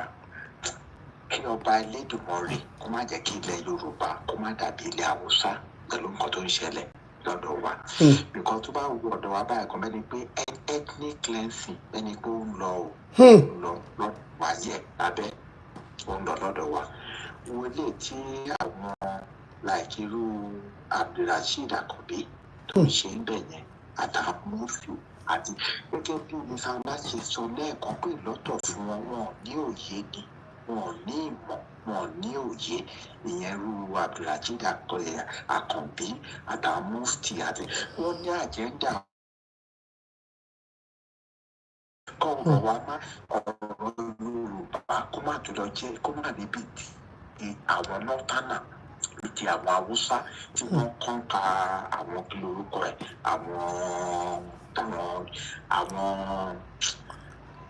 ará Ìlọrin kí ló fi ṣe àwọn ará Ìlọrin àwọn Fúlàní tí wọ́n kàn ká kí lorúkọ ẹ̀ tí wọ́n kàn ká àwọn Haúsá ṣùgbọ́n pé Usman Dan Fodio ló wọ nọ́tánà nígbà yẹn ní 1803 tó introduce ìjẹ̀jẹ̀ àdìsí sí wọn tó di pé wọ́n kàn ká wọn ṣe understand me there is an wonder going on ní ilẹ̀ Yorùbá o even tó bá dẹ̀ wo ilẹ̀ Yorùbá nowadays even feudalization ó ti wà nílẹ̀ Yorùbá ó ti wà ọ̀rọ̀ ẹ̀sìn yẹn náà ni wọ́n fi ń ṣe gbogbo eléyìí ṣọdá tán bẹyẹn ṣorí gbogbo nǹkan tó ń ṣe yìí Elédùmarè a máa ràn ẹ́ lọ́wọ́ òun tú àwọn èèyàn sílẹ̀ ọwọ́ àwọn níbi òní bá ẹ lágbára Èdùmàrè. Thank you so much bàbá mi. Thank you so much. I appreciate you, sir. That is my daddy, Kende Ike. Thank you so much. I'll quickly bring up Sister Idowu Jegede Tonyin Lokan. Eba Agbons, okay? On mute. Sister Idowu Jegede Shewambe. Oh yeah, Eba Agbons, okay? Yes. Yes. Yes. Yes, particularly from your horse's mouth, the man saying. Ben. Gbogbo èèyàn ti sọ, in fact, kò sí ọ̀rọ̀ èèyàn kan tí a fẹ́ ṣàdàrú. Bẹ́ẹ̀ni. Nínú ẹni tó ní fún káàkà bí bílẹ̀ àtẹni sani ká má kà. Ṣùgbọ́n máa rọ̀ wá pé ẹ jẹ́ ká máa túbọ̀ kà tá bá ń kà yẹn la lè máa mú ibi tá ti máa fi dè wọ́n mọ́lẹ̀ wá. Nítorí tí a bá kà náà bá mọ nǹkan tó wà ń bẹ̀ tó bá sọ fún wa a máa gbà bẹ́ẹ̀ ni. Nǹkan tó jẹ́ kí fún wa lọ́kàn bí eléyìí ni pé torí pé àwọn èèyàn kan fún ara wọn tẹ́lẹ̀tẹ́lẹ̀ a kì í kà fúnra wa. Nǹkan tí pásítọ̀ bá ti sọ my pastor says my pastor says. Nìkan la máa ń ṣe. Tó bá ṣe ń gbà tí ń kà bẹ́ẹ̀ ni tó bá ń gbà tí ń kà fún ara wa ni kò bá má rí báyìí àbá ti máa béèrè ìbéèrè tipẹ́tipẹ́. So máa ń rọ gbogbo wa pé we should all be readers. We should learn the habit of reading. Read and read and read and understand. Nígbà tí mo ka Genesis tẹ́lẹ̀tẹ́lẹ̀ mi ò bẹ̀rẹ̀ jọ ìgbà tí mo wá ní pé mo tiẹ̀ fẹ́ ka Bible yẹn parí. Ìgbà ni mo bẹ̀rẹ̀ sí ń wo oríṣiríṣi pé ẹ̀dá kan báwo ló fi yẹ kó rí bí eléyìí. Nítorí mo rí níbi nígbà tí kéèkì pa Abel kan. Mo rí bó ṣe mo ń gbà tí tó ń sọ pé àwọn èèyàn kan máa pa àwọn èèyàn kan máa ṣe kankan fóun. Mo tún padà mo kà pé káwá làwọn ènìyàn. Mo tún kà pé èèyàn méjì ló lé lọ́dá àwọn èèyàn méjì bí àwọn ọmọ. Wọn ò sọ tó àwọn èèyàn tó ń dẹ̀ ń sọ àwọn èèyàn tó ti wà establish síbì kan ni. Torí òun ló yẹ kó dàgbà jù torí òun lẹ̀gbọ́n. So kò yẹ kó sí ẹni tó máa lágbára tó. Mo ṣàwá gbogbo àti gbà yẹn. Gbogbo ẹ̀ṣá ti wá bẹ̀rẹ̀ sí í ṣe lóríṣiríṣi. Nígbà tún yá mo tún nítorí pé mo tún ká yẹn mo tún wà wò pé okay nígbà tí wọ́n ti ẹ̀ pa èkún tí tó sọ pé Noah gbogbo nǹkan parẹ́. Ṣé bí ó yẹ kí paradise yẹn tí wọ́n sọ yẹn Garden of Eden ó yẹ kó sì wà níbì kan torí wọn ò sọ fún wa pé wọ́n parẹ́ torí wọ́n sọ fún wa pé àwọn áńgẹ́lì wà níbẹ̀ tó ń fi síbẹ̀ tó ń ṣọ́ ni. Kí ló dé tá à ń rí mo wá bẹ̀rẹ̀ sí ń gbọ́ oríṣiríṣi. Tẹ bá wá kàí wá rí pé nínú Old Testament àti New Testament Ọlọ́run ọ̀tọ̀ọ̀tọ̀ ló wà níbẹ̀. Nǹkan tó bá sọ ní Old Testament ó ti yàtọ̀ ní New Testament. Ó dẹ̀ jẹ́ kán fi yé wa pé kò kì í yí padà. The same lánàá, the same lónìí, the same lọ́jọ́ gbogbo tó ti yàtọ̀. So gbogbo yẹn ó máa fún yàn ní orí. Ìṣe pé èèyàn fẹ́ kà fún ìmọ̀ ni. When you are reading it because you want to know, you want to understand, you want to be freed. Ó máa jẹ́ a different thing. But kéèyàn má kà rárá ẹ̀ tó bá bẹ̀rẹ̀ sí torí tó bá wọ́n á ṣe á dùn. Ní ìgbà tí mo bẹ̀rẹ̀ sí ń wo program àwọn lórí platform Madam Ṣàtọ́lá àwọn olówó Èkó ó jọ mí lójú mo wò pé ṣó possible ṣá pé ṣé nǹkan tí wọ́n kọ sínú kínní táwọn èèyàn dẹ̀ ti Iye tipẹ́. Mo lábàjọ náà. Mo tún wá gbọ́ pé tán bá tún lọ sí àjì wọn. I don't know if it is true, but wọ́n ní wọ́n máa fa irun wọn. Wọ́n máa fa irun orí, wọ́n máa fa gbogbo ẹ̀. Mo káwọ́ gbérí mo ní nígbà tó bá ń fa gbogbo ẹ̀ tí wọ́n kó irun yẹn tí wọ́n kó síbì kan kí lè mọ̀ tí wọ́n fi àwọn irun yẹn ṣe. Báwo làwọn yẹn ṣe fẹ́ máa ronú fún ara wọn. Ìyẹn torí pé mo fa yẹn ló tún wá fún mi ní opportunity láti tún rò pé tí wọ́n bá tún bí ọmọ láwọn mùsùlùmí ọmọ ìkókó. Mic video and thank you. Ọmọ tẹ́ ẹ fa irun ẹ̀ mọ̀ bóyá ọmọ tí abẹ́ ò gbọ́dọ̀ kan orí ẹni for certain bóyá ó gbọ́dọ̀ tó age kan kó tó di pé wọ́n kọ́ tó fi abẹ́ kan orí ọmọ yẹn. Torí nígbà táwa ń dàgbà àwọn dàda pọ̀ láwùjọ. Dàda máa ń pọ̀ gan tí kì í ṣe pé bóyá dàda kérúbù o. Wọ́n kàn bí ni tó bá máa tiẹ̀ fi láti rí pé ọmọdé yìí dàda ni. Mo wá jókòó mo wá ro gbogbo ẹ̀ pé nǹkan ti ṣe wá gan o. Pàápàá níbi ìgbéyàwó bá ṣe ń gbéyàwó ṣe rí pé tá a bá wo ilẹ̀ Yorùbá àwa la wà diluted jù in all honesty. Yorùbá mi bó ṣe wà yẹn bàbá ẹ̀ Yorùbá màmá ẹ̀ Yíbò àbí màmá ẹ̀ Kàlàbá ẹlòmíì màmá ẹ̀ Kàlàbá gbogbo ẹ̀sìn ló dẹ̀ jẹ́ kó ṣe bẹ́ẹ̀ yẹn fún wa because wọ́n ti jẹ́ jọ ń ṣe ẹ̀sìn bó ṣe wà nínú Islam ló ṣe wà nínú Christianity. Mo ṣe máa ń sọ pé àwọn èèyàn kan ṣoṣo náà ló fọ́ọ̀mù ẹ̀sìn méjèèjì. Wọ́n ní kí àwa Kìrìsìtẹ́nì ká káwọ́ gbéra wọ́n wá ní káwọn Mùsùlùmí kan ṣe jàgídíjàgan so that tí àwa bá káwọ́ tó bá ń pa wá àwa sọ pé wọ́n ń pa wá fún Ọlọ́run àwọn náà sọ pé àní wọ́n ń pa wá fún Jésù àwọn náà sọ pé wọ́n ń pààyàn fún Allah. Ẹ̀gbọ́n bá gbá mi létí ọ̀tún kí n kọ́ tòsí sí abẹ́ẹ̀rí nǹkan. Bẹ́ẹ̀ni so àwọn wọ́n wá sọ pé ọ̀bọ ló máa para ẹ̀ lọ́n fi ṣe so àwọn òyìnbó bá mú àwa lọ́wọ́ wa fún ara wa wọ́n dẹ̀ make it easy but àwa ò tètè rí bẹ́ẹ̀ yẹn. Ṣẹ́rí bẹ́ẹ̀ ní tèmi ò mí tètè rí bẹ́ẹ̀ rárá ìgbà tí mo wá ṣẹ́rí bíbélì tó bá bẹ́ẹ̀ pé ó ṣe é ṣíwò ní bíbélì tó wà nínú ilé mi ó ju mẹ́wàá lọ. Ibi tí mo ti wá rí liberation níbi tí study bible kan tí John MacArthur tó kọ mo wá rí pé bí yẹn ṣe tú ó yàtọ̀ sí bí àwọn pastors wà ní Africa bí wọ́n ṣe study bible àtàwọn Pentecostals nílùú òyìnbó àtàwọn TDJ ó yàtọ̀ sí wọ́n ṣe tú ni mo wá rí pé máa wò pé wọ́n máa ní àwọn fèdè fọ̀ kí má kúrò fún yín mo ti ṣe mo ní kí ló dé tẹ́mi ò lè fèdè fọ̀ máa bèèrè lọ́wọ́ ara mi pé ṣé ẹ̀ṣẹ̀ mi ṣé mi ò gba Jésù yìí gbọ́ ni mi ò ṣe fèdè fọ̀ ni bọ́sì ìgbà tí mo wá ń kà fún ara mi mo rí pé bí wọ́n tún ṣe kọ́ sẹ́rí bíbélì yẹn náà fi para wọn ọ̀nà tún fi túra wọn fún ẹni tó bá fẹ́ ìtúsílẹ̀ bíbélì yẹn náà fi dé èèyàn òun náà lè máa fi tú ara yín wọ́n sọ fún ẹ pé nígbà tí wọ́n ń fi èdè fọ̀ nígbà yẹn èdè tí àwọn èèyàn gbọ́ ni àwọn tó jẹ́ pé ṣùgbọ́n èdè kan fi ń fọ̀ nísìn kò mi ti ẹ̀ mọ̀ nǹkan tán in fact wọ́n bá sọ nǹkan mi gbà mí ẹ̀ máa wò pé.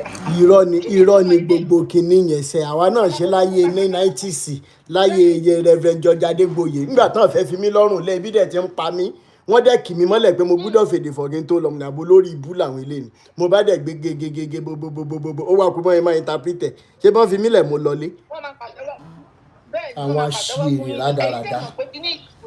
mo wá jókòó mo wá ro gbogbo ẹ̀ ṣé wá rí ìgbà tí mo wá lọlé ní 2019 òní mo fi wá mọ̀ pé tí bá pe ọkọ mi máa ní ilé tí ń lọ o wọ́n ní kí ló dé àmọ́ ní ilé tí ń lọ tẹ́ bá lọ sí Ìbàdàn ẹ rò pé wà nílẹ̀ Haúsá ni báwọn obìnrin wọn bá múra wọn máa dẹ ẹkú bóra wọn máa dá mo wá rò títí ṣé rí ṣẹlá ẹ máa rí pé kò sí bó ṣe lè ṣẹlẹ̀ sí kò sí bí wọ́n ṣe lè para wọn sí ẹ lè rí àwọn kan kí wọ́n sọ̀rọ̀ kan tó ṣe tó níláárí wọn ò ní sọ because tí wọ́n bá ti gbójú síta tán bẹ́ẹ̀ ni pé kíní tán bá padà sí kákọ́ọ̀sì wọn jọ wà papọ̀ ni wọ́n ti ní owó yẹn wọ́n mọ bó ṣe jọ ń pín bẹ́ẹ̀ni torí wọ́n mọ̀ wọ́n bá ti sọ fún wa nínú ìjọ nínú mọ́ṣáláṣí òun ni ló máa fọn síta fún àwọn olóṣèlú so àwọn olóṣèlú àwọn olórí ẹlẹ́sìn gbogbo wọn pàápàá gan majority àwọn ọba wọn jọ wà papọ̀ ìkòhùtì ni wọ́n wá fi wá sáàárín so ká bẹ̀rẹ̀ láti ibi ìgbéyàwó tá à ń ṣe torí a ti wọnú ara gan àgàgà tó bá wà ní sáìdì Ìbàdàn Ọ̀yọ́ yẹn mọ̀ pé half àwọn ọbẹ̀ yẹn wọn ń ṣe bí Yorùbá mọ́ ẹ máa rí àwọn obìnrin tí wọ́n máa lóyún fáwọn Haúsá tó ń ta àlùbọ́sà ní Ìbàdàn oṣù 3 oṣù 4 máa gbọ́mọ wọn gbọ́mọ yẹn lọ nìyẹn tẹ́ bá rí ọmọ Ìbàdàn ọmọ Haúsá mi tó bá ń sọ èdè Ìbàdàn níbàdàn ẹ máa rò pé ṣé Yorùbá ni kò dẹ́ ṣe Yorùbá. Wọ́n sọ fún wa pé gbogbo tó bá sọ fún wa pé kínní yìí ò da nǹkan tó da ni. Wọ́n ní èdè ká má ṣèdè wa mọ́ ṣùgbọ́n àwọn ń kọ́ èdè wa. Àwọn Haúsá ń gbìyànjú láti sọ èdè wa ṣùgbọ́n àwa fún ara wa àfẹ́ ṣèdè mọ́.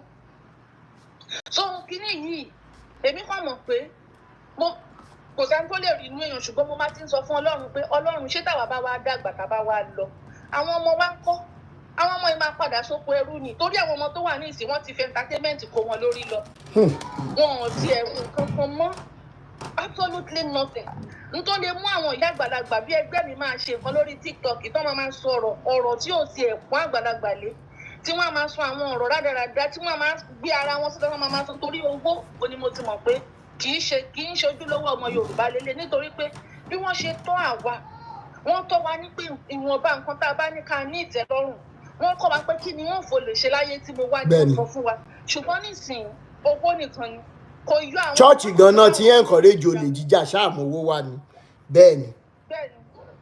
kì í ṣe àwọn ọmọdé káwọn máa bá àwọn ọmọ yẹn wí mọ́ àwọn ọmọ tó ń ṣe yahoo yẹn mi ò bá wọn wí torí àwa òbí wọn gangan á ti yàtọ̀ kí náà dàbí lo ẹ̀sìn ni wọ́n á máa sọ fún wa pé the God of Abraham ó lówó rẹpẹtẹ so á dẹ̀ máa sọ bẹ́ẹ̀ fún wa wọ́n á máa sọ pé God wa òun ló ní gbogbo nǹkan ṣùgbọ́n kò lè fún wa ní nǹkan gbogbo àwọn yẹn ni mo máa ń rò pé nígbà tí God ní everything á dẹ̀ máa tọrọ kò dẹ̀ ní fún wa àwa la máa fún àyìn pastors àwa ní pé káwa lọ máa tọrọ lọ́wọ́ God ìyẹn ní pé àwa gbogbo ní God àwọn pastors. ńbẹ láti mọ̀ pé nǹkan ti ṣe wá sẹ́ẹ̀. nǹkan ti ṣe wá so ẹni tó bá fẹ́ máa kà don't read the Bible or the Quran for the sake of because I want to be a Christian kà nítorí pé o fẹ́ liberate ara ẹ nínú ẹ̀ náà ló máa fi tú ara ẹ ló máa lè yí sí fún ẹ tó bá sọ fún ẹ pé kí ni wàá lè sọ fún ẹ pé wọ́n náà lọ síbi báyìí kó kà fún ẹ nígbà tí mo ka John 10 láti kí n sáré random nígbà tí mo ka John 10 from 30 to 30 something tí wọ́n láti máa sọ pé ìyàwó ó máa gbójú àgàn sí ìyá ọkọ náà máa ṣe bẹ́ẹ̀ náà bẹ́ẹ̀ bàbá sọmọ ọmọ sí bàbá mo wá ní òótọ́ dẹ̀ ní kínní kí dẹ̀ ní gbogbo ẹ̀ nítorí pé kí ilẹ̀ wa lè fi dàbòrò ni tẹ bá jẹ́ ẹni tó súnmọ́ ilé tẹ bá lọ sí gbogbo àwọn ilé gbogbo àwọn Ìkirè Èkìtì nǹkan gbogbo ẹ ti dàbòrò tán àwọn ibẹ̀ yẹn ní ìwà àlùmọ́ọ́nì wà wọ́n dẹ̀ ti fẹ́ gba gbogbo everybody ti sáwá sẹ́kù ẹni tí ó bá sáwá sẹ́kù á sáwá sílùú òyìnbó àwa fi lé yẹn sílẹ̀ fallow and vulnerable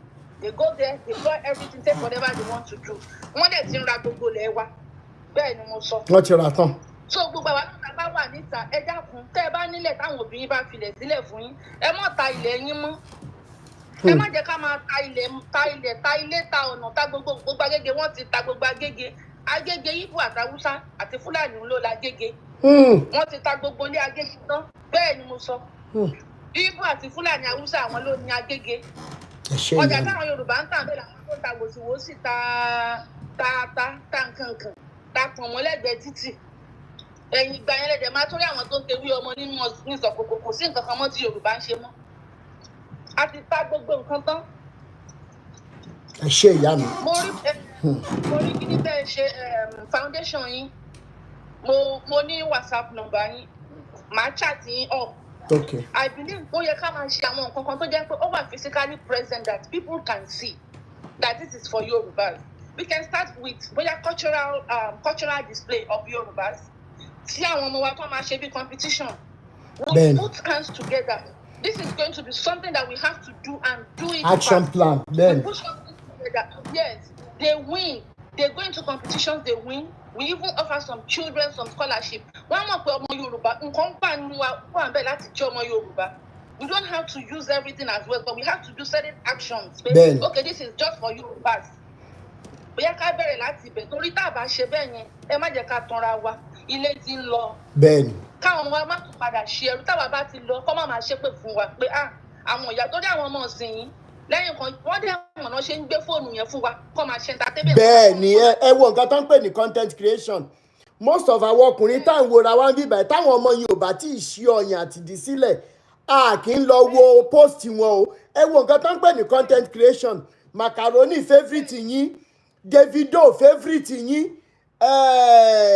ọmọ olórí burúkú yìí tó máa mú gbó káàkiri tán ló pa kí náà ń pè é ìmọ́lẹ̀ Naira Marley fáǹsì ẹ̀yin ni fáǹsì ẹ o generation èmi àti yín ló gbọ́ orin tí Kollington kọ ní 1983 mo máa ń bẹ̀bẹ̀ láyé o mo máa ń bẹ̀bẹ̀ ká tọ́jú mọ́ ló tọ́ iṣẹ́ ńlá ní tíjà ń ṣe mo máa ń bẹ̀bẹ̀ láyé Fúnmi Adams Nàìjíríà my beloved country generation èmi àti yín ló gbọ́ o àwọn olórí burúkú ìwádìí ẹ wá ní Gen Z generation èmi àti yín ní fáǹsì Tiwa Savage tó ń bára wọn sùn tó dé release ẹ̀ what are we talking about?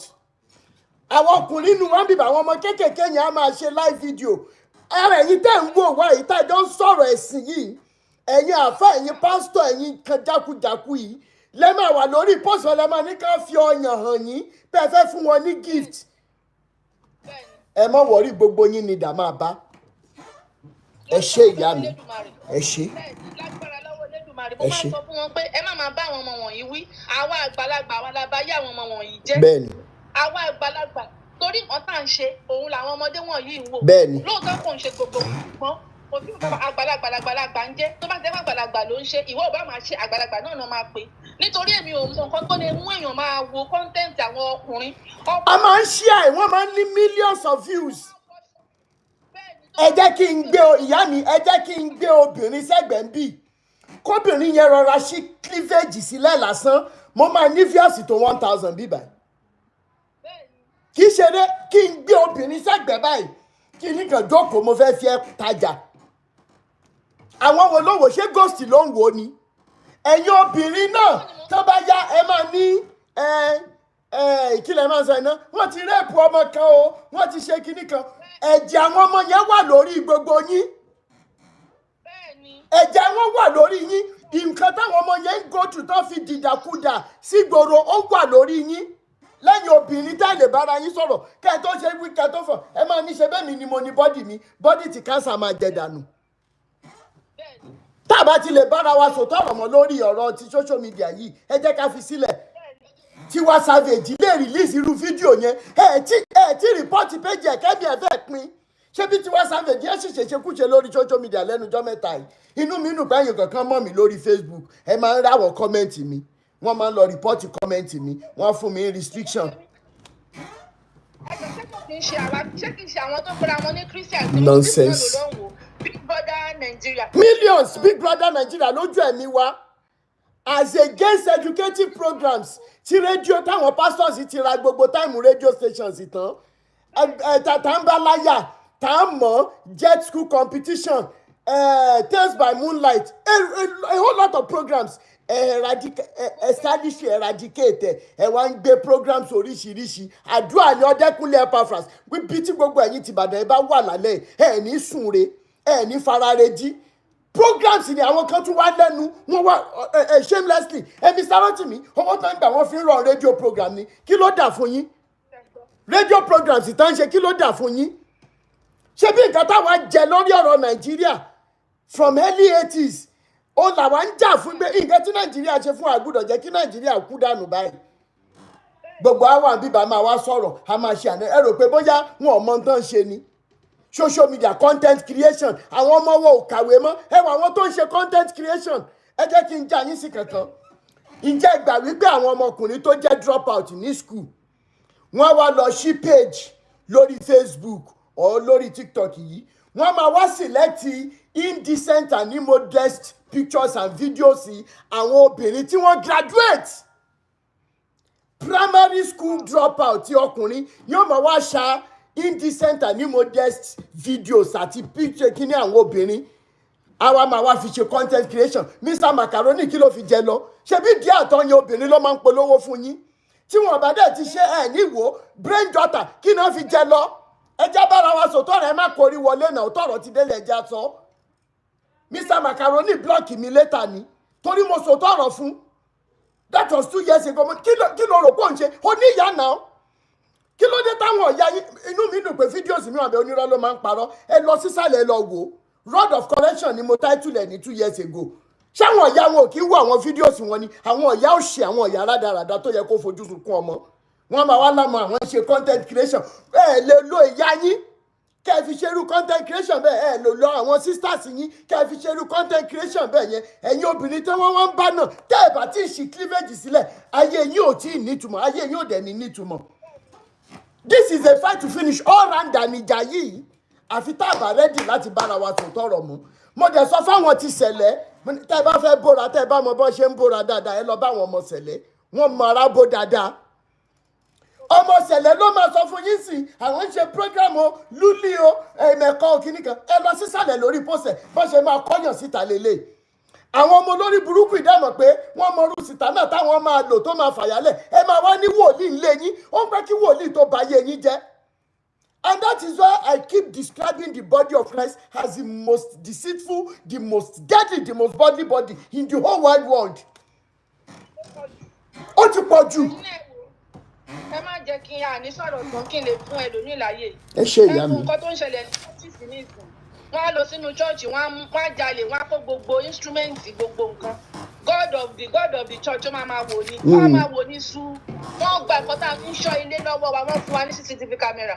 CCTV camera dẹ̀rẹ̀ wọ́n á wọlé wọ́n á jí nǹkan lọ ó ṣe é ṣe kẹ́ rí ẹnìyẹn ó dẹ̀ lè ṣe é ṣe kẹ́ mọ́ rí ẹnìyẹn mo tí náà bá tiẹ̀ wà ní CCTV camera máa ṣiṣẹ́ ṣe pé gbogbo nǹkan táwa ti ní tẹ́lẹ̀ òun ni wọ́n wá replicate fún wa làwa ń fowó ńláńlá la tó nígbà táwa kéré ìgbálẹ̀ la kàn máa fi sẹ́nu ọ̀nà àyè tilẹ̀kùn kẹ́ran májèlé la máa ń sọ àwọn èyí tilẹ̀kùn nígbà yẹn kò ti sẹ́ni tí yóò wọlé ní ìdílé ṣùgbọ́n nísìn nínú chọ́ọ̀chì wọ́n máa lọ sínú chọ́ọ̀chì wọ́n á dẹ̀ jí gbogbo musical instrument lọ God of the ṣe bí wọ́n jí màálù ní sẹ́lẹ̀ lẹ́nujọ́ mẹ́ta ṣe bá jí màálù kórè ìyá mi ẹ ṣe ẹ jẹ́ kẹ́ lómi sọ̀rọ̀ ẹ ṣe ìyá mi. bàbá bẹ ẹ ṣe ẹ kú ètò ọkùnrin tí mi máa chat yín up lórí WhatsApp. all right ẹ ṣe yes enumerate ó yẹ sáré gbòòsè kẹ́ jẹ́ ká ṣe ní 2 minutes time ti lọ kémi náà lè lọ sinmi mi tí sùn látànù. bàbá mi àkàtì ẹ̀ ṣiṣẹ́ tó àṣẹ̀dé náà kò pẹ́ ṣùgbọ́n mo ti wà ní láìpù yín láti bíi ọ̀sẹ̀ kan sẹ́yìn àbí inú mi sì máa ń dùn tí n bá wá sí ibi tí mo bá ń gbọ́ yín. nǹkan kan tí mo fẹ́ sọ lélẹ̀ mo fẹ́ kọ́mẹ́ǹtì lórí ọ̀rọ̀ tí Willow's Heart this lady said. Terry, that woman has gotten to a point of peace. Bẹ́ẹ̀ni. ó ti kọjá level tí àwọn tó ṣẹ̀ṣẹ̀ ń wá ìmọ̀ àbí wọ́n ń wá ọ̀nà. máa wá wàkúwà káàkiri bẹ́ẹ̀ni. ibi tí wọ́n ti orí wa tán ti ọrùn wa bọ̀ òun ti jáde tán tiẹ̀ ó ti wá find ara rẹ̀ ní position of peace pé yes no pé o ò lè fi kankan tú mi jẹ mọ́ ọlọ́run á máa ràn lọ́wọ́ a máa tẹ̀síwájú ẹ̀yin náà ọlọ́run á máa tẹ̀yin náà síwájú àwa náà tá à ń bọ̀ sí èpo bí tá a ti máa ní peace yẹn ọlọ́run á máa tẹ àwa náà síwájú. nǹkan tí mo kàn fẹ́ sọ náà fún nǹkan tí mo fẹ́ sọ mọ̀ ju pé kí n kí yín náà pé kí ọlọ́run máa sọ agbára yín di ọ̀tun. àṣẹ o. gbogbo àwọn tí ẹ ti sọ pé tí irọ́ bá lọ lójú ológun ọdún ọjọ́ kan òótọ́ náà bá bẹ́ẹ̀ ni. òótọ́ náà ló dé wà dé. ó ti dé o. gbogbo nǹkan tí a bá lè ṣe irú èmi báyìí nísìnyí in tó wù mí jù ní ayé mi tí mo máa ń fẹ́ràn jù tó wù mí ni wípé kí n rí bí irè oko ṣe ń dàgbà. I'm not talking about animal, I'm talking about plant. bẹ́ẹ̀ni. mo dẹ̀ ti mú ọ̀nà bẹ̀ pọ̀n nísìnyí mo ti mú irrigation farming máa dẹ̀ máa fi ṣe ọmọ aráyé lóore ni. bẹ́ẹ̀ni. èmi ò ṣe tá àti sọ pé nítorí ẹ̀ mo fẹ́ lówó mo fẹ́ ti nìkan mo fẹ́ fi máa fi ṣe ọmọ aráyé lóore. So it's an enlightenment, a point in my own life that I am following my own dream.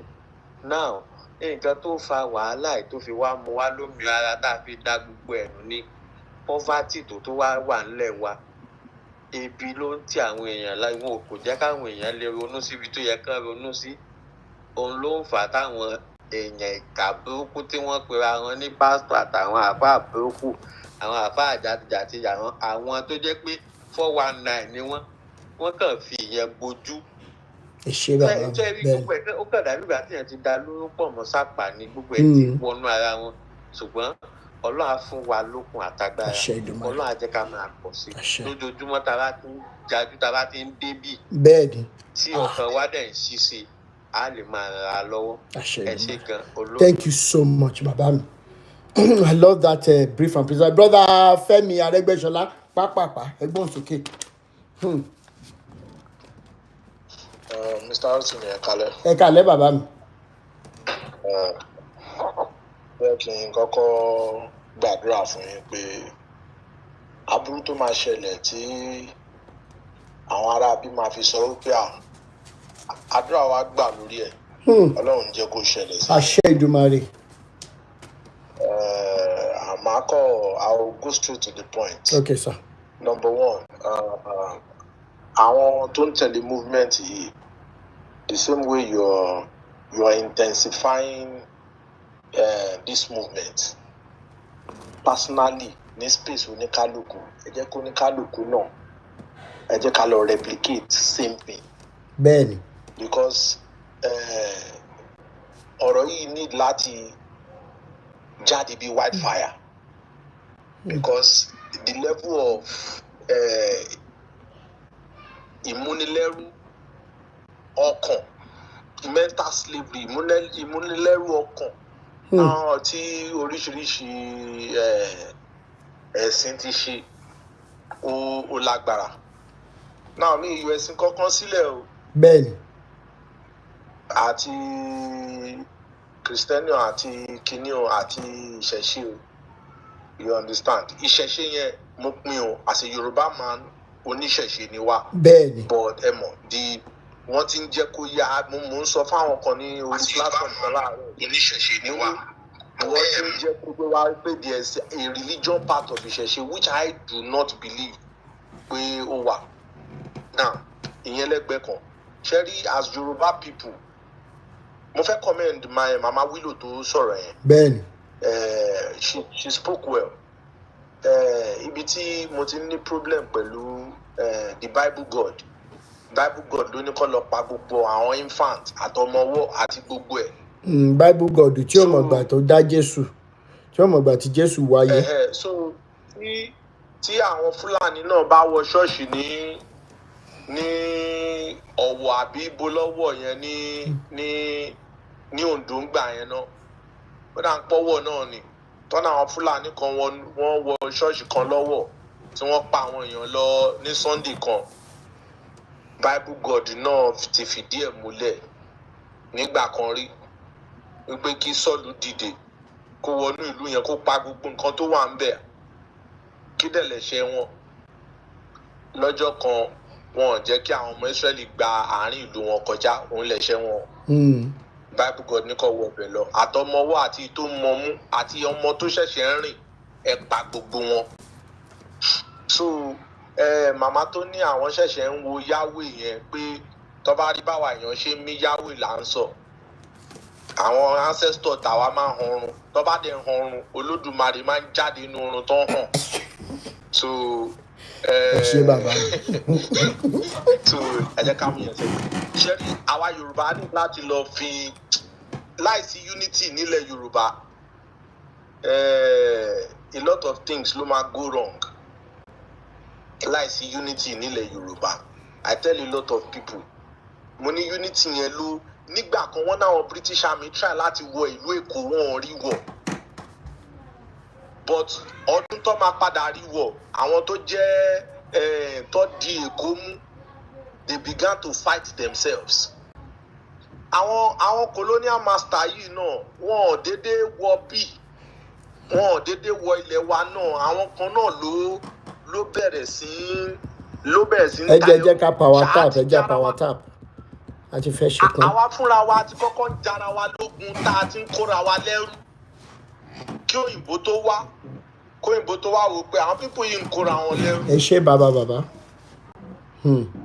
Ṣọ́rọ̀ mi yẹn sà. Bẹ́ẹ̀ni. So wọ́n kó bọ́n fáwọn ilé, ẹ bá wọn jà, ó yá tẹ bá ti kó ẹrú, ẹ jẹ́ káà náà bá wọn ṣòwò ẹrú yẹn. So àwa fúnra wa, even in gbogbo oníṣẹ̀ṣe tó bá wà ń bíbá, there's this odù Ifá tí wọ́n pè ní Ọ̀ṣẹ́ méjì, àwọn kan pè ní Ọ̀ṣẹ́ Olúbàdàn. Ifá jẹ́ kó yé wa ń bẹ̀ pé babaláwo tó tún lọ dáfá fún wọn nílùú Ìbàdàn ń pé wọ́n mọ̀ kí babaláwo yẹn torí pé ó jẹ́ kíní ni kí lórúkọ abuké wọ́n fi babaláwo yẹn wọ́n fi ṣètò. So àwọn nǹkan yìí wá betrayal ti wà láàárín àwọn Yorùbá because tí ògiri wa ò bá lanu aláǹgbá àwọn òyìnbó ò ní wọ bẹ̀. Now òyìnbó did not only enslave us wọ́n emphasize síwájú pé there's a time táwọn ò ní lè máa kó wa lẹ́rú lọ. A máa jà we will fight back. They know we will fight back. Wọ́n wá ronú pé sí we will not only enslave you people physically, we will enslave you mentally, and that's where the religion came from. So we need to begin to undo a lot of things. Yeah. And I need láti replicate ìkíní yẹn need láti spread bí wildfire. Kí àárín àwa tá a ní abẹ́ ṣe nǹkan yìí náà ó gbúdọ̀ gùn. Like I spoke to you, Mr. Rotimi. Lára àwọn tí wọ́n padà wá bí tó ń sọ pé kíní kan mo sọ fún yìí kan nù wọn nǹkan tó irú èèyàn tó jẹ́. But they will come out here to join the movement as if they are with us. Okay, Abi, thank you. Meanwhile, behind there are something else. Ben. So Allah pẹ̀lú wa. Ẹ ṣé bàbá mi. Thank you so much. Lovely contribution. Olórí Gbádébọ̀ ó yẹ sáré gbóhùn sókè. Olórí Gbádébọ̀ ẹ mute. Olórí Gbádébọ̀. Wọ́n ti sùn. Okay, ẹ jẹ́ kí n sáré sọ ilé torí time. Uncle Ọláṣẹ́ wà ńbẹ̀. Yes, mo wà ní. Okay. Mo fẹ́ ẹ fẹ́ sọ nǹkan kan àbí? Yes, nǹkan tí mo fẹ́ sọ ni wípé mo ti gbọ́ pé mo ń ṣe àwọn ọ́fíìsì ọ̀pọ̀ dẹ́n mo ṣe gbọ́ àwọn nǹkan tí yes. Mo fẹ́ comment lórí one or two things. Okay. Sister kan kọ́kọ́ pè tó ń sọ nípa pé ó ń sọ nípa God àlùdà sọ pé o tún ṣe research. Then. More and more to know. I think we should encourage her to continue that research. Now, it didn't pay, yes, we should encourage her to continue that research. Nítorí pé tí Yorùbá ní téèyàn bá farabalẹ̀, ìyá rí imú. Now, mo ń sọ léyìí nítorí wípé èmi gan ó gbà mí ní ọ̀pọ̀lọpọ̀ ọdún tí mo fi ṣe research kí n tó wá come to inevitable conclusion wípé irọ́ pátápátá làwọn òyìnbó gbélé wa lọ́wọ́. Now, King James version yìí is a spell. Ó ní wọ́n fi kó wa lẹ́rú. King James version yìí contain a lot of misinformation. King James version yìí kò ń ṣe original Hebrew scripture. Ṣé mo tó gbà táwọn òyìnbó dá Christianity sílẹ̀? Ohun tí wọ́n ṣe ni wípé nígbà tí wọ́n jalè literature, ancient Hebrew literature, ìgbà tí wọ́n jalè rẹ̀ ohun tí wọ́n ṣe ni pé ìgbà tí wọ́n mú dé Rome tí wọ́n create Christianity wọ́n ní láti rewrite ẹ̀ láti suit ohun tí àwọn fẹ́ ṣe. So but èèyàn ò lè rí òdodo téèyàn bá ń ka King James version and all other version wà. Ìdí ni pé King James version yìí gangan fún rẹ̀, King James fún rẹ̀ gangan Latin Vulgate ni wọ́n máa ń pè Latin Vulgate ni wọ́n fi láti Greek ni wọ́n translate sí Latin Vulgate. Latin Vulgate ni wọ́n translate sí English language. And English language wọ́n translate sí láti misinform àwọn ènìyàn àti King James version dey purely on Europeans' culture with a little Hebrew understanding. What you want to say? Now, King James Version to translate the scripture to commission 70 professors. Scripture yìí, àwọn èèyàn wọ̀nyí gangan fúnra wọn, pagan ni wọ́n, òye ohun tó translate òye wọn, wọ́n kàn jù síbẹ̀ nígbà tí ìbá ju nǹkan síbẹ̀ ni. So, a ò lè rí correct ní gbogbo àwọn translation ta ní lónìí. Nítorí pé èmi gan mo fara balẹ̀, mo search, mo lọ sí Israel, mo ṣe research gidigidi gan. So mo adẹ̀rí pé irọ́ pátápátá àìṣòdo olódìdí wá sí position tá a wà lónìí yìí. Bẹ́ẹ̀ni. The secondly ni wípé so sister yẹn mo encourage ẹ kó máa ṣe research ẹ lọ. Secondly ni wípé ká sọ wípé a máa discontinue completely nípa ọ̀nà tí àwa fi gbà bá àwọn bàbá wa sọ̀rọ̀ tí the other sister ni mo ń rí fàìlì lórí. Bẹ́ẹ̀ni. Ó sọ wípé no, you don't have just have to wake up and you don't have to do anything. No. I want to let her know that the world is controlled by spiritual forces, by the power of darkness. Gbogbo àwọn nǹkan tá a rí lónìí tó wà láyé lónìí láti pàṣẹ àwọn ohun tá a reject yìí ó ní wọ́n ti wá. Mo ní Hebrew friend kan ó máa tó tá a bá sọ̀rọ̀ omi fẹ́ mọ́ ni máa bọ́ lójú ẹ̀ torí pé ó ní Áfíríkà ní ọ̀pọ̀lọpọ̀ nǹkan tó fi lè turn the whole world upside down from their religion.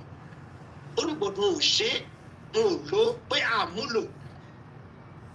Now when you come to entertainment, woman tí wọ́n sọ̀rọ̀ nípa, you see these are just moral. Ó ní tí ìpìlẹ̀ bá bàjẹ́, kò sí nǹkan kan tó lódodo máa ṣe. Ìtò ṣẹlẹ̀ ni wípé colonel kan tó jẹ́ ọ̀kan nínú àwọn CIA colonel ó wá come across a classified document. Ìgbà tó kọ́ nínú classified document yìí ni wọ́n ti ṣe bí wọ́n ṣe máa parí Africa. One of the things wọ́n dẹ̀ máa fi parí Africa ni entertainment industry so that ẹ jẹ́ ká encourage àwọn ọmọ wa ká discourage wọn láti máa wo àwọn Davido àti gbogbo àwọn savages àbí kí lorúkọ ẹ̀. Tiwa Savage. Yes. Tí a bá ti lè rí ọ̀nà àbáyọ sí yẹn ká dẹ̀ ru tọ́jọ́ wa sókè fún àwọn ọmọ wọ̀nyí. Because àwọn táwọn wo àwọn ọmọ wọ̀nyí ẹ̀yin kan wò wọ́n bẹ́ẹ̀ yẹn ni o. Agent one world government ni wọ́n o. And the only way to really destroy Africa ni àwọn youth wa nígbà tẹ́ bá saturate fún pẹ̀lú sex, pẹ̀lú music, pẹ̀lú entertainment. Sí ìrònú kankan dájú fún àlónìí tí ò sí ìrònú kankan lórí àwọn ọmọ wájú sex lọ. Náà ní Nàìjíríà lónìí, ètò ìṣẹ̀lẹ̀ ni wípé wọ́n lòdù Nàìjíríà pẹ̀lú gbogbo àwọn enhancing bí wọ́n ṣe lè bá ní sùn, bí wọ́n ṣe lè bá ní ṣe gbogbo àwọn kinní wọ̀nyẹn. Ó ga ju country yẹn lọ o, kéde ṣe Nàìjíríà nìkan gbogbo Africa ni. Tó o bá wo Facebook, gbogbo àwọn kinní wọ̀nyẹn, àwọn wo ló ń ṣíralẹ̀ làwọn ọ̀dọ́ wọn ń ṣíralẹ̀ jù. Àwọn Africa, àwọn ọmọbìnrin Africa ni. Lórí Facebook, àwọn ni ó yọ̀dí síta, àwọn ni ó fi ọmú síta, àwọn ni ó ṣe gbogbo àwọn nǹkan wọ̀nyí. Agenda ni o. Kí ni wọ́n lò? Wọ́n lo church, wọ́n lo mosque. Now church ní ibi báyìí láti ilẹ̀ ni wọ́n fún wọn ní tó ń pè ní their non-profit. Wọ́n dẹ̀ tún fún wọn ní tax exempt certificate tó ń pè ní 503C. So tó bá ti dá church lẹ́ẹ̀mbí báyìí ò ní mọ̀ san tax government àti tùmọ̀ ṣùgbọ́n ẹ rí i pé gbogbo messages gbogbo teaching wọn kò gbọdọ̀ kọjá New Testament. And the New Testament has been so watered down tó jẹ́ wípé ètè tọ́ọ̀tì àwọn tó really jẹ́ Hebrew gidigidi gan òun ló ní New Testament o àwọn kọ́ ló ní o àwọn different character ní gbogbo àwọn tó fún wa yẹn o mo ṣe research débi wípé Peter ṣé mo wípé òòṣà ni Peter Rotimi òòṣà ni Peter Peter kì í ṣe ọmọ ẹ̀yìn nítorí òòṣà tó gbé lékè ní Peter. You can do your research on it. Peter. So, ohun tí mo ń try láti sọ ni wípé a kò sí individual tí ó lè dá dúró tàbí orílẹ̀-èdè tó lè dá dúró láì ṣe pé wọ́n bá padà sínú culture wọn. Bẹ́ẹ̀ni. Gbogbo àwọn orílẹ̀-èdè tó develop lónìí látinú culture látinú èdè látinú ẹ̀sìn wọn òun ni wọ́n ti mú dáwà ń lò lónìí jáde kì í ṣe pé bóyá anything bọ̀bọ̀ tó ní Facebook yẹn kí lorúkọ ẹ̀ Mark sub yes náà nínú religion tí wọ́n tó ń pè ní Kabbalah táwọn Jew religion àwọn Jew Kabbalah ni wọ́n ń pè now wọ́n ní arithmetic kan nínú Kabbalah yẹn tó jẹ́ wípé ó máa ń fún ọ ní insight just like báwa náà ṣe ní Ifá so ẹ̀rí wípé 78% industry all over the world is controlled by the Jew. Okay? Kì í ṣe Torah ni wọ́n gbé lọ́wọ́ o wọ́n gbé Talmud lọ́wọ́ wọ́n lè gbé Kabbalah lọ́wọ́ kí ni àwa gbé lọ́wọ́ ní Nàìjíríà panda. So tí ẹ jẹ́ ká kọjú ìjà náà sí àwọn ọmọ Davido yẹn ọmọ burúkú yẹn ó wá sí New York ń bíbá yìí àmì ní US ń bíbá yìí lọ́tún láti máa sọ pé economy Nàìjíríà wà ṣàǹbò this is individual tó yẹ kó tó bá wà l'Amẹ́ríkà kò sẹ́ni tó máa gbóhùn rẹ̀. Bẹ́ẹ̀ni. But Nàìjíríà ló ti dá tó dà mi ò sọ pé I don't like Tinubu mi ò like Bola Ahmed Tinubu but a gbọ́dọ̀ separate Bola Ahmed Tinubu from Nigeria. Tinubu máa lo tó bá rí ọdún mẹ́jọ lò ó máa bá rẹ̀ kó lórí ìjọba ẹlòmíà tó bọ̀ ṣùgbọ́n Nàìjíríà ṣì wà. Gbogbo wa lónìí tá à ń bú Nàìjíríà tá à ń sọ pé Nàìjíríà ọ̀dà orílẹ̀-èdè yìí ló fún wa ní tá a dà lónìí yìí náà. Orílẹ̀-èdè Nàìjíríà yẹn tí ò dá ló fún wa ní education ló gbé wa débi tá a dé yìí. So èyí tí mi máa encourage gbogbo wa ni wípé ẹ jẹ́ ká títa bá ní ká padà sí ìṣẹ̀ṣe simply mean pé ẹ jẹ́ ká padà sí value system wa. And culture wa bẹ́ẹ̀ ni thank you for that submission sir thank you thank you so much sir. Ẹ jọ̀ọ́ èmi àti iṣẹ́ tèmi àti yín bá sọ̀rọ̀ la máa decide bóyá Friday or Sunday upper weekend ni so that màá lè fi advert yẹn síta màá máa kàn mọ́ wọn létí gbogbo àwọn scholars àwọn Muslims yẹn kí wọ́n ready. Yes, I want to meet them. Yes. All right sir ẹ ṣé gan sir thank you so much a máa rí yín bá sir now mo fẹ́ sọ nǹkan kan ká tó lọ lẹ́nu ẹ gbogbo ẹ̀yin tá a lè gbé wá sókè má bínú tó bá di ọ̀la Thursday bá jẹ́ bóyá 1.5 hours a máa wá fi sọ àwọn nǹkan kan I have a lot of things that came up. Ibi tí hypocrisy wá dé because this is part of what we're talking about liberation. Okay, now don't forget that some of our black footballers, how many of them they play right on the pitch racially one profile one. How many of you lè rántí? Yes.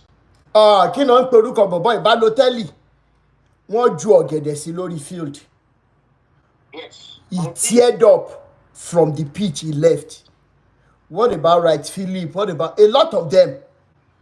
Then what do we do in Africa? Hypocrisy wa ni mo ń sọ yìí o.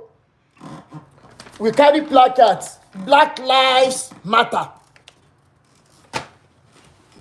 Hypocrisy. Nígbà tí bọ̀bọ̀ Floyd yìí náà ń tó ṣẹlẹ̀ sí. And today it is still happening even to our children. Even though we don't give them the opportunity to come and be our friends, to speak. Okay? We don't say anything. Now, tó bá yẹ pé bóyá mean business, all of us know the right thing to do when it comes to àwọn nǹkan tó ń ṣẹlẹ̀. Níbi tí mo like bọ́ọ̀dì pé kí n máa lọ wo bọ́ọ̀. Mo ti kúrò lélòmọ́ ní Nàìjíríà lè tó kìnnìkan kò tẹ̀ wá kí ṣe máàtì gidi pre-Premier League matches náà máa ń gbà yẹn ni. Lóru ọ̀gànjọ́ mo já bro mi gbòjá lọ wo bọ́ọ̀ jàre. Bro ló tì mí lálẹ́ mi kò sí ní tí ó ṣe wá. Jáfọ̀bẹ kékeré sápò ẹ̀ tó bá ọkọ̀ súnmọ́ ó fara gbọ́fà. Àbúrò ti ní ti láì àwọn àbúrò mi ó ti láyà jù kílò lóru ọ̀gànjọ́ mo máa lọ wo bọ́ọ̀. But there are some things I have seen in Premier League, in Champions League. What have you? I said this is not what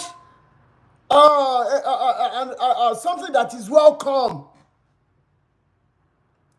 And I said, if by what I've seen, tí wọ́n profile àwọn èèyàn racially, then I think it is high time I stopped watching it. Some people will say that, nígbà tó wò mọ́, ṣé wọ́n feel ẹ̀ ni? Yes, wọ́n feel it. But in my conscience, within the corner of my room, I did the right thing. Mi ìṣàdẹ̀kù látọ̀dún tí mi ti wò mọ́. Africa náà dẹ̀ ní bẹ́ẹ̀sì wọn ti pọ̀ jù. What about kí náà ń pè? What about some other aspects of life? Ní ojú wa, lójú wa kòrókòrò báyìí, VDM showcased a church tí wọ́n jà débi pé wọ́n pe ọlọ́pàá wọ́n ti pa. Níbi tá a wáyà hypocrite dé ni mò ń sọ yìí o. Dàgbà Amusa bímọ kì í ṣe ológbóyún yẹn kìnnìkan. That is what you see Nigerians doing. When there are more pressing issues. Davido tún ti bẹ́yìn kan sún ó tún ti ṣe kìnnìkan o. Ìpàdé ń parẹ́ ó lóun ń pajá. These are the issues tí wọ́n fi social media. What about Gist Lovers page? Hypocrisy nípa ní ilé ó lé. When there are more pressing issues that are claiming our lives. VDM went to that church. Báwọn ọlọ́pàá ṣe ti pa. Kí ni reason tí wọ́n ṣe ti church yẹn pa?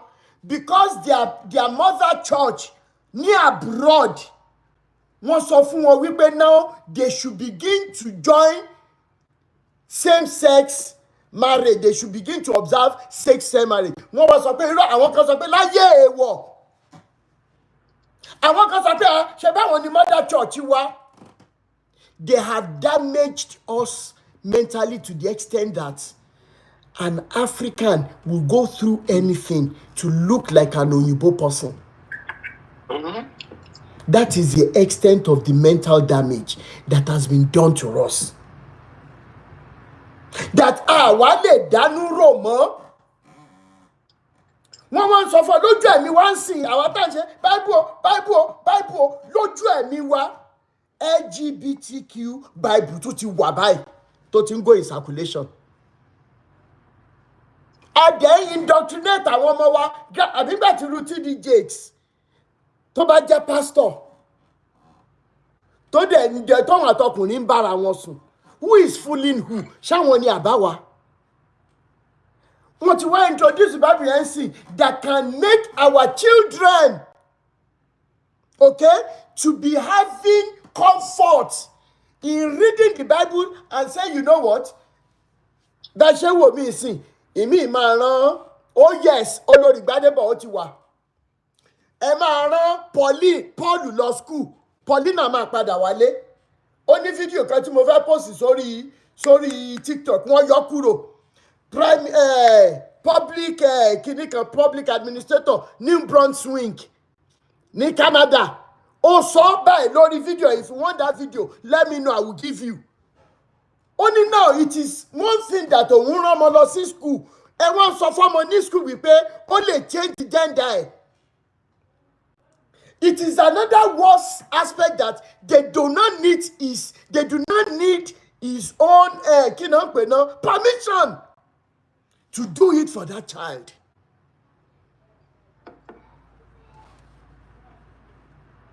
Wọ́n wá ń wò wá láwòsùn, wọ́n wá ń control wa. Bible yẹn la ṣì ń gbé, làwọn kan ṣì ń jáde wá defend. When they know how they have planned our lives from 50 years ago. Ẹ fún mi ní pastor kan, gbogbo ẹ̀yin tẹ́ máa ń lọ bá wọn tó wà lórí online. Ẹ fún mi ní wòlíì kan tó believe nínú àdúrà tó ń gbà. Mo dẹ̀ sọ nǹkan kan lórí post mi, so many people didn't catch the revelation, okay, of that post. Tí wọ́n bá sọ lẹ́ni wípé Jésù mà ní jẹ́ kí àwọn èèyàn ta dáadáa mọ́ sexually. Mélòó lóyún yín ló máa kù ní church lẹ́ni tó dẹ̀ fẹ́ràn ṣekúṣe gan.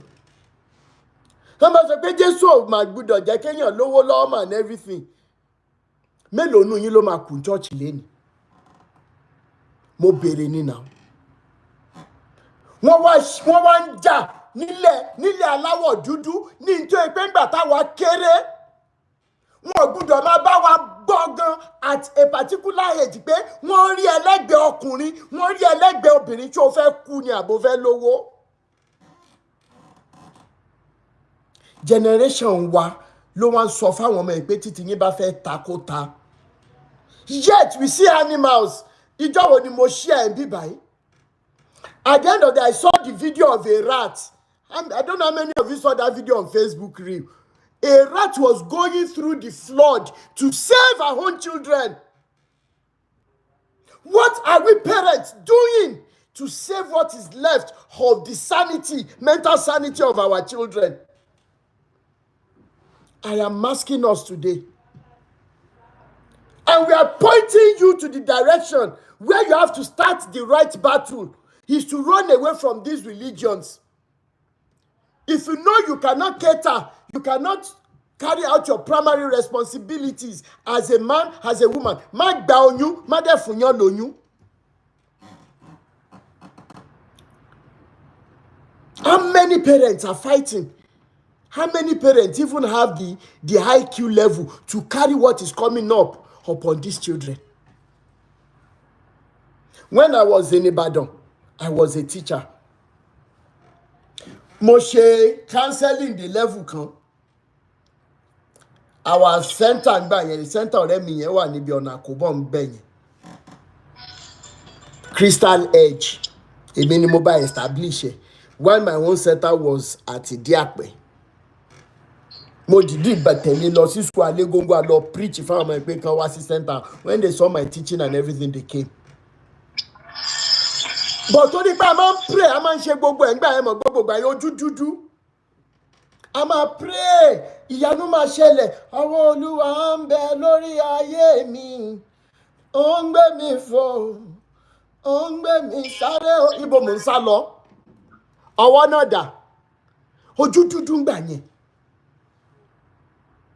Ṣùgbọ́n nǹkan tí ó dájú ńgbà yẹn ni wípé most of àwọn ọmọ ẹ̀ wá máa ń rí mi bíi bàbá. Bí ẹni tí wọ́n lè fọ̀rọ̀ lọ. This is a very sad story. At the end of the day, àwọn ọkùnrin wá ń bá mi, ẹ̀yin obìnrin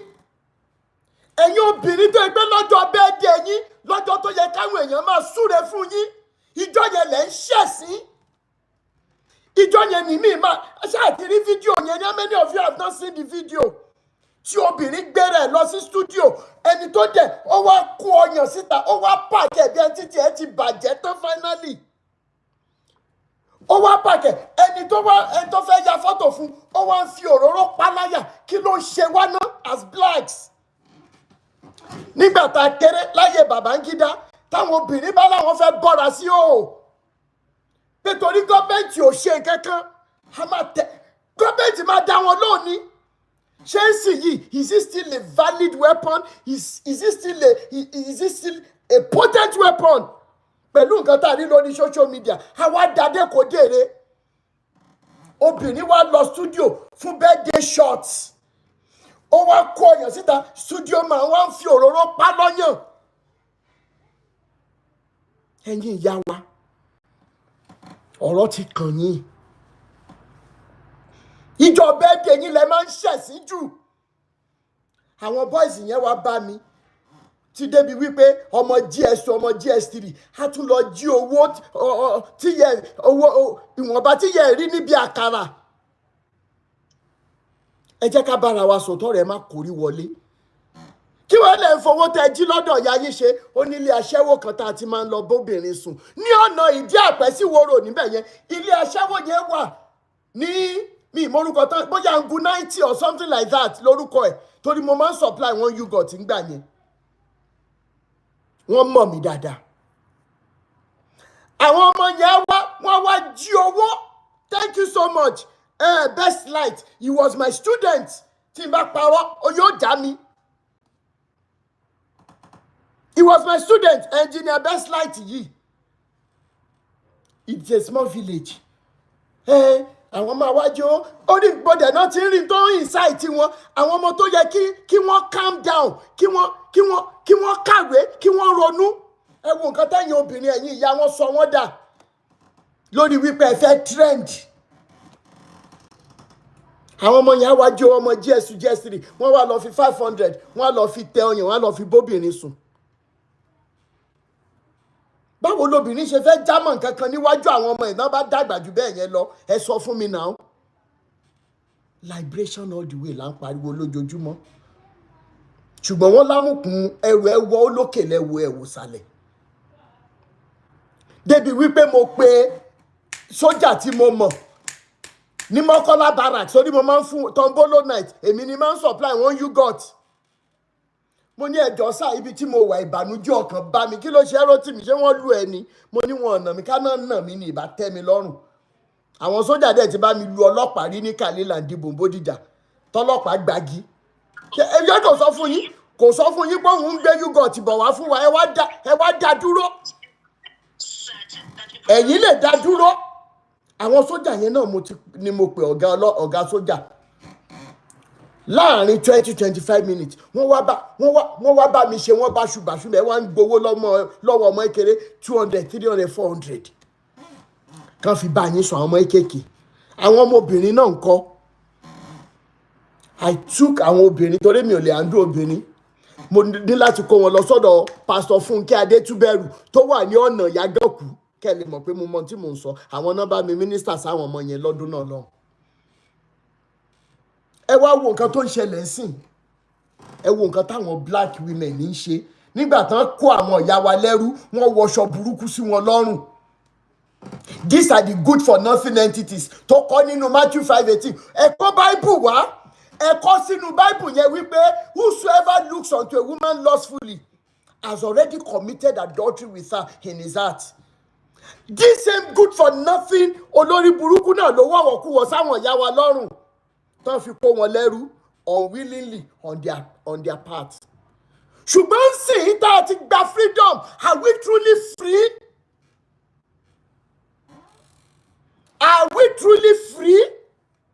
Àwa fúnra wa la wá ń wo aṣọ ẹrú yẹn tá a tún fi ń ṣọ́ọ̀ṣì lórí ẹ̀rọ ayélujára. Àwọn ọ̀rẹ́ yín ẹ̀yin some of you ò gé post ẹ̀ but ọ̀rẹ́ yín bá wá ṣe birthday ẹnì ládùúrú fọ́tò tán ní ìtàn ti kọ́yàn síta lẹ̀ ń kó síta lẹ̀ ń post fún wọn. Tá a bá lọ wo orí profile gbogbo àwa tá à ń wòra wá ń sìn. How many of you ló ní irú post yẹn lórí fóònù ẹ̀ lórí page ẹ̀ both Facebook, YouTube, everywhere? Gbogbo wa ló lọ́wọ́ ń bẹ, gbogbo wa ló lọ́wọ́ ń bẹ. Bí Áfíríkà ṣe bàjẹ́, gbogbo wa ló lọ́wọ́ ń bẹ. Èmi ìfẹ́ kan sọ̀rọ̀ sí mi ní o, mi lè bá wọn sọ ohun tó wù wọ́n náà post. Ojú tara lé mi, ojú òtì mi, ẹni yẹn lójú tì náà. Ìjọ wo la fẹ́ dìde pé ibi tẹ́ ẹ bàjẹ́ èdè ti tó? I saw tears. I saw painful tears. Mi lè gbàgbé ọjọ́ yẹn. And that was the time I said, I will be an advocate against this social media indecency and immodesty. Tẹ́ bá máa bú mi, kẹ́ bú mi. Some of the people tá jọ bẹ̀rẹ̀ lórí TikTok níbi 2.5 years ago, mo ti block wọn dànù. Mo ti block wọn mi ìráyè. Màá jí láàárọ̀, èmi àá bá mi. Mi ìrí mẹ́rin, mo ní mo ti block ẹni. Akílódé màá jí làárọ̀ àzọmọkùnrin tí mo dẹ̀ dá pé ọyàn àti ẹyẹ tẹ ìdí ẹni màá máa wò láàárọ̀ kùtùkùtù o dẹ̀ láǹfààní kan tó ń ṣe fún wa tó wá ba yé mi jẹ́. No, sorry. And some of them iná fẹ́ni àwọn òde ẹ̀rọ bẹ́ẹ̀ o ẹ lọ rò ó tẹ bá ti delete gbogbo kíní a máa ṣọ̀rẹ́ padà. And we continue as friends. I saw tears in the eyes, rolling down from the eyes of this, from the eyes of these boys. Torí nǹkan tẹ́yìn obìnrin ti ṣe fún wọn. Kí wọ́n rọ́ kìlọ̀ kan wà lẹ́ni tá a bá ní conscience. Marriage yóò work, marriage yóò work. Báwo ni marriage ṣe fẹ́ work? How can marriage be sustained? Tẹ́ẹ̀bẹ́ obìnrin introduce ọkọ ẹ̀ abroad náà wà ó introduce ọkọ ẹ̀ sí kan lára àwọn wòlíì olórí ibùtẹ́ máa ń lọ ṣe àmì. Ó introduce ọkọ ẹ̀ sí wòlíì yẹn tí wòlíì yẹn fi ń sẹ́ndì ìdí ẹ̀ sí ọkùnrin yẹn mo sì ní fọ́tò yẹn lọ́wọ́. Ẹni tẹ́ ń ṣe àmì lọ́dọ̀ ẹ̀ mo ní fọ́tò yẹn lọ́wọ́ wà lórí láptọ̀pù yìí bí mo ṣe ń wò yìí. Ó sẹ́ndì òwe díẹ̀ báyìí ó yà báyìí tó ṣe lékété báyìí ó sẹ́ndì ẹ̀ sọ́kọ lọ́kọ tán introduce ìfàdùn kí lẹ̀ ń wádùúrà kiri fún ó wà lamẹ́ríkà òun introduce ọkọ ẹ̀ sí wòlíì ní nàìjíríà wòlíì tí ó níṣẹ́ tí ó lábọ̀. Where do we start this fight? From our homes. Àwọn òyìnbó ètò program ẹ wo nǹkan tó ń ṣe ń sìn. How many ọmọ blacks nílé wọ́n ti wà disarrayed labroad. Lójú ẹ̀mí wa báyìí a lágbára lórí ọmọ tá a bá bí. Ǹjẹ́ bójú ṣe rírè tá a fi ń jobi lọ́jà ẹ̀dẹ̀. Màá rán Joseph lọ school Josephine máa padà wálé. Lójú ẹ̀mí wa because we are looking for greener pastures. Wọ́n ti disorganize wa débi pé gbogbo wa ti fọ́n dàgbé. Where do we start? Where do we begin? Where do we start? Ẹ̀yin bàbá àti ìyá ọ̀rọ̀ kan yìí. Àwọn ọmọ wa ń sunkún every day. I can tell you wholeheartedly that as a man, as a woman, if you come together under your roof, tẹ́ ẹ ṣera yín lọ́kan, tẹ́ ẹ sọ sọ́ọ̀rì fúnra yín, tẹ́ ẹ bá rí ẹkún tẹ́ ẹ fún àwọn ọmọ yẹn láyè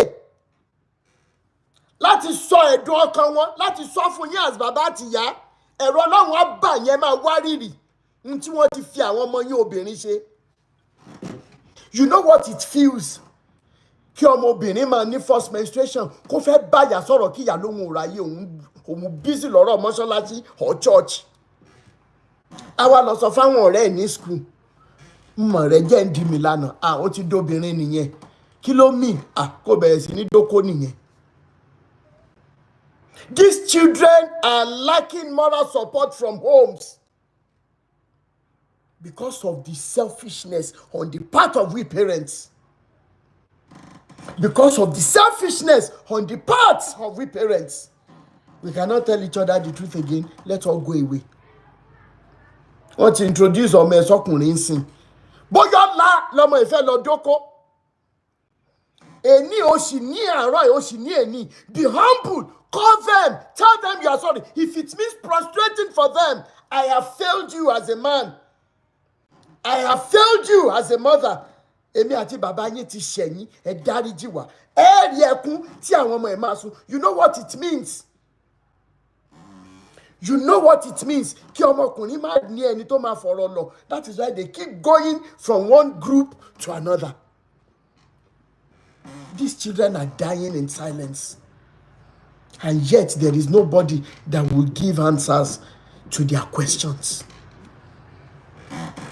Pastor tẹni kọ́ ọmọbìnrin yín lọ bá kó lọ sọ̀rọ̀ fún pastor tí ń kíkà bọ̀ nídìí. Àwọn àfáà tẹ́ rán wọn lọ nílé ké wọ́n ti ń fi okó nù wọ́n nídìí. Ọjọ́ ọ̀la wa ti kò kàn mẹ́ẹ̀ kò sí ọjọ́ ọ̀la mọ́ fún wa àfi tí ìyanu bá ṣẹlẹ̀. Ìyanu yẹn dẹ̀ ó lè bẹ̀rẹ̀ ní wákàtí when we become less selfish as adults. When are we? A part of this liberation is scanning group. A lè má ju 20 lọ. Any page tá bá ti rí tí wọ́n bá ti post indecent or immodest post pictures or kini, ká lọ bombard page yẹn, ká gbé wọn rẹ́, ká gbé wọn ṣépè. Ṣé kò ní reduce ni? Ṣé kò ní reduce? Ẹ sọ fún mi now. Ká tó bí 20 tá bá ti rí lórí TikTok yìí, ká send the message sórí WhatsApp group yẹn. This is what is happening. Let's go to our page. Obìnrin post ìhòòhò, ó ń post dáadáa sórí Facebook. That was about 2.5 years ago. Kí n fi lè round up, a máa padà wá lọ́la. Mo dẹ̀ lọ bá nínú inbox ẹ̀ without embarrassing her. Hello sis, you are beautiful. Mo dẹ̀ rí pé ẹ lọ́mọ. Ọmọ yín dẹ̀ ti ń dàgbà. Ẹ jọ ń tẹ́ ń post yìí kò dáa. Ká ní mo ní mẹ́sẹ̀jì gẹ̀yẹn tí n bá kà fún yín bí báyìí tí mi dẹ̀ sọ nǹkan kan, ẹ máa pé Awíkoko náà sọ̀rọ̀ sí báyìí tí ó sì sọ nǹkan kan. Awíkoko náà the lady sent me to my mother. Nígbà ìyá òṣìwò ló rèsè mi, ìyá tí ò rí ta. Pé generation wo lèmi belong to. Tẹ́mi wọn sọ ṣé mi ni mo ra fóònù àti data fóònù ni. She told me that, and that is what we are afraid of. We don't know that if we do our own part, we will have planted that normal seed to your car plant. 3.5 months down the line, mo kàn friend here, mo follow her, me block her. Normal me will have blocked her. I wouldn't know why. Finally, you know what happened? 3.5 months down the line, this lady came in my inbox. Hello sir, how are you? Èmi tiẹ̀ ti gbàgbé. Hello sis, kí ló ń ṣẹlẹ̀? How are you? Where are you chatting from? What's the problem? Wọ́n ní ṣé òun lè pè mí. Ló bá dé pè mí, ó dá ìgbà tẹ́ pé mi ìrántí mo ní I meet people on social media on hourly basis. Kí ni mo lè ṣe fún yín? Number one, pé òun lèmi àtòun jọ ní issue ní 3.5 months ago. Kíní kan kìnìún tó òun bù mí. Tẹ́ ẹ rán mi sí Ìyá Ìbàdàn. Ayọ̀lá, thank you. Ẹ̀yin ju Elédùmarè, thank you. Ó ní kí n má bínú ní tilẹ̀ ń tọ́lọ́, ó bẹ́ẹ̀ ní gan. Kí wá lẹ wá ń pè mí fún ṣẹ̀ṣì fẹ́ bú bàbá mi, bàbá Abẹ́òkúta ni. Ó ní rárá pé òun fẹ́ kí n bá ọmọ òun sọ̀rọ̀. And this is where it gets messier. And I want you all to listen. Kí n bá ọmọ ẹ sọ̀rọ̀, kí ló ṣọmọ ẹ? Ó ní pé ó lóun ò lọ sí school mò ń dẹ̀ ti sanwó school. Owó tó ń san lọ bóyá bíi 300 and something thousand naira. Tọ́mọ ò bá dẹ̀ lọ school mọ̀ wọ́n ní dáwó padà. Mo ní kí ló dé tí ò lọ school? Bá a ṣe ń béèrè nìyẹn bàbá ọkọ mi. Òun lọ gbé ọmọ ní school pẹ̀lú ọ̀rẹ́ òun. Ọmọ wa lóun ò wọnú mọ́tò. Irú embarrassment wo ni? Kíní kan. Wọnú mọ́tò já lọmọ yẹn ò ṣàdá. Ọ̀rẹ́ ẹ̀ ló bọ́mọ sọ̀ tọ́mọ fi wọnú mọ́tò. Ó láwọn ń lọ báyìí. Normal mother, single mother tó ń para. Kíní kan. Lọ́mọ bá ọmọ òun bá sọ fún un pé òun regret. Mom, I regret having you as a mother. Kí ló dé? Kí ló ṣẹlẹ̀? Ló bá ó ló ń park. Ọ̀rẹ́ òun ń kàjólẹ̀ pé kí ló dé tó máa sọ ọdún kan bẹ́ẹ̀ fún ẹ. Ó ní pé òun wọ dé school láàárọ̀ yìí. Òun dé school pé àwọn ọ̀rẹ́ òun wọ́n rí Facebook page mọ̀mísí òun or profile mọ̀mísí òun, wọ́n wá screenshot gbogbo ibi tí yẹ̀ ti kọ́yàn síta tán kó tán síta, wọ́n wá ń fúnra wọn. And this boy happens, ó ní bọ́mọ yẹn sọ mo yẹ bá sọ̀rọ̀ ǹjọ́ ìtorí mo sọ fọ́mọ yẹn pé ó gbọ́dọ̀ padà sí school yẹn mọ́. Èmi náà wá rọ mi sí nídìí. Ọmọ yẹn lòun máa ń wàásù Jésù náà máa kìíní. Jésù ń bọ̀ kò ní pẹ́ dé, alágbára ń bọ̀ láti wá ṣèdájọ́ ayé. Wọ́n bá rí post ìyá ẹ̀. Hello lágbájá. Òun preach Jésù fún wa, wò yá ẹ̀, wọ́n wá ń spread ẹ̀. Do you know what it means? Níjọ́ tá ń sọ yìí tí mo bọ́ ọmọ yẹn sọ, ọmọ yẹn sunkún ojú ẹ̀ wú. It will be the most embarrassing moment of his life. Ní wò yá ẹ̀ wẹ́n tó ń preach Jésù, wo fọ́tò yá ẹ̀, wọ́n wá ń zoom ẹ̀, wò yá ẹ̀. Mo ní òkè ẹgbẹ́ fóònù fọmọ ẹ jẹ́ kí n bọ́ ọmọ sọ̀rọ̀. Hello, kí lorúkọ ẹ? Ó dárúkọ ẹ. Alpha, báwo studies and everything. Fine sir, clinical. Money, you did the right thing. And if I were you, I will never go back to such a shame again. Let that money be wasted, but keep your sanity. Kí ló dé tí mo sọ mo rò pé orí ẹ burú, mo rò pé tí ẹ fẹ́ ta. Níjọ́ náà lọ ìwọ rẹ́ mi sí ìyá Ìbàdàn ni. Ọmọ ọdún mélòó ni ẹ? Tí ìbá ẹ pé bóyá àtètè mọ fokó kàn kékeré, ṣé mi ti ní fífẹ́ bí ẹni tí ó ga tó ẹ báyìí? Níwọ̀ kan jákujàku, níwọ̀ kan bí oúnjẹ gun, mo sọ̀rọ̀ sí fúnra ẹ̀ ló kúrò lórí fóònù. Èmi náà wá gbàgà mo gbé tì. Now, you will have seen the video of another boy. The mother was dancing. Ó wà wọ̀kúwọ̀ number one. Ó tún wá ń jùdí síbi okó ọkùnrin ní party. Lè lè ṣẹlẹ̀ lábroad. How many of you saw? The lady was wearing green rag. Bọ̀bọ́ yẹn wọ white coat báyìí. Sorry, black kìíní pẹ̀lú tie wèrè báyìí. Ó wá ń ṣèdí mọ́ lady yẹn. Ọmọ lady yẹn dẹ̀ wá. Sister Tosin, thank God, V-Beauty, thank you so much. Ọmọ yẹn wá ó wá separate àwọn méjèèjì angrily. The mother was not even remorseful. She was just laughing. Ọmọ yẹn ní láti máa sunkún. Imagine the damage you have done to that boy. Our children are dying in silence. And they enjoy as parents. Enjoy lórí social media. If we stand up today, we say, liberation group, we say, we want to go not even only after the pastors and all these fake people. We want to extend our responsibilities even to these pages. Wọ́n lè dá wa dúró. Nígbà táwa bí 20 bá report page for scam, for nudity or whatever, bóyá wọ́n ní máa bring it down hamamu. And that is when the real fight starts. We need to save what is left of this generation. If not, ó dìgbà táwọn ọmọ yín bá bẹ̀rẹ̀ sí ní wọlé tí yìí tán bá ń bá yín sùn. Tán bá ń bá yín sùn. Awíkoko ò ní sọ jù báyìí lọ. Tó bá dọ̀la Thursday, a mọ̀ pàdé. Uncle Lọlá, ẹ ṣé. Mo máa bá yín chat ṣẹgbọ́n sà.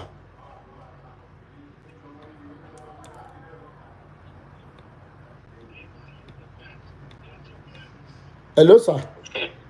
Yes, Mongo. Yeah, mo máa bá yín chat so that máa mú date kí n lè bẹ̀rẹ̀ sí ní inform àwọn scholars àwọn people. Okay, kò sí problem. All right, sir. Ẹ ṣé gan sir. A máa rí yín bá. Padà sí ti Christianity náà lè bá ọ. Bẹ́ẹ̀ni. Padà dé kọ́. Bẹ́ẹ̀ni, sir. Wọ́n ní kò láàárọ̀ ẹ̀jẹ̀ àbí. Inú ìlànà fàdí tí bẹ́ẹ̀ni, sir. Láàárọ̀ fàdí, yes. Okay. Thank you so much, sir. Yes, sir. Thank you, Professor. Okay.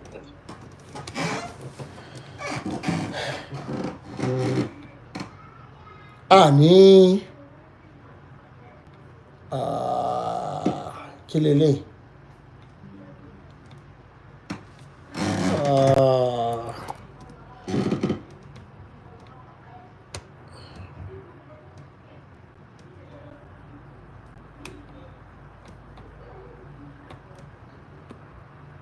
Akọrin síta kó di síta.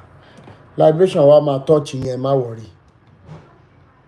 There is no hiding place for you people. A máa touch yín.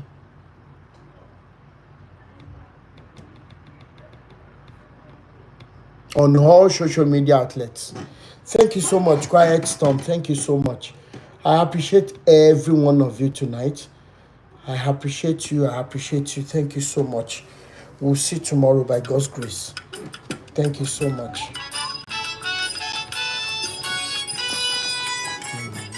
5 hours. Facebook family, Sister Fumi Animation, thank you so much.